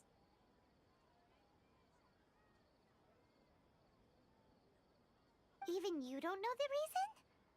Wow, now that's strange. The Academia sages are determined to harvest lots of dreams in a short time, no matter the cost. They have to be up to no good. Unfortunately, I don't know anything about it. Traveler, do you have any information? Oh, great.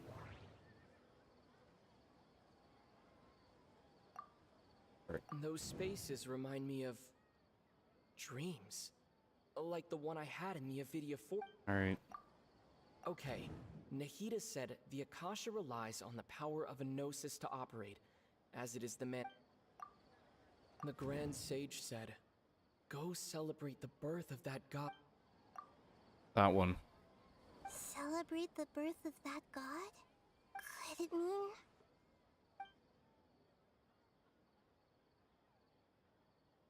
deceiving the people of Sumeru with no regard for their safety? No matter what they're trying to do, this is unforgivable. After we end the Sumeru's festival samsara, we have to look into them. How can the sages of the Academia do this behind their Archon's back? This is ridiculous! In the end, I'm just the moon. The real sun is long gone. A sun and a moon? Nahida's talking in riddles again. Oh, we're out of time today. I'll tell you how to break free of the samsara tomorrow. See you then.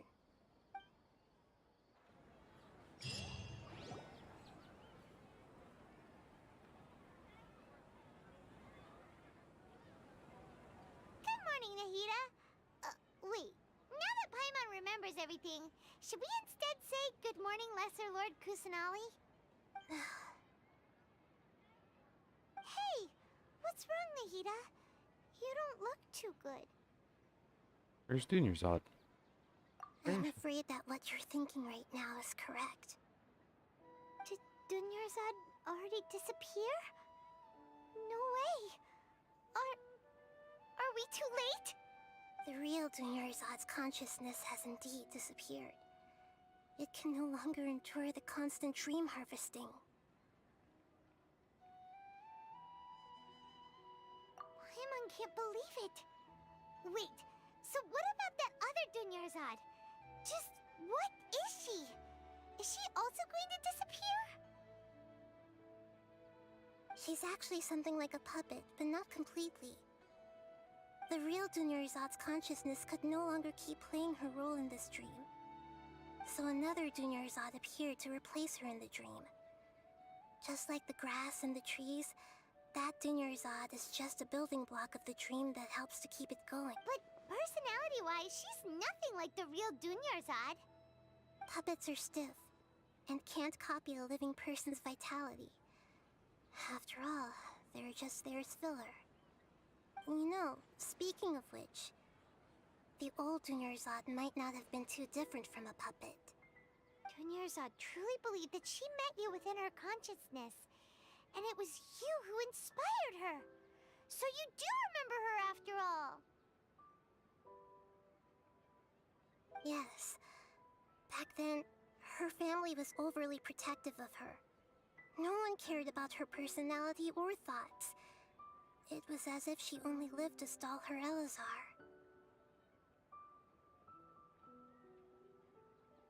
I just gave her a little wisdom so she could look at life in a new way. So that she could be her own person. But even so, she's still...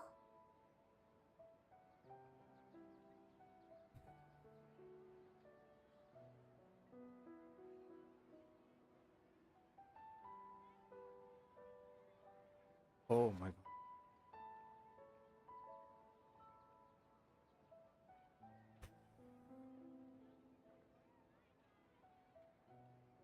Far from it. I'm still a long way off from being a real Archon. I couldn't even save her. If I were a competent Archon, I wouldn't have let my most faithful follower die at the Sumeru's festival with so many regrets. Please don't beat yourself up over it, Nahida. It's the sage's fault, and theirs alone. I'm not beating myself up. All I did was to rationally observe the distance between myself and a real Archon. Don't be like that, Nahida. Even real Archons are still allowed to be sad. To prevent more tragedies like this, we must end the samsara as soon as possible. Agreed. Great, but how do we do that? Although the Sumeru's festival dream is under the Akasha's control, only humans can dream. Even the Akasha is unable to create them. That means this dream belongs to a host who created it. Huh? So, how should we find that person? Well, if this is someone's dream, then everything here must come from deep within their consciousness. Which means, with the power of imagination, they can change anything in this dream. In other words, we're the base, maybe? Imagination? What do you mean by that? Imagination means breaking through what you perceive as normal. Like when a server at a tavern brings a plate to you, you'd naturally assume that food is on it. However, if you're the dream's host and you become aware that you're dreaming, when you imagine gold and more on the plate, the dream will respond in kind, and the server really will bring you gold and mora. But right now, our host is unaware that this is a dream. No matter how many times they're served, it will always be food. We find the host, then what? Find some way to make that person realize that they're dreaming. Usually, once that happens, the person will wake up and the dream samsara will be broken. But we're not the base. How are we going to find them, though? Not the If host. it could be anyone, it'd be like looking for a needle in a haystack. And even if we did find them, how are we supposed to make them realize they're dreaming? After all, like you said, don't wake a sleepwalker. It's extremely difficult, yes. But the only ones who can do it are you two. Remember, everything you've achieved up to this point has all been for the sake of finding the host and ending the samsara. As for me, during this time, I'll be out of town. Out of town? Are you going to that place full of dreams where the traveler went? Yes. I want to try something. There must still be a small wisp of possibility. Hurry and go. Dreams are supposed to be fantastical, romantic, and full of pleasant surprises. Unnecessary things like this samsara need to end. Paimon's still a little upset that we've come this far only for Dunyarzad to... He is still holding on to a little bit of hope. She's hoping that she can catch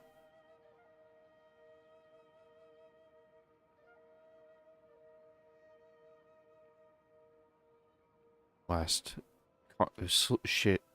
sliver of consciousness. She was such a good person, with such a simple wish. But fate was against her. I think we all are. Yeah. Saving Dunyarzad is what kept us going this whole time. But we mustn't lose hope, Traveler. Dunyarzad would definitely want to see us save everyone else. So let's break the samsara for her sake. Paimon's wondering, do you think the sages would get one of their own to be the host of this stream? Feels like it would be easier to control it that way, no? Unlikely. I just had a really dark thought.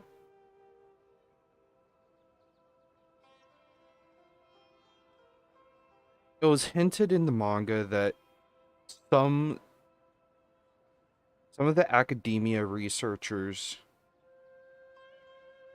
are aware of the Torah's experimentation with Archon residue. So in most if not all of the experimentations done have died. But so far the only known instance where, you know, one of the test subjects that have escaped has been Kale. What if she's the host? I'm hoping.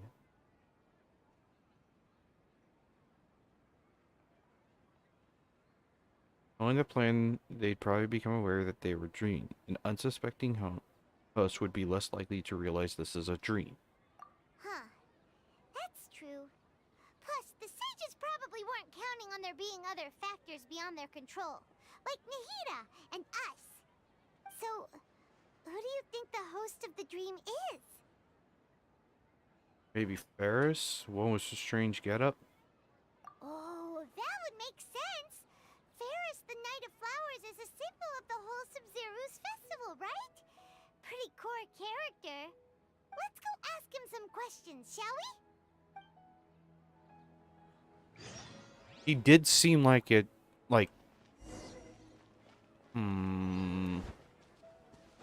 definitely looking likely that he is the host. Like, I'm hoping it's not my dark theory.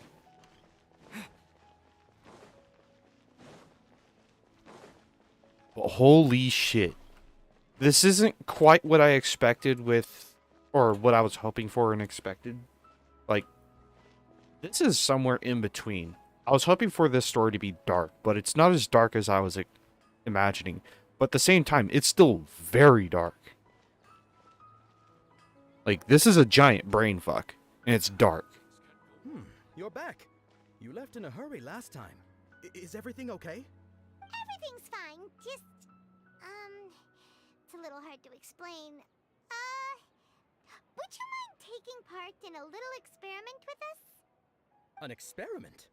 That came out of nowhere. I'm listening, though. What do you need me to do? Could you make a wish? Imagine your wish coming true before your very eyes. You want me to make a wish? Is that a new Sub-Zero's festival tradition or something? Less questions, more wishing! Okay. My wish. Okay. I'm a little nervous saying this out loud, but I want Miss Dunyarzad to be happy. Oh. I noticed earlier that she looked a bit down, and she wasn't really talking to anyone. Oh, we got some bad news for you. She just doesn't seem like herself. She's always so gentle and kind, and all the kids love her. I've also wondered if the reason she asked me to be Fairest Knight of Flowers is because I'm special to her, or something. So, you have a crush on Dunyarzad? Oh, is it that obvious? After what I just said, I guess it is. When she placed the hat of the Knight of Flowers onto my head, she said to me, "I want everyone to have a happy Sub-Zero's festival." What she didn't realize was that I'm not that interested in how everyone else feels. In that moment, I just wanted to be her Knight of Flowers for the rest of my life. 50 years, 100 years, I'll serve her till the end of time. Okay, yeah, that was a bit much. Felt like the right moment to get it off my chest, but that was pretty embarrassing. Okay, I'm ready to make my wish. I would like Miss Dunyarzad to appear in front of me right now with a smile on her face. Here goes. Please come true. I'm gonna open my eyes. Oh, you're... What? Faki? Sorry, but only one portion of Yelda candies per person. Back home you go. Nice try, you two. Anyway, never mind. I don't need to see her appear right in front of me. As long as she's happy. Guess he isn't the host of this stream after all. Should have expected it wouldn't be this easy. No.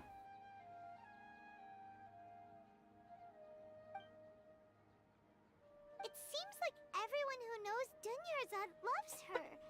But none of them has any idea that she... My lady, step back. That sounds like Dia! Oh, right. This is when Dunyarzad bumps into the kidnappers. Huh? But Dia can handle them. Hey, Traveler! It's one of the Eremites.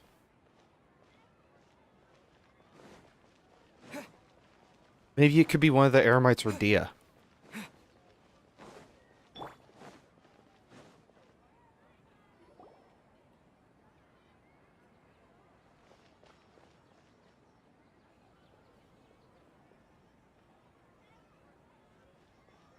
Oh, it's you. Great timing. Please take... Take Dunyarzad and lead these guys to me. Hey, this is my job.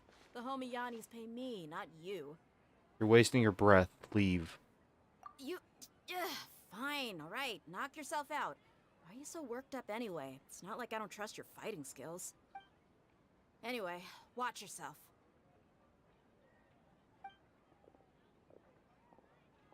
So you got yourself some backup. Suit yourself. You're going down. Not gonna be that easy. Propagate! Rain outlines your fate. Let me weave you a shine down.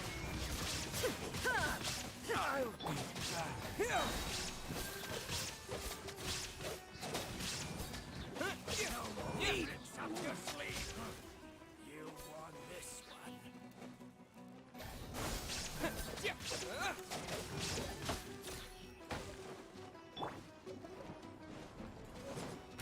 Know my sword. Illusion shattered. Witness the power of Gugwa. Rain out. Scatter!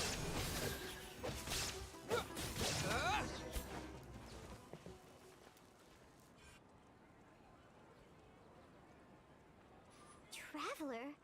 Were Were you just taking your anger out on those guys? I'm just angry at myself. You and Nahida both. Dunyarzad wouldn't want to see you two like this.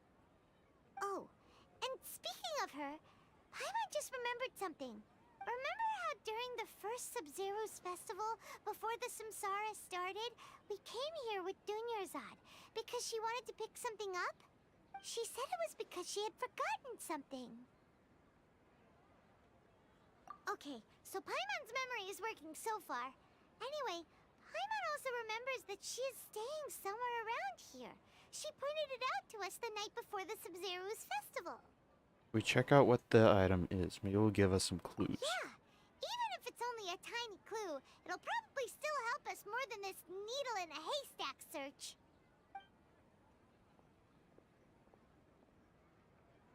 This is the place. It's rude to enter other people's spaces without permission, but desperate times call for desperate measures. Hey, the windows are unlocked. Okay, Paimon's gonna take a peek inside.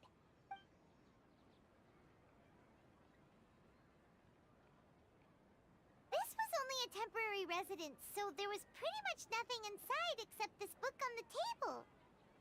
Should we open it? After almost 16 days, I was finally able to get these notes written before the Sub-Zero's festival. Once the festival ends, you and Paimon will probably continue journeying me. I was hoping that I'd be able to give you this before that. It's a compilation of folk legends concerning Lesser Lord Kusanali, created from a series of interviews that I conducted in succession and wrote down. I interviewed so many people, but I'm afraid that there are very few who know much about her. Still, I hope that this will be of use to you in your search for her. Darvaville's water supply was once contaminated, forcing everyone to go very far out to get water. But one day, some people suddenly found that the water was drinkable again, and some said that a green light was seen near the water source the previous night.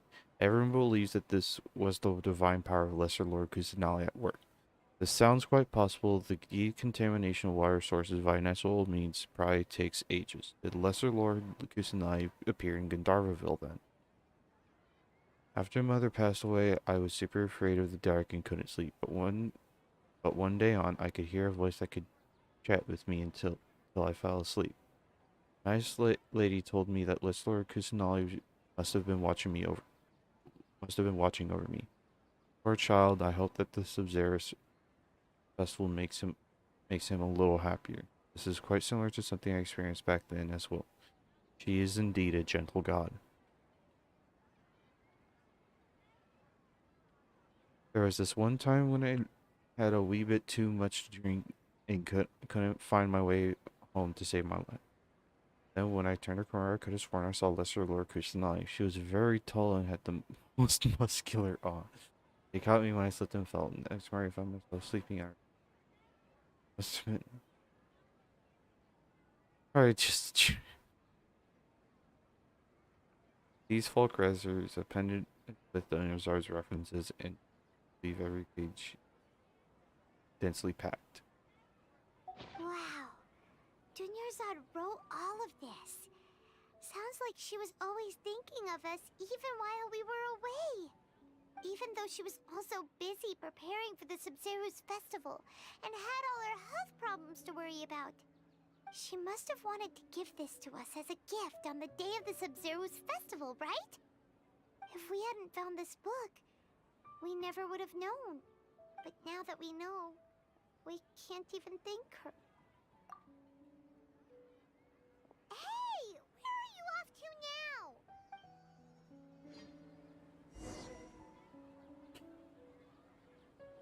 Propagate! I have a bad feeling about this.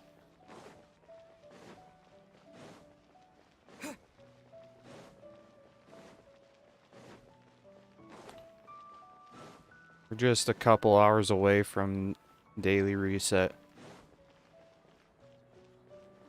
Just as a heads up, when we get to here in about an hour, I'll have to do my daily stuff. Or actually, I can just condense my resin that I have right now. So I should have 80. Guess I'll feel better if I say this out loud.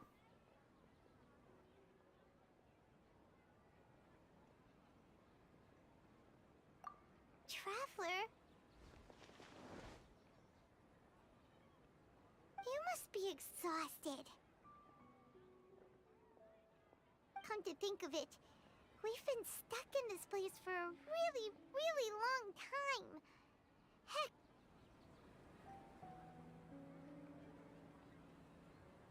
Oh no no no no no no no no no no.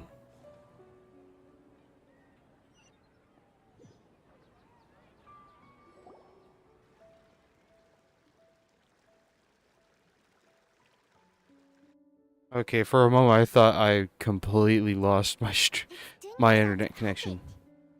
Oh, it's just the Genshin servers kind of having a brain fart or something.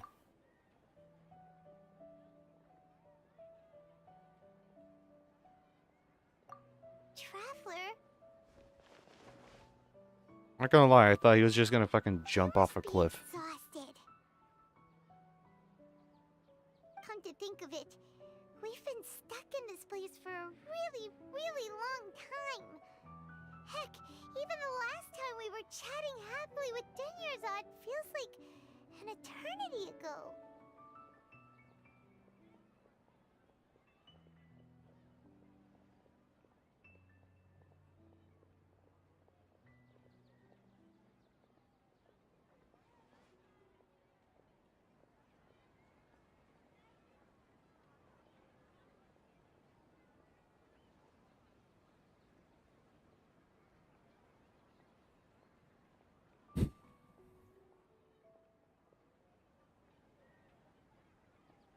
Paimon still remembers when we were sitting here, and the way her eyes sparkled when she talked about Nilu's dance of Sub-Zerus. Where recall it now. There will always be frustrations in life, but I know that the point of living is not to leave behind any regrets.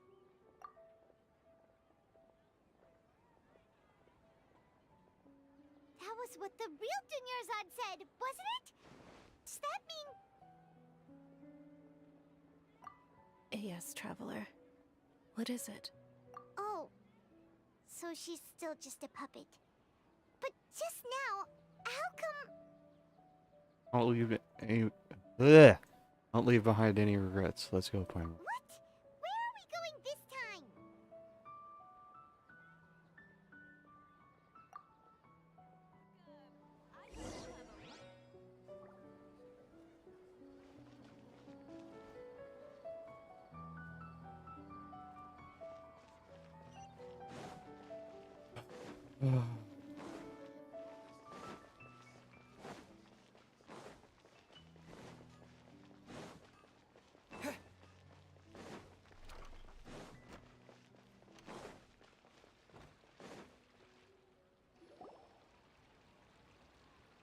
If you continue to resist, we will have to order an investigation into every single event organizer. The Grand Sage has already granted you much leniency. I advise that you exercise tact. How did things turn out like this?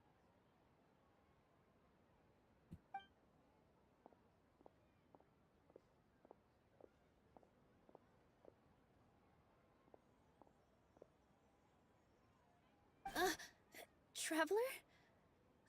You don't have to get involved. He's a sage from the academia. I don't want to drag you into this. Traveler? Traveler? What the heck are you doing? If you get arrested by the academia, that's another day gone to waste!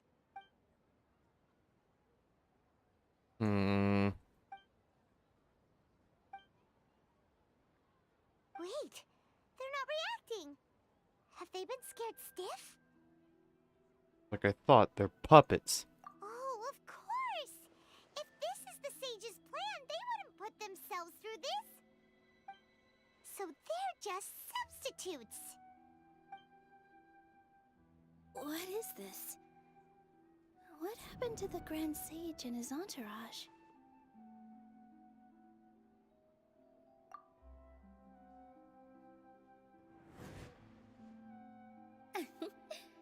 Like I said, they symbolize the goddess of flowers. It's just a shame that all the real Patisaras went extinct after her death. Yes. The Greater Lord brought forth new Patisaras in memory of the goddess of flowers. But she ultimately could never truly replicate that beautiful shade of purple.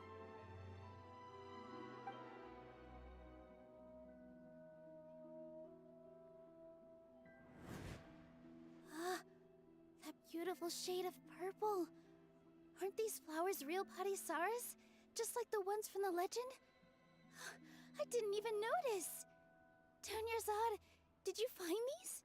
But didn't you just say all the real flowers went extinct after the goddess of flowers passed away? So, how? Yeah.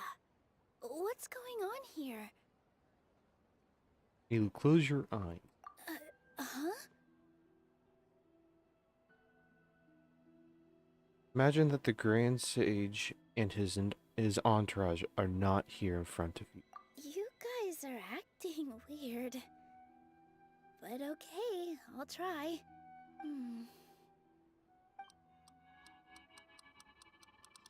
She's the host? They disappeared! So Nilu's the host! What a surprise! Purple Patisaras don't exist in the real world anymore. But in Nilu's subconscious, they can appear as decorations on the stage. It's just like the example Nahida told us. People assumed there will be food on a plate, and Nilu assumed there would be real Patisaras in the flower pots. So when you saw the flowers, you instantly knew it was Nilu? But if we want to end the samsara, we need the host to become aware that they're dreaming. How should we make Nilu realize that? Am I dreaming? Huh? How'd you come to the conclusion? So I'm right.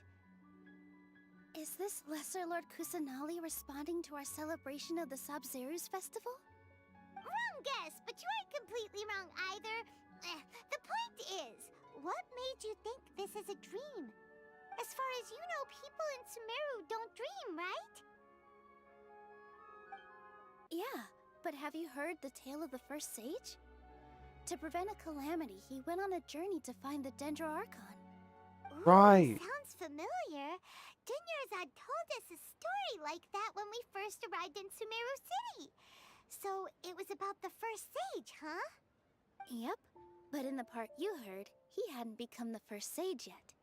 There's more to the story.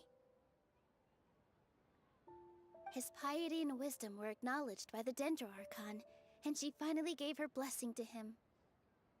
All kinds of spectacular scenes appeared in front of the first sage, as if all the knowledge in the world was being painted onto a canvas right before him. He was captivated. After who knows how long, he mastered all the knowledge he could comprehend. Afterward, he said to the Dendro Archon, "I miss my parents, my wife, and my children. I've been away from home for far too long. They must be worried." The Dendro Archon smiled. The next second, the sage found himself lying in his bed, as if he had just woken up from a dream. His wife, lying next to him, said, "You're off to search for the Dendro Archon today, aren't you? Have a safe journey, my love." In the end, the first sage took care of many disasters in Sumeru City, and founded the Academia. What a happy ending. So, the first sage was dreaming ever since the beginning of the story? He never went on his journey? Yes, but his faith and determination were conveyed to the Dendro Archon, so she blessed him in the form of a dream. Paimon understands where you're coming from. Wow. That's a really interesting connection. But we really gotta wake up soon, like the sage in the story. Neela is aware of it. The stream should be over I soon. see. Well, it just so happens that today's Sabzeruz festival is almost over too.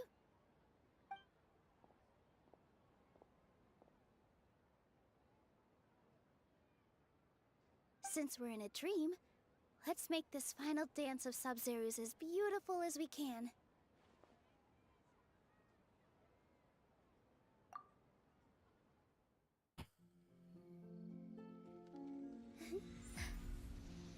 Oh my god. Get your tissues, everybody. Oh. The wait is over, everyone. I dedicate this to our god, the dance of Sub-Zerus.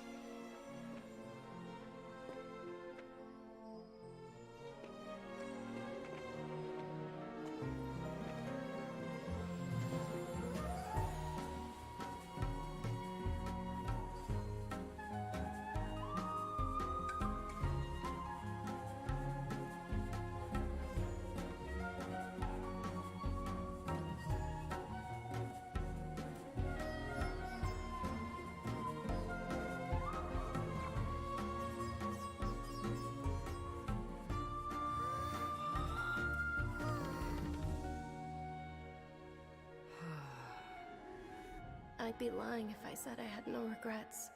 I would have loved to see Nilou's dance.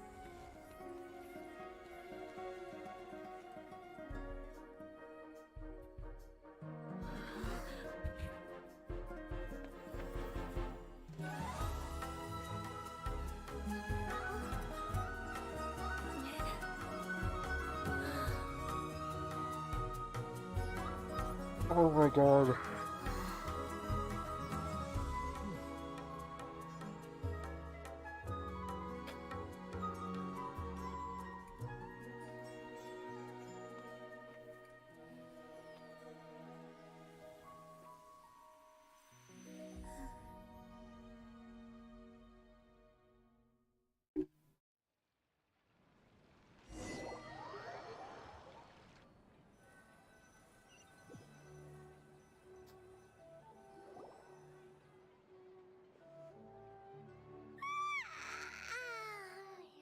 Good morning, traveler. Oh, Paimon feels like she's been asleep for the longest time. Paimon's head feels super heavy. Did we oversleep? Do you even remember going to sleep last night? Paimon thinks it was after the Sub-Zero's festival. The Sub-Zero's festival! Have we finally escaped from the Sub-Zero Samsara? Quick! Take off your Akasha terminal!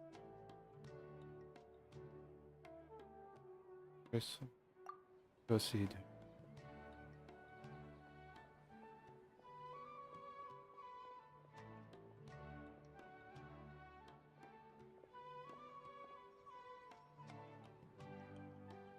She's not in her room. What happened? Huh? What usual spot?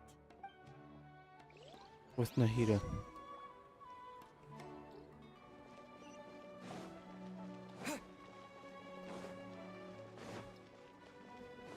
Fortunately.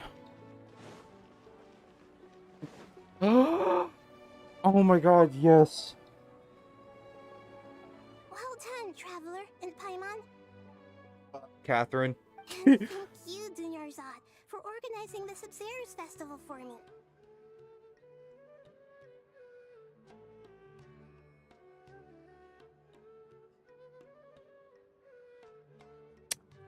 That's why casual Catherine was weird. I'm sorry, who are... Dunyarzad! You're okay! Oh, don't scare us like that! Oh, Traveler Paimon. I have something amazing to tell you. I just had a dream, and I saw Nilou performing the dance of Sub-Zerus. That was the real thing.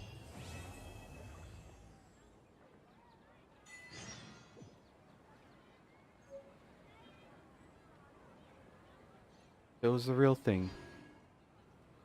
Good night. Scatter!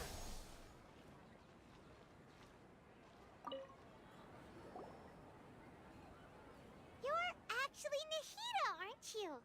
Paimon felt like Catherine was acting weird when we met at the Sub-Zero's festival. So that was what the little moment in the promo. The anime style promo video. That's why we saw Nahida on the back of behind Catherine. All right.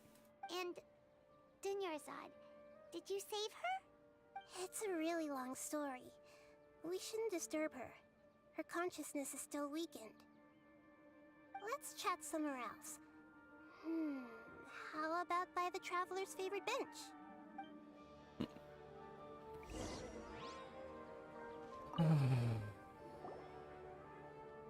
What's going on? Why are you two so excited to see me? Hasn't it only been a night? It's actually been much longer than that. Oh? Strange. Was I really asleep that long? No wonder I have such a headache.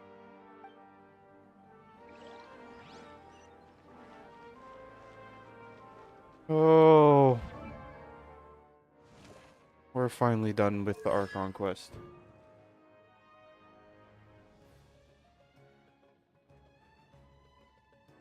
Oh, you're just kind of wandering? Okay. Oh.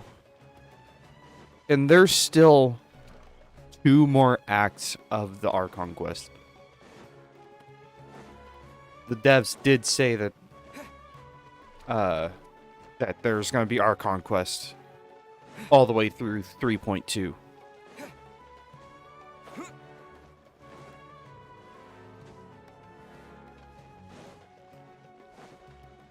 Oh.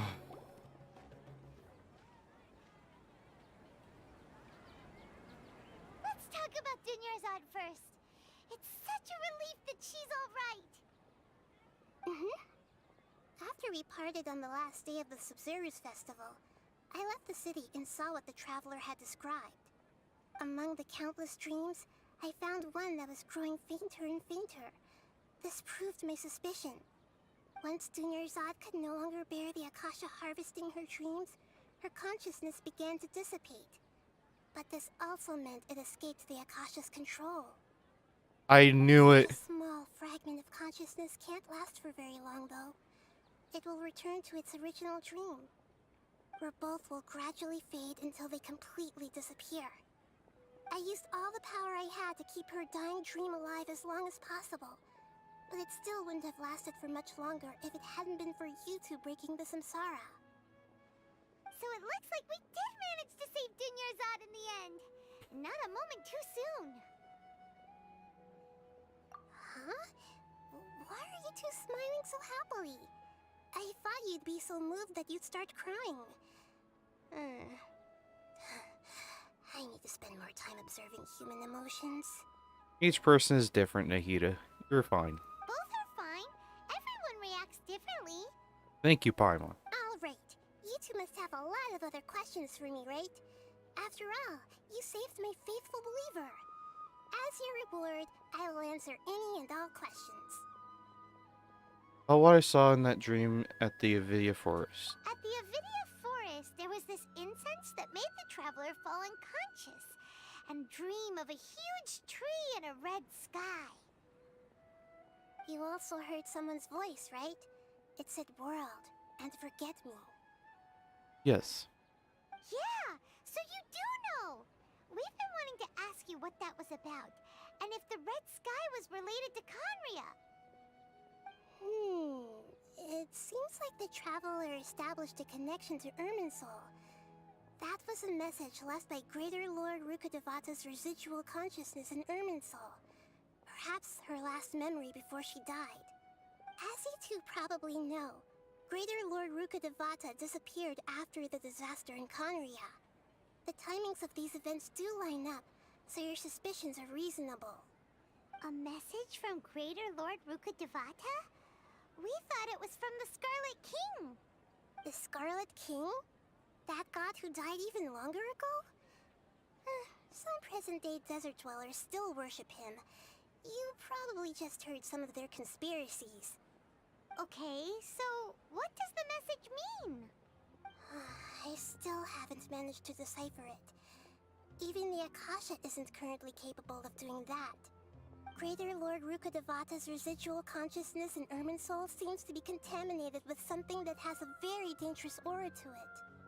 Many devoted scholars go mad as soon as they connect their consciousness. I've warned the Academia about this many times, but people still keep falling victim to it. But I believe Erosion. this is the key to saving Irminsul. That's why I've kept trying to decipher it. So the tree in the vision was Irminsul? Oh, Tainari also said that Irminsul is sick. Is it because of the So contaminated that's- consciousness? But Oh no. even if you can't figure out what that vision was all about, it seems like our search for you was all in vain.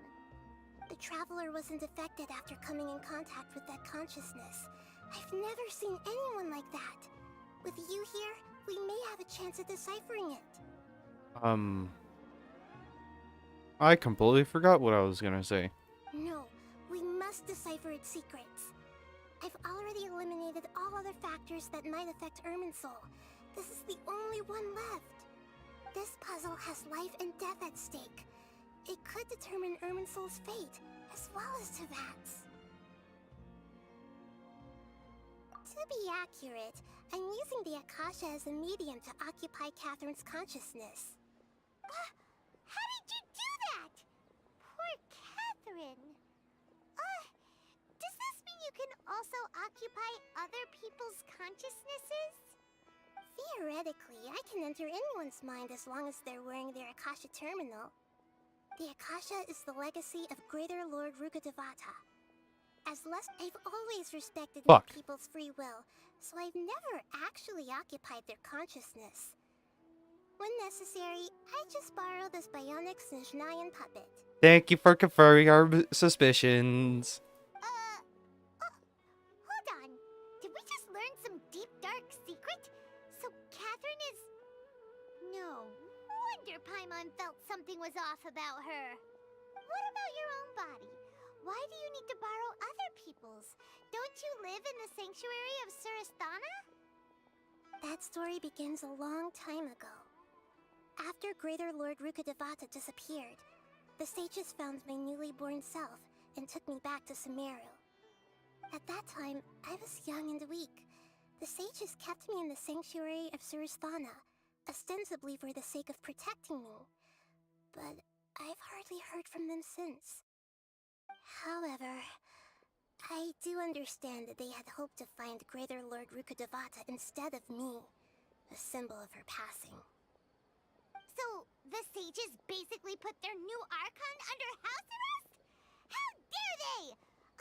Why don't you teach them a lesson, Nahida? In some ways, they aren't wrong. Greater Lord Rukkhadevata was omniscient and omnipotent. Even after her death, the Akasha is still empowering this nation. And I'm still really far away from being able to call myself the God of Wisdom. Moreover, the Academia is also more proficient at governing this country. My existence has little meaning. Yeah, you got a lot of believers. Just look at the Sub-Zero's festival. Everyone who showed up truly loves you. Thank you for the kind words. But I honestly don't need physical freedom as long as I can connect my consciousness to the Akasha. Trying to find a way to save Irminsul is my life's mission and top priority. I will work on that, and try to live up to being a deity in the meantime. Every once in a while, I will also take up the duties of the God of Wisdom and enlighten a lost soul here and there. Doing all that should be enough. About the sage's plan. There's never been any big problems with the Academia's governance of Sumeru. This is the first time I've seen them step out of line. I wonder what caused them to go down this path, and what they hope to achieve. Even though the city's residents haven't noticed anything strange, if the Traveler hadn't broken the Sub-Zero's samsara, the situation could have become dire. Again, I sense the daughter's hand in all this. I tried to do some investigating in the Akasha, but I couldn't find anything suspicious. And all the people of interest seem to purposely avoid wearing their Akasha terminals. I think they're deliberately trying to hide something. Oh, that reminds Paimon. In Gandharvaville, there was a sage who had invited Tainari to join some kind of Could it be related? Regardless, I need to first investigate the sage's motives, make things right, and punish them if needed. But I'll have to be discreet, or they'll see me coming. No one has realized the issue with the Akasha? You mean how the Akasha stops you from having dreams? Yeah, it's been such a long time. No one's noticed something's up? It's not that no one noticed. It's more like no one cared. Ultimately, it's all rooted in the sage's misdirection. Misdirection? Misdirection. Oh. The sages convinced everyone to believe that being unable to dream is a sign of rationality and wisdom. Not dreaming is a badge of honor in Sumeru. Even if the truth is that their dreams are being reaped by the Akasha. With their propaganda in place, the sages can maximize their use of the Akasha to facilitate their research. Besides, Greater Lord Rukkhadevata must have created the Akasha in the hopes that it could be used to its full potential. That's why I've never come out strongly against this. Anyway, the perspective advocated by the sages drowned out any voices of doubt. By now, even those who never use Akasha terminals find it too shameful and embarrassing to talk about their dreams. Got it! I hope my answers were satisfactory, seekers of knowledge. To be honest, maintaining Dunyarzad's fading dream took a lot of mental energy. I think I may need to rest for a while. Oh, and you don't need to worry too much about the sage's activities for now. The Akasha won't be able to conduct another project on the scale of the Sumeru Samsara in the immediate future. Go and get some sleep. Leave everything to us. What a relief.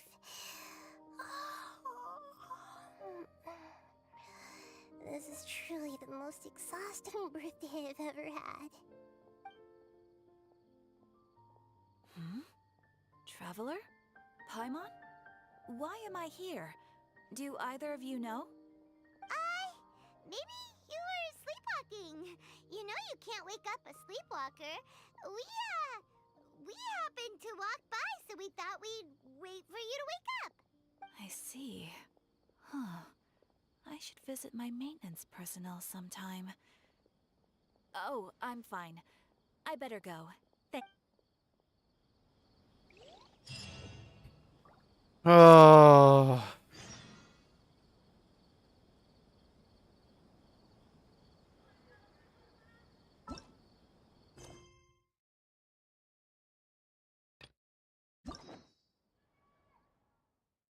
Ignar's story quest.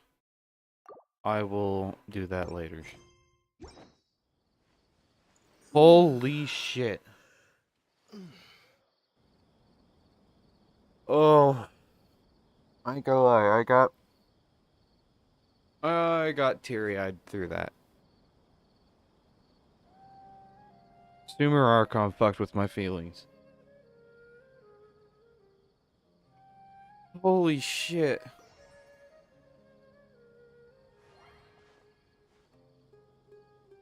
It's equal. So far, this chapter has been equal to the Archon quest of 2.7. And I'm glad we are definitely taking our time, but I can see the direction of where this is going to be going.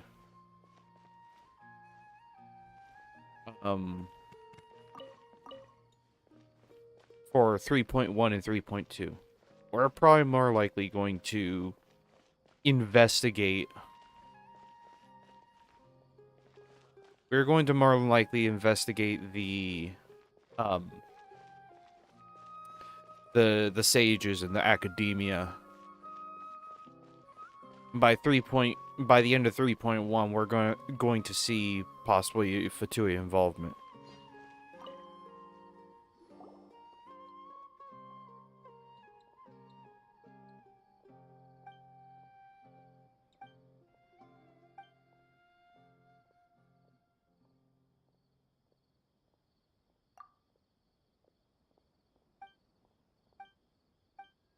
Okay, cool. Don't care.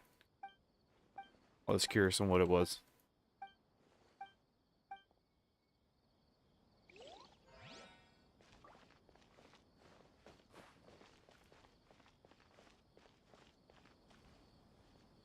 Well then, I think that'll have to end the stream for tonight.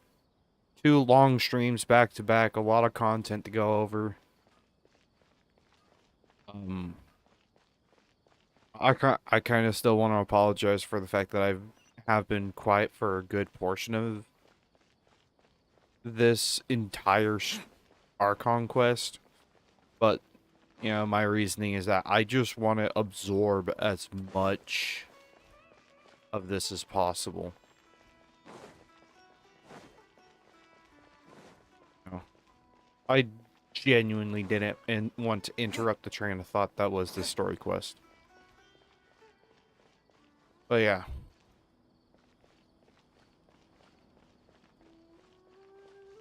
A fantastic story, Archon quest.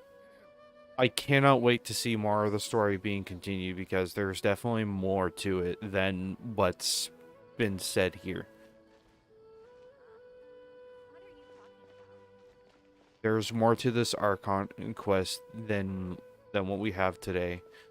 Again, we need to investigate the sages on this. Yeah. I don't really have any more thoughts on that. But so then, hope you all enjoyed. If you did, please hit the like button and subscribe to the channel. I really would appreciate it. While you're down there, hit that notification bell. That way you guys get notified for every time I upload or go live.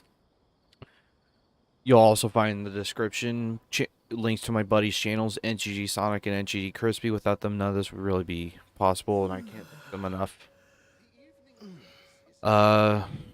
And yeah. I'll update the description of this stream as well as yesterday's stream of the Archon quest.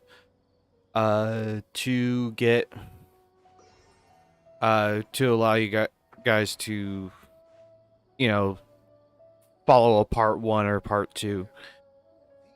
These were 2 very long streams, and we definitely want to keep them as connected as possible.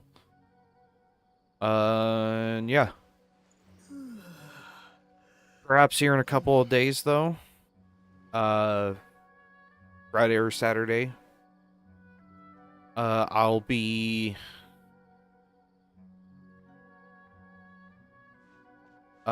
doing some more Genshin streams on the featured event of version 3.0, the Graven Innocence called. Your theory is just putting.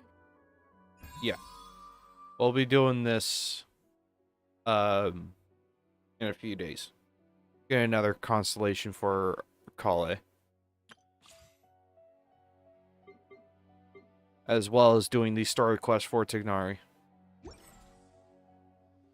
So yeah, we still have a couple more pressing matters, but definitely will be streaming it all.